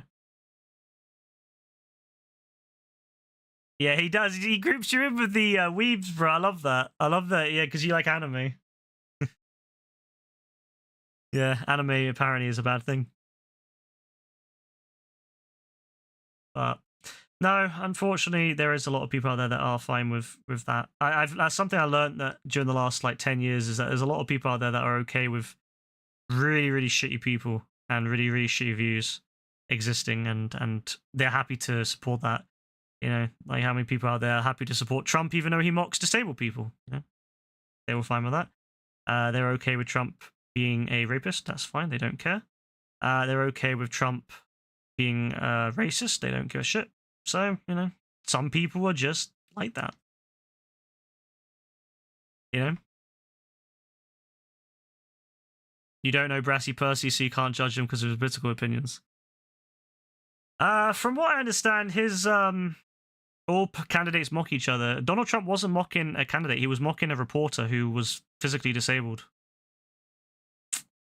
which is not something that candidates do. I mean, no candidate ever has done. No candidate before Trump did that. You know, it was never something that you did. You partly because you know that you don't mock people that are physically disabled. You don't mock someone who's disabled at all. You know, that's just not something you do. You don't mock someone for their disability. But Donald J. Trump thinks that's okay, so, you know. And as far as I'm aware, I've never seen Kamala mock someone for disabilities either. In fact, I don't think there's not many candidates who do, other than Donald Trump and a few others in the Republican Party, like Marjorie Taylor Greene. But, no, I that's fair though, because I can understand if you don't judge him for his very questionable views on Donald J. Trump. He's gonna have a very bad time if Trump loses, though, because he's gonna have either a great time if Trump wins, he's gonna be very happy, and if Donald Trump loses, he's gonna be very upset. He's gonna be very, very upset if Donald Trump loses because he's gonna view it as degeneracy has won. You know, the degenerates have won. You know, the weebs and all the VTube supporters have come out and voted for Kamala Harris. So he's going to be very, very upset about that one. I'm looking forward to seeing that. I'm looking forward to seeing that response. You know, that all the weebs and VTubers ruined America. That'll be interesting. That'll be an interesting day. Thankfully, the election is tonight. I guess it's today now in the UK. So I'm glad, because it means that it'll be finally be fucking over. I mean, it won't be over, let's be honest. You know, Trump loses, he's going to go on about it for fucking months, let's be honest. The guy will never shut up. So that'll be annoying. But what I am going to do is that regardless of the result, I do believe Kamala will win, but regardless of the result, whether Trump wins or Trump loses, I am going to mute everything to do with Trump. I am going to mute everything I have, every social media, win or lose. I don't want to hear about Trump ever again. The guy, I don't want to ever hear about him, so I am going to mute him on. I'm going to mute everything to do with him on every social media. I can do that quite easily on Blue Sky. I don't really use Twitter anymore. I just use Twitter to like shit stir. Like I just like to, you know, shit stir random like fucking conservative people that like there was the guy who killed Bin Laden was talking about how he would make these like Gen Z male supporter, like male Kamala voters, his concubines or whatever. And I'm like, bro, do you not realize what that means? That means that you would make them you would basically want them to be your sex slaves. They're fucking weirdos, man. I'll tell you, these guys are weirdos. So I'm glad I only use it as shit stir here and there, but I'm gonna fucking mute the shit out of I'm gonna mute the shit out of fucking Reddit and all that, you know, Blue Sky, all that. I'm gonna stop using Twitter as well, because now Musk has changed the block to mute now, so I'm gonna change that. But yeah, I'm gonna You mean at least he killed Bin Laden? He claims that he was the only one who killed Bin Laden, which is a lie. He wasn't the only one, but he claims it. But yes, he didn't like that there was a bunch of Gen Z men saying we're for Kamala. So he wrote that he wanted to make them his. He would make them his sex slaves in another word. And now he's doubling down on it. He keeps going on about them and calling them sweeties and stuff. It's really weird. He's a really odd individual. Mad projection from him. But yeah, I took the piss out of him a little bit. It's quite funny. So. Kasiga, have you really been paying attention that much recently? Because Biden is not even the candidate anymore for the Democrats, bro. Like, surely you'd be hearing about Kamala or whatever, whatever things they're saying about Kamala. I'm just excited to be done with it, but I mean, again, win or lose, I'm gonna mute Trump out the fuck. I'm gonna just be done with that fucker. I don't want to hear that. I don't want to hear that fucker anymore. I don't want to hear anything about him. I don't want to see anything about him. I'm gonna mute the fuck out of him. I'm gonna ban the fuck out of all the words. Anything to do with Trump, anything to do with the Republicans. I'm fucking win or lose. Even if Kamala wins and I'm fucking happy, good. Kamala won. Fuck the Republicans. Fuck Trump. I don't care. I'm muting that shit. I don't want to hear it. I don't want to see it. I want 4 years of peace. If Republicans win, well, there probably won't be another election then. So I don't want to hear anything about them. I'll let America deal with that. I'll let the Americans deal with losing their rights and the inevitable attacks on civil rights, and hopefully maybe there'll be some fighting back from people that are against it. Who knows? You never know. But I don't want to hear about it. I don't want to see it. I've had enough of America. I've had enough of that country. That country takes up way too much time. It takes up way too much energy in the world. I don't want to hear it. I don't want to see it. So I will block the fuck out of everything to do with Donald Trump. I'm gonna block his name. I'm gonna block him on everything. His sons. I'm gonna go through every single one of his sons' names. Everything. Block them all. I don't want to hear it. Win or lose. Because fuck me, is it annoying hearing about it. God, what a fucking awful experience has been. Like, that's the thing about the British election that was so nice. The British stuff was so good. We had the what if, when's the election, who knows, because obviously the UK we don't really know, there has to be an election every 5 years at least, but it's not like max you can't like not call an election after 5 years. You have to do it. So we know it's every 5 years. We know there's gonna be a gap of about 5 years, but it can happen anytime before that. And so there was a lot of back and forth. Is there going to be a British election? Is there not? Is there going to be an election? Is there not? And eventually we got it, and that was it. And then so for 4 weeks we get the campaigning. 4 weeks of campaigning. That's it.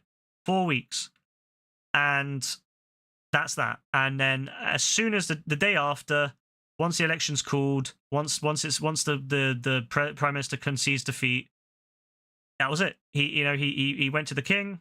He asked for the king. He basically said to the king, "I want to I recommend Keir Starmer, or the leader of the opposition at the time, and Keir Starmer went to the king.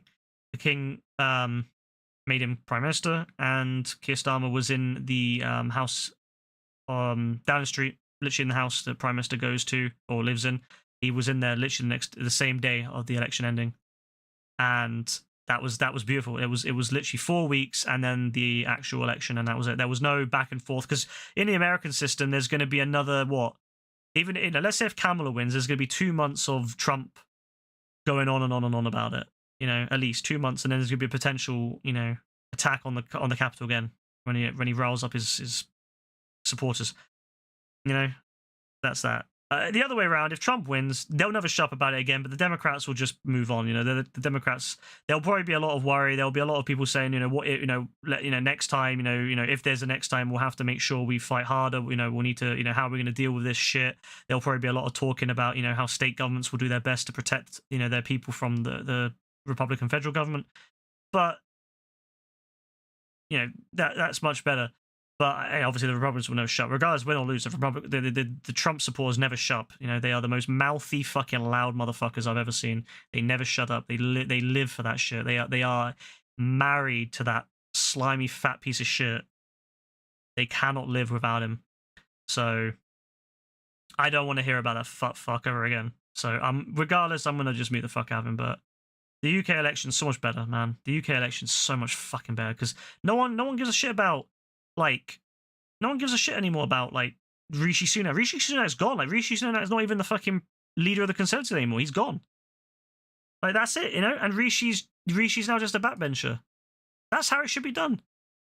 None of this bollocks about, you know, sticking around trying to stir shit up after you lose.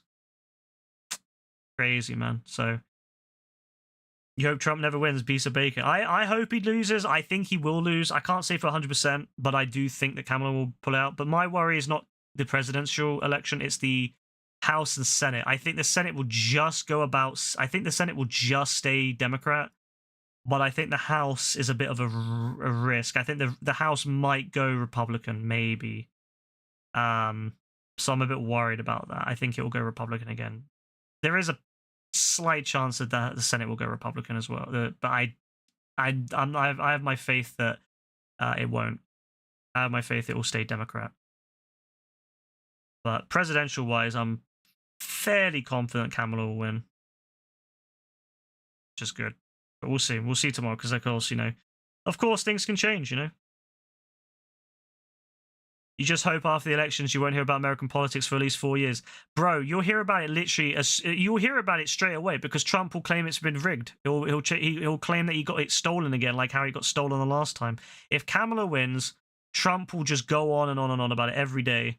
And, you know, because he's like that. If Kamala loses, Trump will still go on about it every day, because Trump is just someone who cannot shut up. He's the kind of person, like, you know what? I'll say this about the Biden years. 4 years of Biden, I have felt so relaxed in comparison to Trump. Every day of my life, I woke up during Trump's years. Well, once I started to hate Trump, I remember I supported him at one point. I believed him at one point. After I realized what a fucking idiot he is, every day I woke up, I was like, fuck me, man. I hope he's not said something stupid again, you know, and you know, made America look stupid again. And every fucking day he would say something stupid or do something stupid. And I was like, oh my God, man, like this guy, fuck off, bro. Just fuck off. Like, no one wants you, bro, except for the weirdos. Just fuck off. But he never does.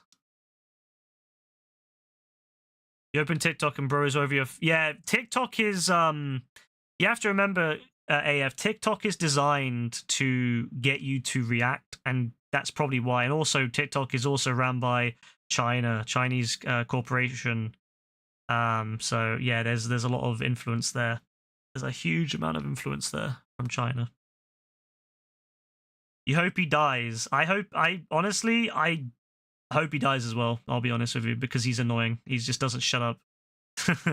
Like, that's pretty much how I just want him to disappear. Never have to do it. Like, yeah, like, for 8 years, it's like, for the last 8 years of my life, bro, I've had to listen to this guy.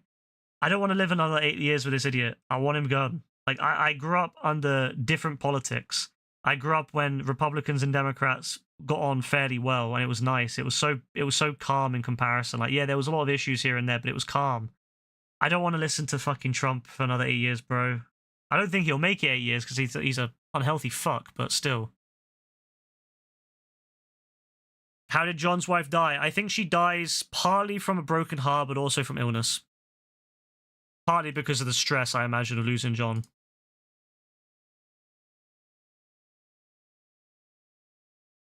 But yeah, I don't want to hear about that motherfucker again, so I don't think he'll live another 8 years. It doesn't show how she dies yet, because it didn't need to. There was a time gap. But she dies from broken heart / illness. A lot of people die not long after their spouse dies. But no, as I said, we'll see. Tomorrow's the day, the big day. I will be there. I'm thinking of streaming, but I'm not. I might stream some of it. I don't know if I'll stream all of it. But if I do stream it, probably only be a bit of it. I don't want to stay up all night. I want to be able to do stuff without being tired on Wednesday. You know me, I don't need a lot of sleep to be able to do this, to survive the day, but I'm so fed up with being tired. So I might stay up to about 3-4ish, and then, yeah, maybe call that, but... Probably gonna die, will be worse than bias. Bro, have you seen him trying to get in that fucking trash truck? He couldn't even get in that. He was stumbling trying to get into a trash truck. Bro is definitely gonna be out of it. Like, his health is shit. Bro puts away McDonald's like multiple times a week. There's no way bro's healthy. No way. No, I've never seen that like someone of his age consuming McDonald's like bro does. Like, what the fuck? Why does bro like? Why does he need to eat McDonald's that much at his age, his old ass age? Like, I like McDonald's, don't get it wrong, but like, fuck me. And the thing is, he's wealthy enough. Why does he not have other tastes? Like, there's better places than McDonald's. Like, at least go somewhere like a fucking Five Guys or something. Like, bro, I'm sure bro can afford the Five Guys, but he's going to McDonald's, bro. Why is he going to McDonald's? Go Five Guys. Like, if I had money, if I had good money like he did, like him, I would be like, yeah. If I was president of the United States, I'd be like, bro, let me get me some fucking Five Guys, bro, not this McDonald's shit. Ugh. Yeah, I bet they cut out from the videos. They always do with him. The thing about Biden is that whenever Biden stumbled or did something bad, they would always like leave it in the videos. But whenever Trump stumbles, they cut it out as much as they can. Funny that. I don't know. It's funny how many people think he's some sort of paragon of health, some sort of, you know, symbol of health and all that. Bro's like a fat old ass man. And he looks like he's wearing shit on his face. Has anyone seen the pictures of him recently where he's like really brown? Like, he's not orange anymore, he's brown. It looks like he's wearing shit on his face. Apparently he does his own makeup, and to be honest with you, I believe that fully. I fully believe that.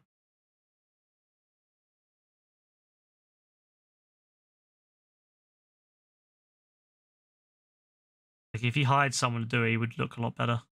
But apparently he doesn't trust other people with his face, which I'm not surprised.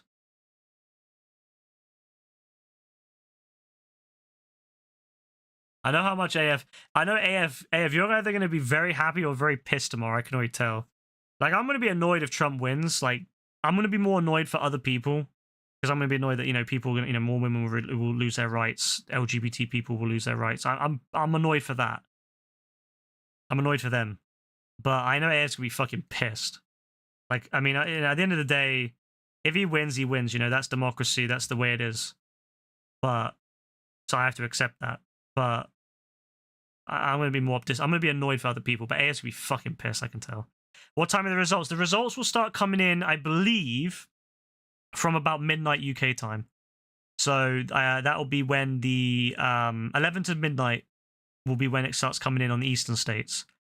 And they don't do it like they do in the in the UK, where they have an exit poll where they pretty much say who they think's going to win. So like, you know, when the end of the polls, when the polls shut at 10 in the UK on that day, as soon as they did, they put out the little thing saying, we believe Keir Starmer's going to win, and they showed like a rough estimate of seats, which they actually got pretty close. They don't do that in America. They don't have the same. They don't have that level. So what will happen is it will slowly come in over the hours, and then what will happen is that different media will start calling the election state by state what they believe. You know, they'll use a bunch of different math and calculations to work out what's the likely chance that state will. You know, once they think that there is no possible chance that state will go the other way, they will call that state. So swing states will be the last to come in. Like states which are pretty much like always going to be one. Like California would be an easy one because California's fucking almost always at the moment, you know, Democrat. New York, you know, states like that which are pretty easy, they'll get called much quicker as soon as those like polls shut.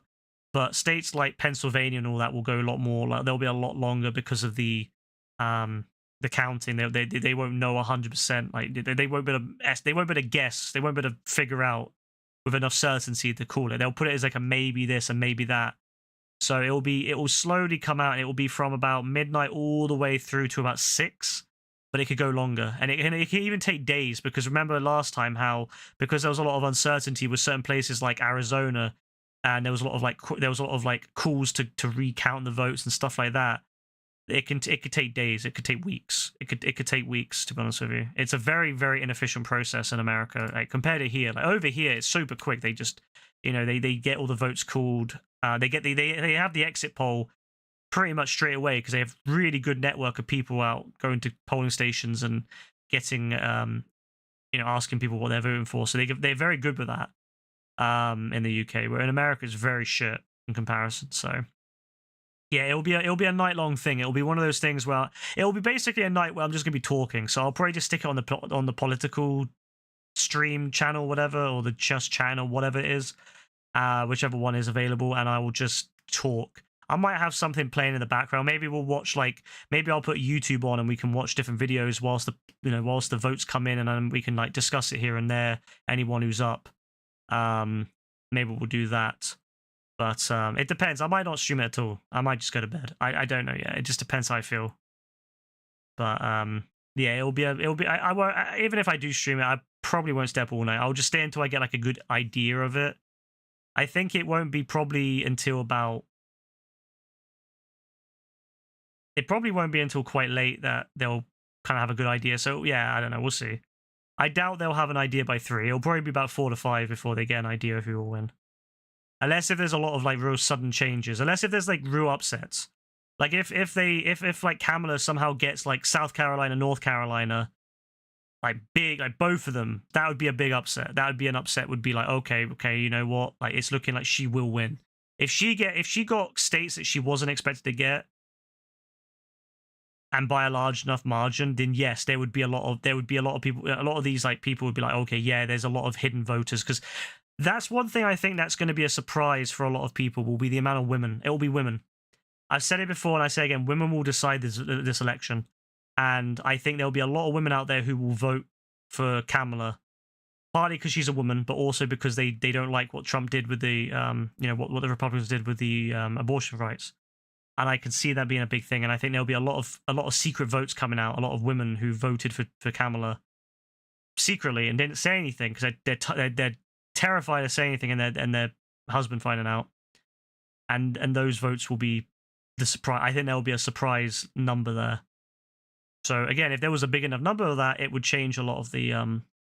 It would mean that a lot of these places would be like, okay, well, they're more willing to try, to make these, they'd be more willing to take a risk and say, okay, it's likely she'll win.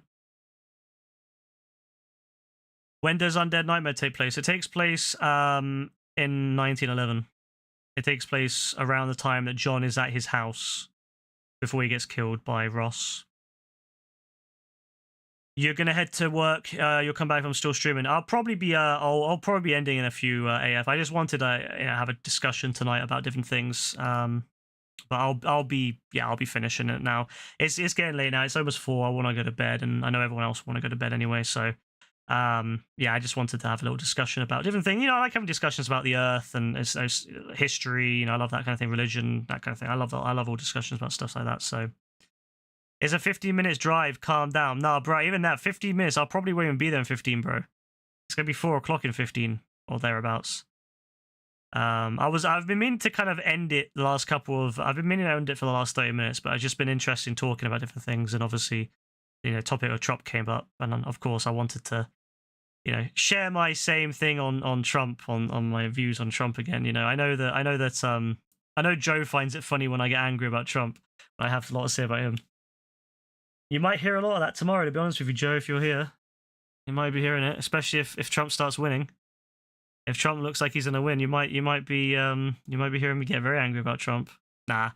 I'll be annoyed. I'll probably have some choice words for him, but at the end of the day, democracy is democracy. Even as flawed as Americans' democracy is, it's democracy. And if the majority of people and the majority of states decide that they want to narcissistic, egotistical rapist as their president after the first time he tried to commit treason and overthrow the government, overthrow the country, and if they want that, then who am I to disagree? My rants about the Don are actually jokes you love. I'm glad you do. I'm glad you do. It'll probably, as I said, I'm going to try to, regardless if he wins or loses, I'm going to try to cut out a lot of Trump in my life. I don't want to deal with him anymore. So I'll probably cut down on them once that happens. Once the election's done, I'm going to probably have a massive reduction in that. But yeah, we'll see. That tomorrow might be the last night I actually say them, especially if he loses. If he loses, or if he's looking like he's going to lose, I am going to be saying a lot of things, and I'll be laughing and cheering and be like, yeah, you fat fucking arsehole, you fucking orange baboon, you fucking circus clown, but not even a good circus clown. He's a reject circus clown because bro can't even do his own makeup properly. I've got a lot of things to say about him tomorrow. So if he wins, I'll have some stuff to say. But if he loses, I've got a lot more to say. Because then all that worry is gone, and I'm like, yeah, I can unleash on this motherfucker. I can unleash a salvo that I've been waiting. That'll be the last day I'm gonna say much about him after that. So I want to get everything out. I want to get everything on my chest tomorrow, and be like, you know what? This is my true fucking view of this motherfucker. So we'll see what happens. That's gonna be the case. After that, I'm gonna ban the fuck out I'm gonna do it in the stream, the server. I'm gonna mute I'm gonna basically put a bunch of things: Donald Trump, DJT, all this shit, auto mute, auto fucking timeout. I want to hear it anymore after that. After tomorrow, that's it. Win or lose, I'm done. I don't want to hear it, and I can be happy and chill and worry about my own life for a while. You're gonna start Undead Nightmare tomorrow. Sounds good. Hope you have fun with it. Yeah, so that's that. I've had my discussions today. Tomorrow, like I said, tomorrow will be a stream. It'll probably be... I don't know what it'll be. It'll probably have a political aspect towards the end. As I said, either I'll stream normally and then I'll end the stream, or I'll stream and then go into politics, or I'll stream just the race. I don't know, you know, or just the election. I don't know. It will be one of those three. It will either be a mix. It will be purely just stream like games, or it will be, you know, politics. It will be one of the three. I don't know yet. If I do stream a game, it will probably be. It depends. If Dean's on, I'll probably do Payday. If Dean is on, I'll probably do Payday. If he's not on, then I'll probably do. I'm not sure. I'll figure it out. But yes, and then if I am going to do politics again, it will depend on how long it will go. But I haven't decided yet. But that's tomorrow anyway. So in the meantime, hope everyone has a nice night. Enjoy what's left of our pre-election. You know, enjoy what's left, because as I said, after tomorrow, or you know, within tomorrow, the start of it, it will either be, you know, there may very well be a very different America. So enjoy the current status quo, and yeah, I'll see you tomorrow maybe. Don't end, bro. I got to end. It's 4 o'clock almost, bro. I need to go to bed. Joe probably needs to go to bed. I need to go to bed. I don't know if anyone else is still watching it, but they probably need to go to bed. So it's not the weekend at the moment. If it was the weekend, I'd stay up a little bit longer, but it's the weekday, bro. And I need energy. I literally need to sleep, because I need sleep, bro, because I need to, if I'm going to stay up tomorrow and do the stream when it's the election, I need to have enough energy, so I need to sleep. Yeah, I don't know why you replied to Joe. Usually you're in bed by now, but I guess it was an interesting conversation, so. You need one president forever. Why? What? Wait. Why do you need one president forever? I'm curious about that. Oh, you're trapped on FM24. That, yeah, I was gonna say, I was like wondering why you're still up, but then yeah, you know what? If you're playing Football Manager, that explains it, because Football Manager is a very addictive game, from what I hear, and I understand it. You hate having to vote when you turn 18. You don't have to vote though, Kaylin. If you don't want to vote, don't vote. Like, you don't have to vote. You know, there is no law in the United States that states you have to vote. If you don't want to vote because you either don't know who to vote for, or you don't believe anything that any of them say, or you just don't know enough, or whatever, just don't vote. Like, you don't have to vote. Like, I believe that people should vote, but I think people should also educate themselves on what they're voting for.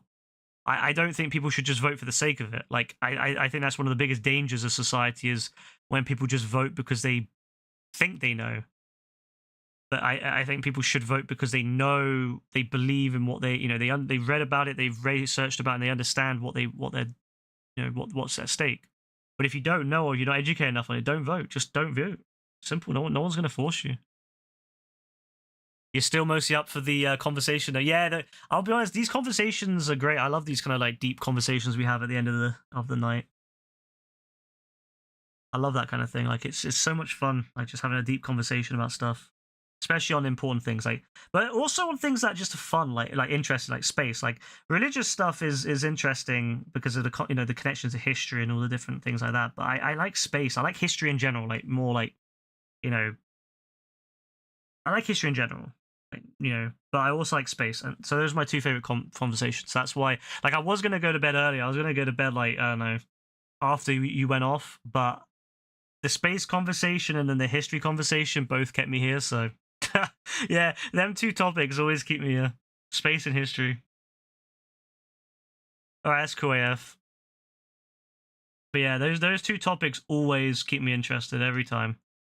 If anyone ever wants me to yap, just mention something about history or something about space. One of the two, it doesn't matter. Both are great. I love them. Those are the two topics I will always happily talk about: space and history. Some history I'm better than others, though. Like British Empire stuff, yes, always going to talk about British Empire. I like Roman history. I like that kind of stuff, but I'm not.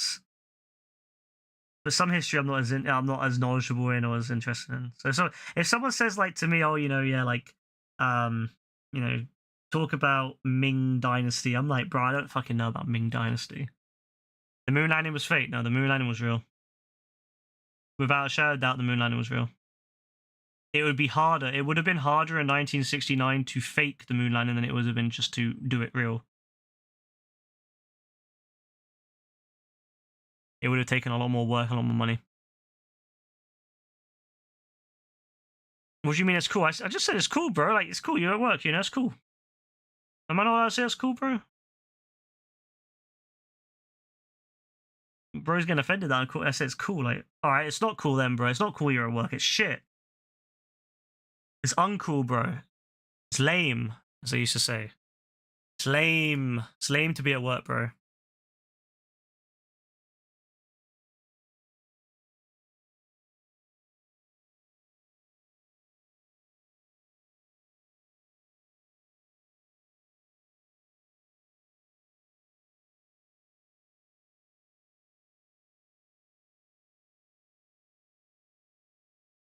You thought I said it was cool that you almost got T-boned? No, bro. They all were not fucking T-boned. That's shit, bro. Don't get T-boned. T-boned sucks, bro. Don't get injured. Should never be injured. No, AF, bro. I've got a question for you, though.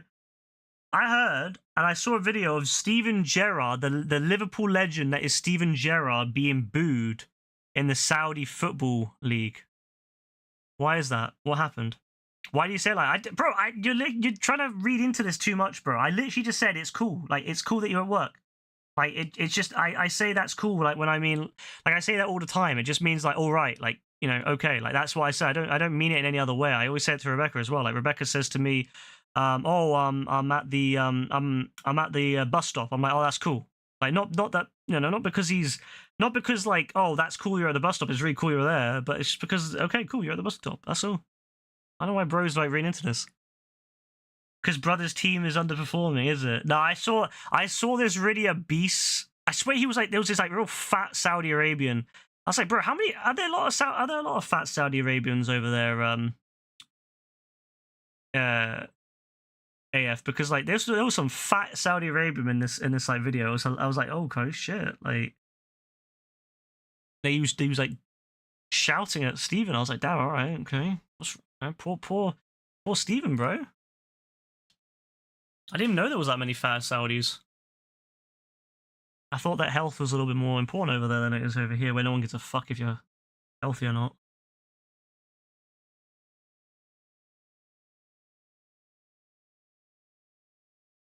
Like, I swear, like half the UK and half America, like, like literally a beast now. It's crazy, crazy, madness. Although, to be fair, I'm not doing very well myself at the moment. I'm not obese, but I'm definitely not healthy at the moment. It's just the food is too good, man. The fat burritos keep me going. Every time I'm like, okay, I have a calorie deficit, right? I have a calorie deficit for some of the, like, for maybe 3 or 4 days of the week. Sometimes I even have a calorie deficit for 5 days a week, and then on the just one day comes along, I'm like, you know what? I want a fattest burrito, and I eat that, and then I never lose the weight. All the calories, all that calorie deficit is gone in one meal. You know, it's so easy. 500 calorie deficit per day for 7 days a week, 1 pound a week lost weight.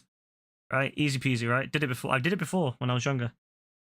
And I went down to my healthiest, lowest ever weight. It was amazing. Felt so good.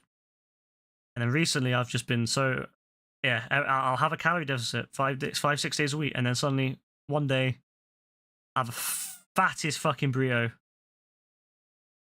That's it. Fattest fucking burrito and it just ruins it. So fat burritos, bro, they be killers, you know? They be killers. Fat burritos. Don't trust the fat burritos. They are killers. But they are great. They're so fucking good. Oh my god, man. Oh. Bro. Do they really, JB? No, they don't. I don't find that with me, bro. I don't know. You must have been having like some mad beanie burrito, bro. I have smoky pinto beans and what's it called? Black beans, but I don't have that. I think it's more for people that have fiber intake issues. I think that's just because JB, I've never had that issue, bro. I think it's just because Americans typically have like really low fiber intake, and so their bodies don't know how to deal with lots of fiber. So when they have beans like that, their body's like, holy shit, that's a lot of fiber. What do we do? And the body doesn't know how to deal with it. But I've never had that issue in the UK. I've never had that issue with any burrito I've had in the UK, and I've had burritos from a fair few places now in the UK. Never had an issue with that. And maybe it's the American burritos are just worse quality, which doesn't surprise me. But also, I think it is because of the fiber intake. Americans have very, very low fiber. Like it's ridiculous how little fiber they have, because almost everything in America is processed. You know, everything is broken down and processed, and so there's literally like there is no fiber in most of these people's diets. It's crazy. And the amount of times I see when I'm on Reddit and people are like, "Oh, I have digestive issues," right? And I'm not talking like IBS. I'm not talking about, you know, like Crohn's and celiac and all that. I'm not talking about like actual legitimate digestive issues and things like that. I'm talking about just people that have bad diets. The amount of Americans on Reddit that talk about their bad diet, you know, their digestive issues, and then someone's like, "What do you eat?" And they don't mention anything, like no vegetables, nothing. There's no vegetables, nothing like that. Just processed shit. You know, really low quality meat usually, and just processed shit. And they're like, "Oh, well, you know, maybe you should try having fiber. So just, you know, eat stuff that has fiber in it. You know, a lot of, you know, beans, will, for example, have lots of fiber in them. Eat fibrous foods." And then they'll have that. They'll start eating fibrous foods, and suddenly all their digestive issues go away. You know, their diarrhea goes away, their constipation goes away. They suddenly can, suddenly their bowel habits, you know, are normal, and they're like, "Oh, well, why is it? Why did I never do that before?" Well, it's because a lot of Americans are so unhealthy. That's a simple fact of it. Their food is some of the lowest quality food in the world when it comes to nutrition. It's terrible. It's absolutely terrible. It's I wouldn't feed my dog American food, to be honest with you. But that's probably why, bro. That's probably why. If you don't want that to happen, bro, eat more fiber. If you eat enough fiber in your life, you'll find that you can eat anything pretty much, and you're fine. Because that's literally it. If you eat enough fiber, if you eat well, and then you have like a pizza. Has anyone ever noticed, like, if you eat like poorly, and you have a pizza, it'll make you feel worse. It'll make you feel really bad at times.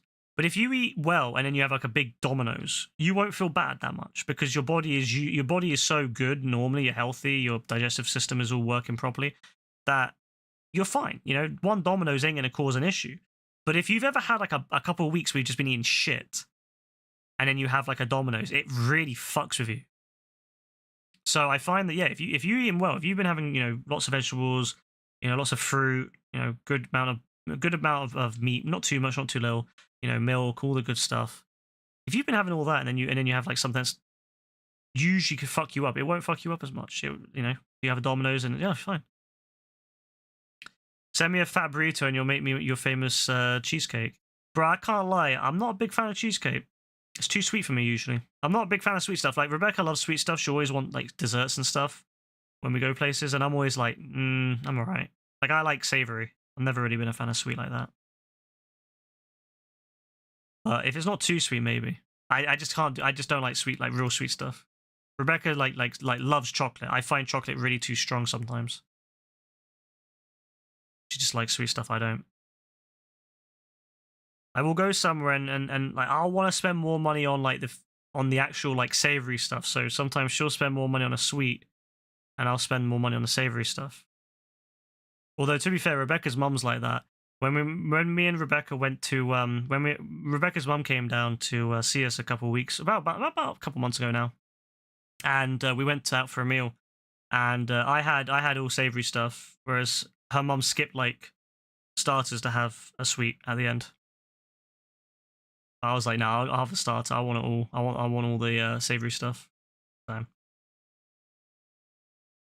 Cheesecake isn't that sweet. Well, if it isn't sweet, it wouldn't be that bad. But no, I'm not. I find that when I have sweet, when I have like, whenever I've had cheesecake in the past, I've always found myself like where I can't eat it. Like I'm almost like put off by it. Like it's hurting my mouth almost. But yeah, you can get fat burritos easy though, bro. Like just literally go to the, there's so many burrito places in London. Really easy. There's loads. There's also chains now. There's like Tortilla. That's a chain. There's a couple of other chains I've heard of as well. That are around the country. Some of them aren't in London, but I've heard of ones around the country that you can go to. I just recommend don't go to Taco Bell if you want a burrito. Look, Taco Bell. I like Taco Bell in the UK, but trust me, if you want a burrito, don't go to Taco Bell. Go to a proper Mexican place or a place that is like more Mexican orientated, because you'll miss out if you go Taco Bell. Taco Bell has nice fast food burritos, but they are not burritos. They are quick. They're good. They're good on a quick meal. If you want to just grab yourself a nice cheap £6 burrito. But if you want a proper fat burrito, you gotta go to a proper place. It's worth it. Always worth it, in my opinion. All right. Anyway, I'm gonna keep going on to random shit. Anyway, so yes, have a good one, everyone. It's 4 o'clock. I'm gonna go now. Take care. God bless. Have a good one. I'll be back tomorrow. We'll see what happens. It might be a game. It might not be a game. It might be politics. It might not be politics. I might not even stream. Who fucking knows? I don't know. That's the best part of this. I don't know. I have no idea if I'm going to stream until about 5 minutes before I do. That's the best part of it. So, we'll see. But I hope everyone has a good time. I hope the Americans out there, I wish you the best of your election. Hopefully it doesn't go really, really shit. Hopefully you don't end up with a dictator. We'll see. But, and to anyone who's not American, good fucking luck dealing with all the American shit on social media right now, because it's fucking everywhere. I literally went on to Reddit and it's just full of it. So good luck, everyone. Have a good one. Lemon flavored cheesecake. Sure, bro. I wouldn't mind lemon. Lemon's more interesting because it's not sweet. But, yeah. Have a good one, everyone. Have a lovely election. And for everyone else, have a lovely Tuesday. Bye.